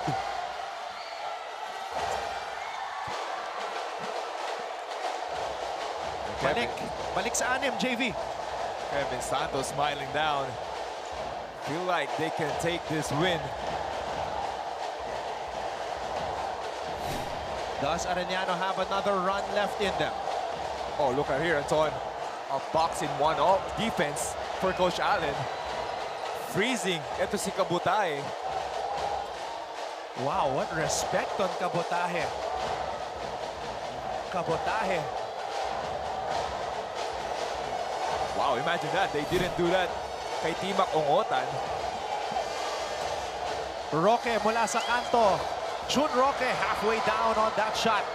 Ongotan against Santos. Ongotan on the attack. Ongotan slipping, sliding and scoring.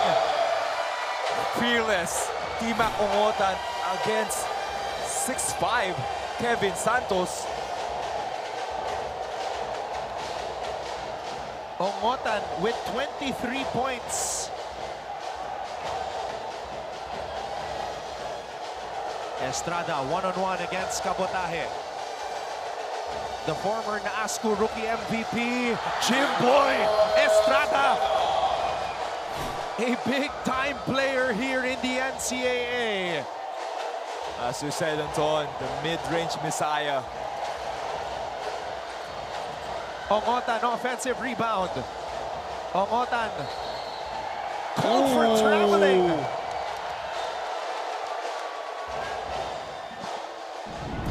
That's a big call there. Look at that. Through the chest of Kevin Santos.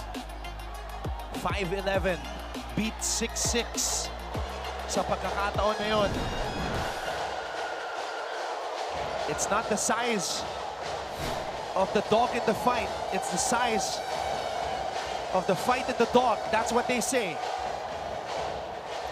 And right now, Arellano, especially T-Mac Ongotan, giving it his all. When Salida lays it up and in another delivery from Manalili. Manalili slowing it down. The offense. 2 ball screens for him para malibre ito si Gwen Salida. 11 assists for Manalili. Ongotan.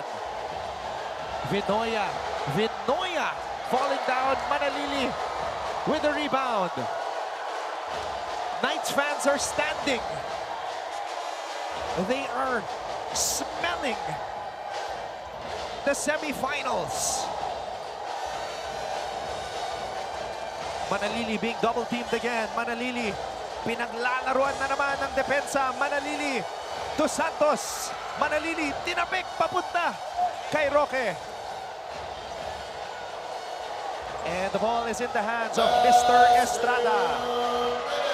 When Salida contra Demetria, power move. Ongotan has the ball. May gasolina pa ba? Oh!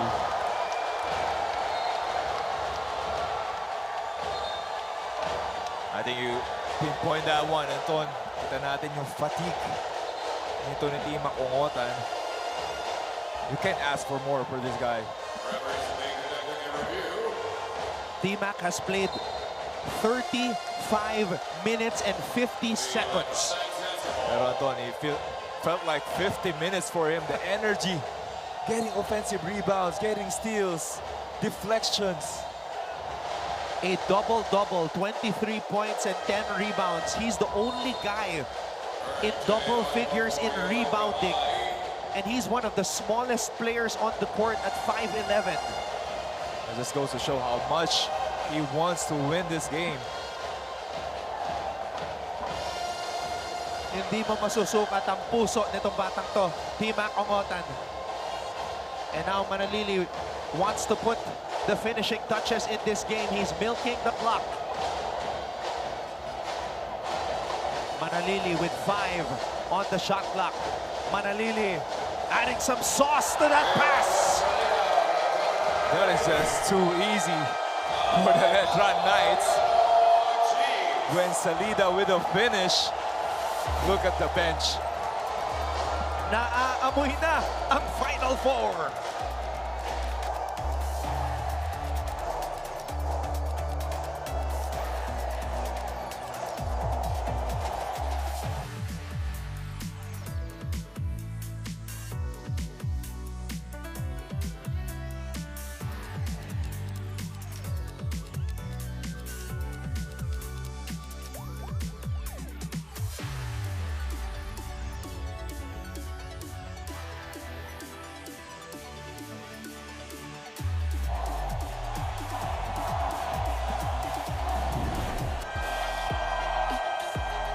Jonathan Moses Titing Manalili. Parang nasa barangay lang. With a jam-packed crowd, experimenting on the fly, finding the big man. And doing this on a do-or-die game. Titing Manalili, he doesn't need to score a lot of points, just a threat that he gives on the floor, pinapahirapan itong Arellano. Manalili as a kid was a water boy in Cebu. He wanted to do anything to play with the big boys. Kahit mag-abot lang ng tubig, basta makasama niya lang yung mga big boys at feeling niya player rin siya. That's how he got exposed to basketball at a young age. Ngayon, Anton, sigurado ko itong mga bigs, siya na may naabutan ng tubig kasi siya yung bumubuhay dito.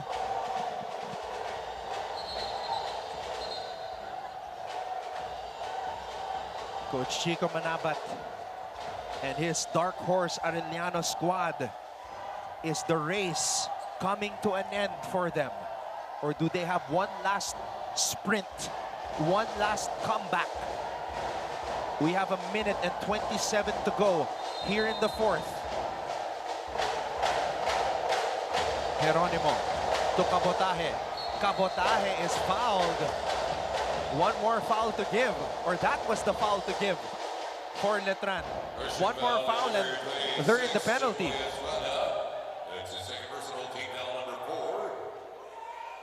But what you pointed out earlier, JV, yung binaks and one, si Cabotaje, yung respeto ng Letran kay Anjord, that's adjustments for you. Yep. And Cabotaje continues to add to his career high. And they wanted him to dribble the ball to attack the basket, si Cabotaje, rather than making those threes. Career high 18 points for Cabotaje. Deja vu. This is like Manalili in the season 99 juniors finals against Perpetual. Sheesh. I was just playing. I don't see taking Manalili. Wait for Coach Chico. You did everything on the top ball screen. You trap this guy. You slideshow. You switch. Pero hirap na hirap ka eh.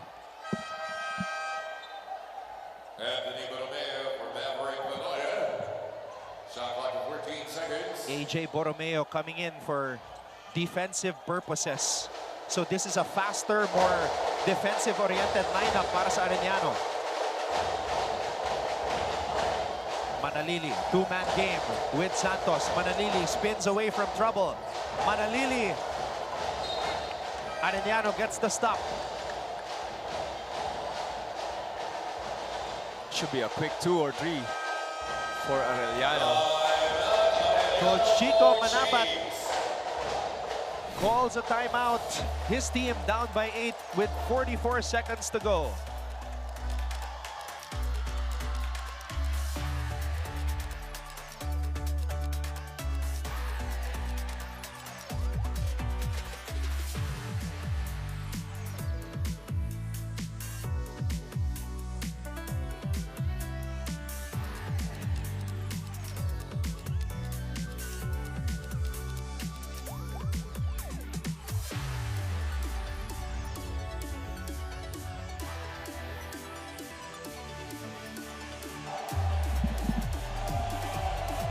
Will this be the last time we see the Arellano faithful in season 101?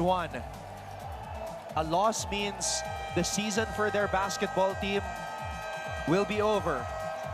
As right now, Letran has an 8-point advantage. Letran is a team on a 3-game winning streak. And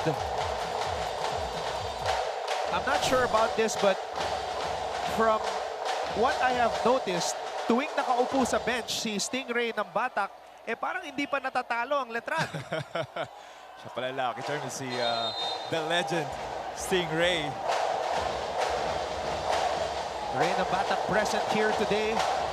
Parang si Ray yung nagbibigay ng bonus kaya panado yung mga players. Oh! Geronimo throws the ball away. And that might be the season for Arellano. Manalili just milking the clock. They can smell it. A trip to the semifinals. Manalili steps back. And Cabotaje will just throw it up ahead to Ongotan. This is going to be a semi-final appearance for the Letran Knights, a team that was labeled as a championship contender. And there he is, Ray Nambatak, NCAA champion, a champion in the professional level as well, a finals MVP. What a luxury to have this guy on your bench, Ray Nambatak, mentoring this player, especially Estrada and Manalili.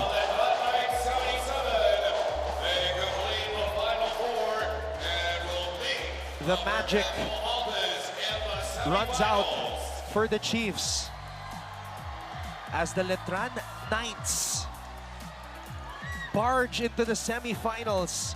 And take note, that semifinals will be a best of 3. Yan ang bago nating format, JV. And it's going to be a slam-bang affair against the Perpetual Altas. Still adjusting to the new format.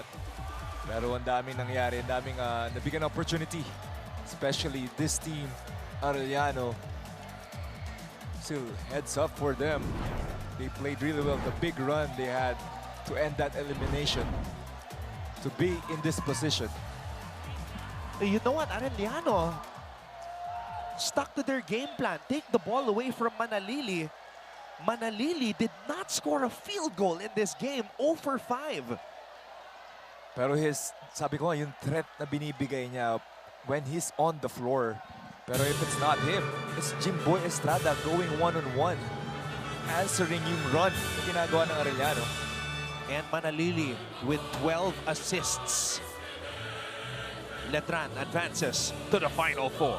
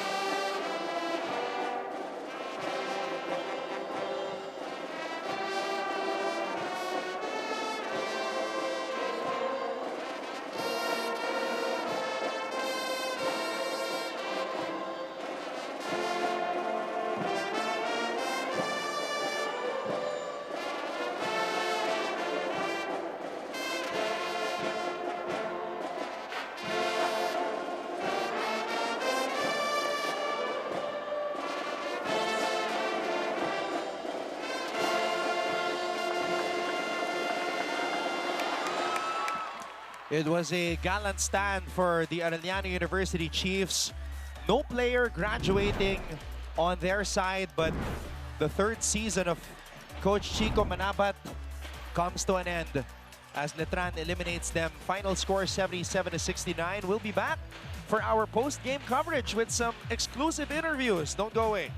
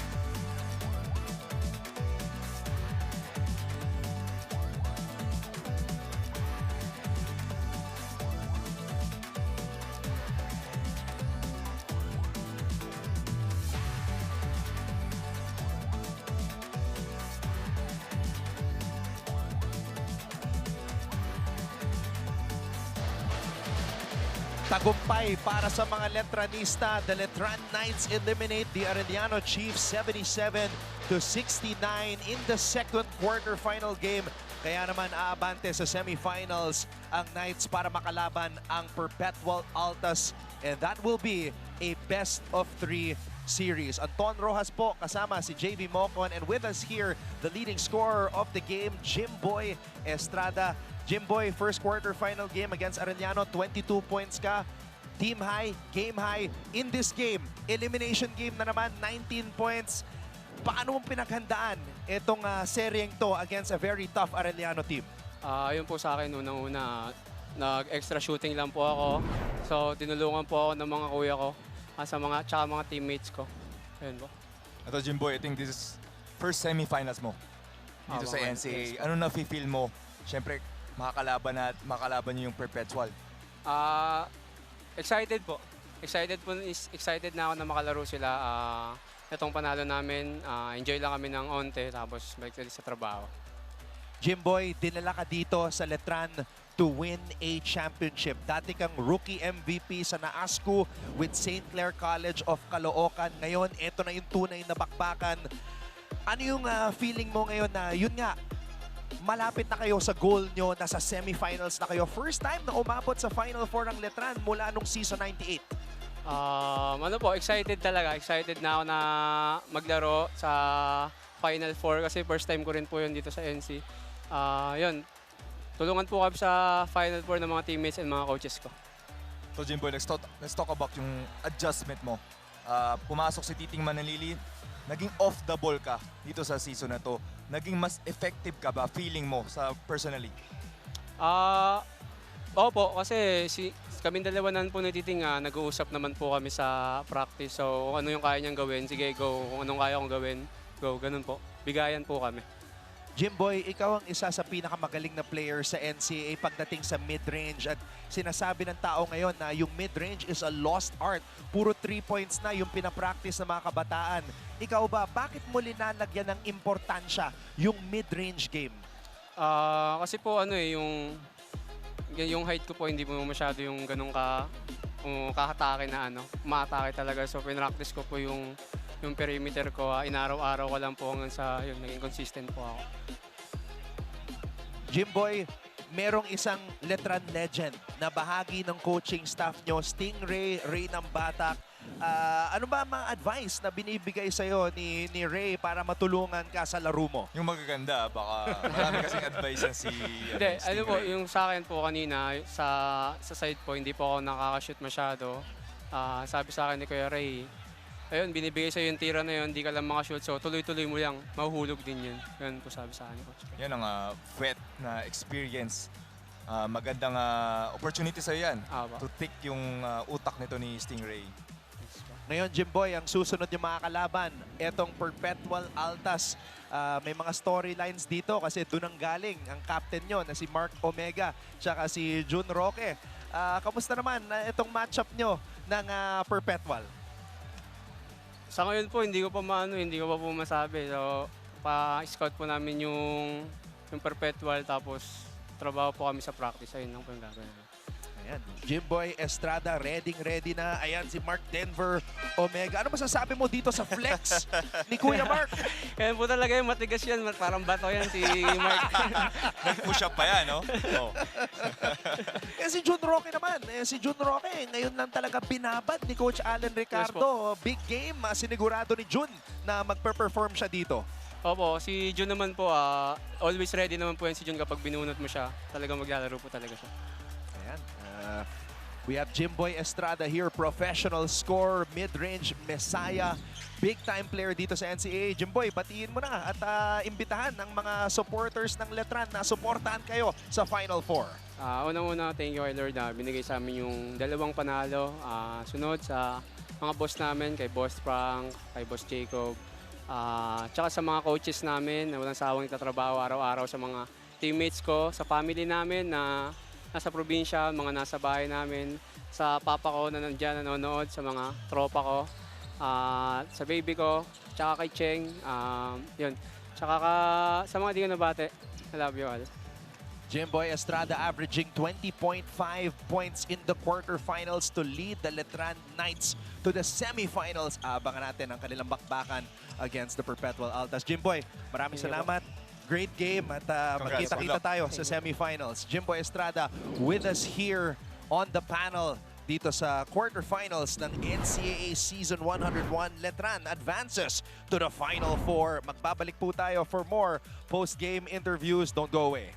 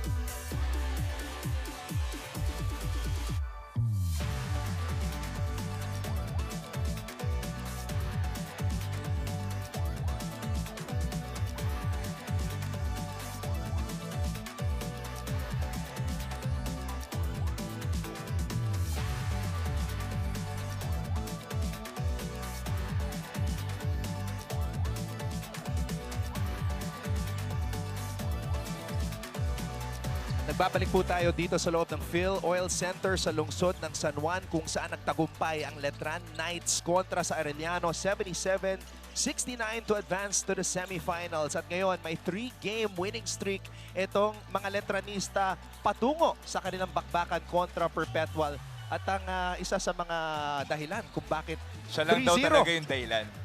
Wala nang ibang dahilan. Lucky charm. Kapag nandito ang Stingray, nananalo ang Letran. Brother, welcome back to the panel. Thank you, Anton. Matagal ka nang inantay. Kahit iniwan mo kami, maganda yung racket dyan. JV, since matagal na nating inaabangan itong si Stingray, bigay ko na sa iyo unang tanong.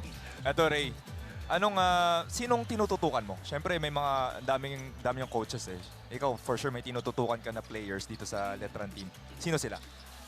Una sa lahat, may kanya-kanya kasi kaming role dyan as coaches eh. So, ang pinaka tinututukan ko, hindi lang individuals, kundi talagang lahat yan sila. Pero mas focus ako sa mga guards. especially sa mga skills nila and most importantly yung kanilang decision making kasi pagdating kasi ng endgame mostly talaga yung mga guards talaga yung magde-decide ng game So yun talaga yung focus ko sa mga batang ito na yung mga guards namin na turuan sila paano yung mga decision making nila sa loob ng game. Kita mo naman, nag-excel itong mga guards. Pero hindi ko pa nakikita rin yung tinuturo mo na 5 fake Yun yung specialty of the house ng isang Stingray. Wala pa ako nakikita sa mga Letran players na to. Hindi ko pa tinuturo yun kasi parang baka maguguluhan lang sila Parang Mr. ng batak lang pala. Mr. Chan lang pala yan. 5 fake! 5 fake! Diba fake yun? Ginagawa pa rin niya ngayon. Kaya nag-finals MVP to sa pros Ray, eto nga, isa sa mga nag-viral na videos, yung nag-uusap kayo ni Manalili ngayon, point guard ka sa professional level. Marami nagsasabi, itong si Manalili is the best point guard in collegiate basketball sa ngayon. Anong reaction mo doon? Ano ang komento mo sa sinasabi ngayon ng tao sa social media? Ako, no doubt and no bias, no. Talagang agree ako dun sa sinasabi ng mga tao. Para sa akin talaga, iba yung Titing Manalili Pag naging point guard talagang yung vision niya sa loob ng court.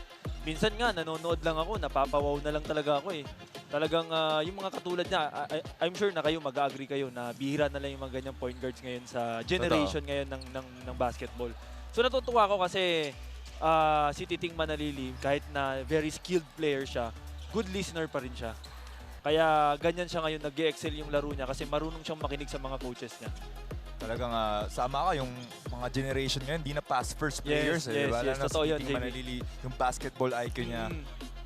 Siguro, tingin mo ba nung time mo, si Titing Manalili yung isa sa kulang, yung talagang legit point guard? Oo, feeling, yun ang isa sa mga, nung time ko yung isa sa mga kailangan ko nung time na yun na talagang magkaroon ng isang legit point guard kasi yun nga, sa generation ko na rin, parang nagiging lahat combo guard na So, si Titing Manalili yung talagang bumuhay doon sa guard rotation, sa point guard rotation na talagang pass first and guys, rookie lang tong bata. Rookie, no? Pero grabe yung expectation. Pero kung makita mo paano maglaro, Tama talagang rookie veteran na. So talagang very blessed kami na nakuha namin si Titing Manalili. At saka yung kapanahon mo, 2005. Grabe ka naman sa 2005. Naglaro pala tayo. Sorry. 2013. Pero isa lang advice ko sa'yo, Ray. Ano? Sabihin mo kay Titing, huwag magpi-braids. Naalala mo nung nag-braids ka? Oo. Ang pangit nung nilaro.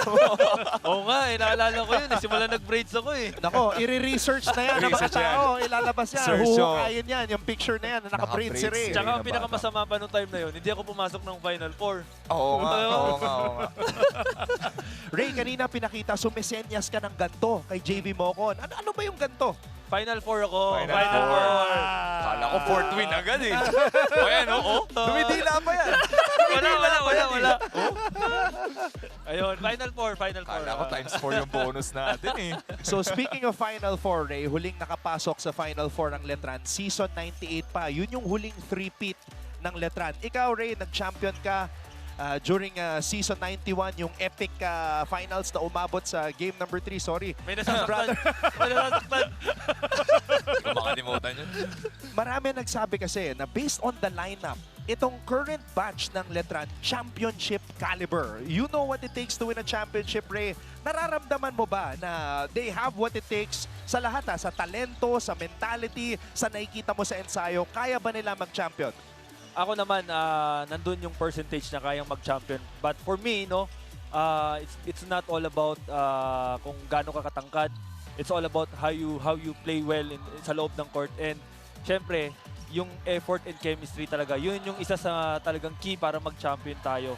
Lalo na yung season 91 ko, na hindi naman talaga kami ganun katangkaran. Wala kaming parang special player na talagang kayang bumuhat natin. But because of our effort, and yung determination namin na manalo every game, yun yung isang key na nagpanalo sa amin. And I hope na, yun nga, sinasabi ko sa mga bata ngayon na nandun yung height, nandun yung skills natin, pero hindi yan magmamatter pag nasa loob na tayo ng court. Kasi 5 lang naman kayo maglalaro dyan Hindi naman kayo 15 na maglalaro dyan. So, isa sa mga key or susi para manalo tayo, kailangan yung effort nyo and yung determination nyo na kailangan ipakita nyo yung Ariba spirit nyo dyan na kailangan every game talagang nandun yung gigil nyo na manalo every game.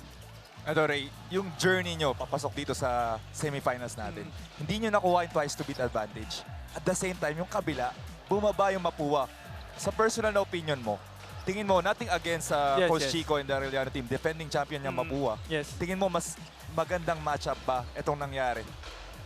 Para sa akin, blessing in disguise yung nangyari na naka-match up namin yung Arellano kasi if I'm not mistaken, parang nung elimination round, parang hindi sila nanalo sa amin. So, yun yung naging advantage namin. And isa pa, naging motivation na rin yun na Arellano. Kasi yun nga, when it comes to experience na rin, alam na rin nila kung paano kalabanin yung Arellano, kung sino yung mga matchup hunt, sino yung mga weakness and strength ng mga ng Arellano. So may idea na sila. Kaya ngayon, ito, twice to beat yung Arellano. Medyo nandun yung pressure pero hindi totally na-pressured yung mga player. Kasi nga, yun nga, yung motivation and yung tiwala nila na meron silang malaking chance na makuha itong panalong ito. At Ray, tama ka. Hindi pa nananalo ang Arellano sa Letran this season na 3-0 nyo etong Arellano. Yes. So 3-0 is the theme dito sa serye na to. For Final Four. Eto Ray, ang tanong, bago ka bumate, bago mo imbitahin lahat na suportahan kayo sa darating na Martes, will Ray ng Batak be on the bench sa semifinals against Perpetual? Ang tanong daw, how much eh? Biro lang. Oo naman, asahan nyo ang aking presensya sa darating na semifinals against Perpetual. And ako naman, full support ako lagi sa alma mater ko. Pag kaya naman ng oras, syempre nandun ako kasi iba pa rin andun eh. Pag JV, pag nandun yung active coach mo like ako. Kasi nung time ko, naglalaro pa ako dyan. Pag nakikita ko may mga active player like yung mga sila Kuya Kirby Raimundo, yung mga... Nakaka-relate sila sa'yo. Yes. Namomotivate sila. Extra motivation na rin yung presence ko sa loob ng court. Yes. Sa bench pala. So, yun nga, asahan nyo ang aking presence sa darating na semifinals. And parang politiko iboto nyo ako sa susunod na eleksyon. Eto, isa pa pala, kasi syempre maraming fans to sa social media, si Ray ng Batak. Ano ang Christmas wish ng isang Ray ng Batak for 2025? Christmas wish. Ang Christmas wish ni Stingray, ni Ray ng Batak, simple lang, maging successful yung bawat isang player ng Letran. And syempre, sa aking personal na wish na rin, maging successful pa and tumagal pa ako sa career ko. Yan lang. And syempre, hindi ko, wag na yun. Wag na yun. Ang bagong love life ko ngayon, basketball na. So, isasama ko na sa wish list ko na sana magkaroon pa ako ng magandang health para mas magampanan ko pa yung role ko as a PBA player and magkapagbigay hatid pa tayo ng motivation sa mga aspiring kids. Galing magsalita nito. Boboto ko talaga balik na nga ako dito. Namimiss ko na dito eh. Hindi, consistent si Rhea. Kasi nung nakuha niya yung Finals MVP trophy, sabi niya, ito na yung bago kong love life. Diba? Yun na. Low-key lang yan. Kunyari lang yan. James, may tanong ka pa ba? Okay na. Huwag mo na akong tanongin sa mga Huwag mo na akong tanongin sa mga personal kong buhay. Tingnan mo, si Coach Allen din namin interview pa. Ikaw nandito, inubos mo oras. Sabi ko nga, tinawag ako eh. Baka nagkamali kayo, di ako si Coach Allen ha. Hindi, ikaw.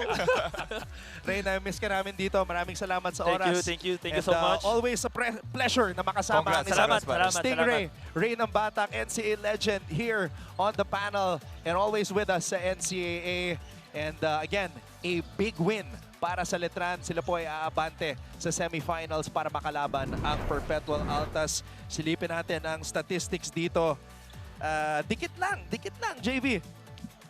Very close games. Itong second quarter talaga natin nung pumasok din sila Jun Roque, Montesillo, that really spelled para mapanalo nitong Letran Knights. Kita natin assist, turnovers, bench points, starter points. Talagang dikit lang. Is just yung run na yun talagang kinip ng lead ng Letran until the end of the fourth quarter.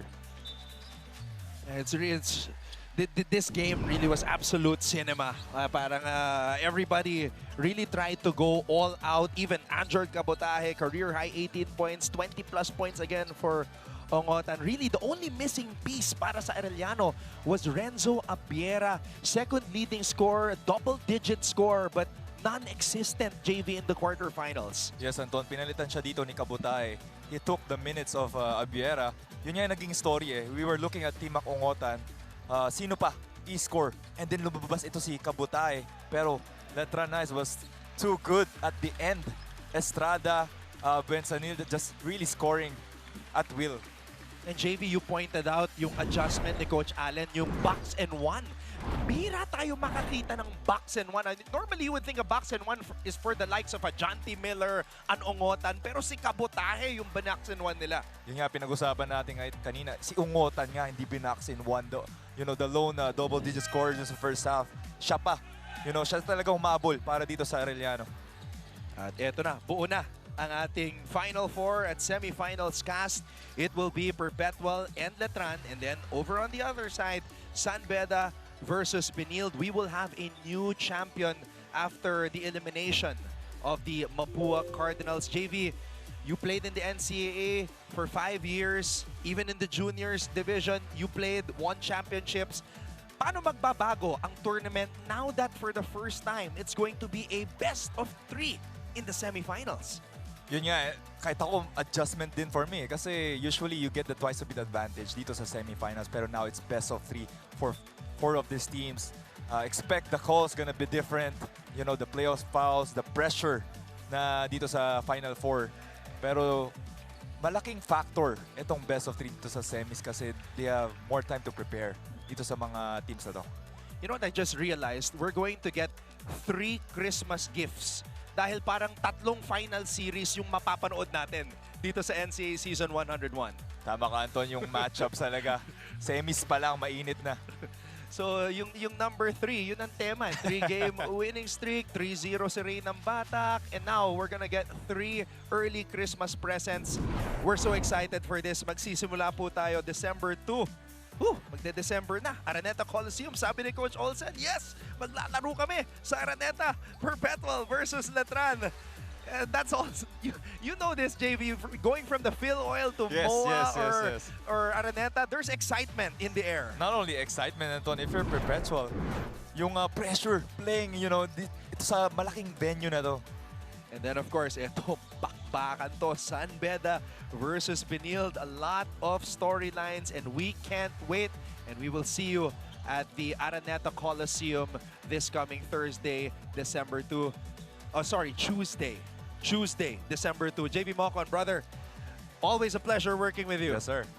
And always a great time here in the NCAA. Mark Denver Omega flexing and leading his Letran Knights. He's the team captain all the way to the semifinals as they eliminate the Arellano University Chiefs. Thank you to our director, Raul De Ocampo. Thank you to our courtside reporter, Aaron D. And all of us from GMA Synergy, my partner here on the panel, JV Mocon. Ako po si Anton Rojas, nagsasabing magkita-kita tayo sa darating na Martes, December 2 for the Final Four or the semifinals here in Season 101 of the NCAA Building Greatness. You got your feet on the ground. Ito na ang biggest game ng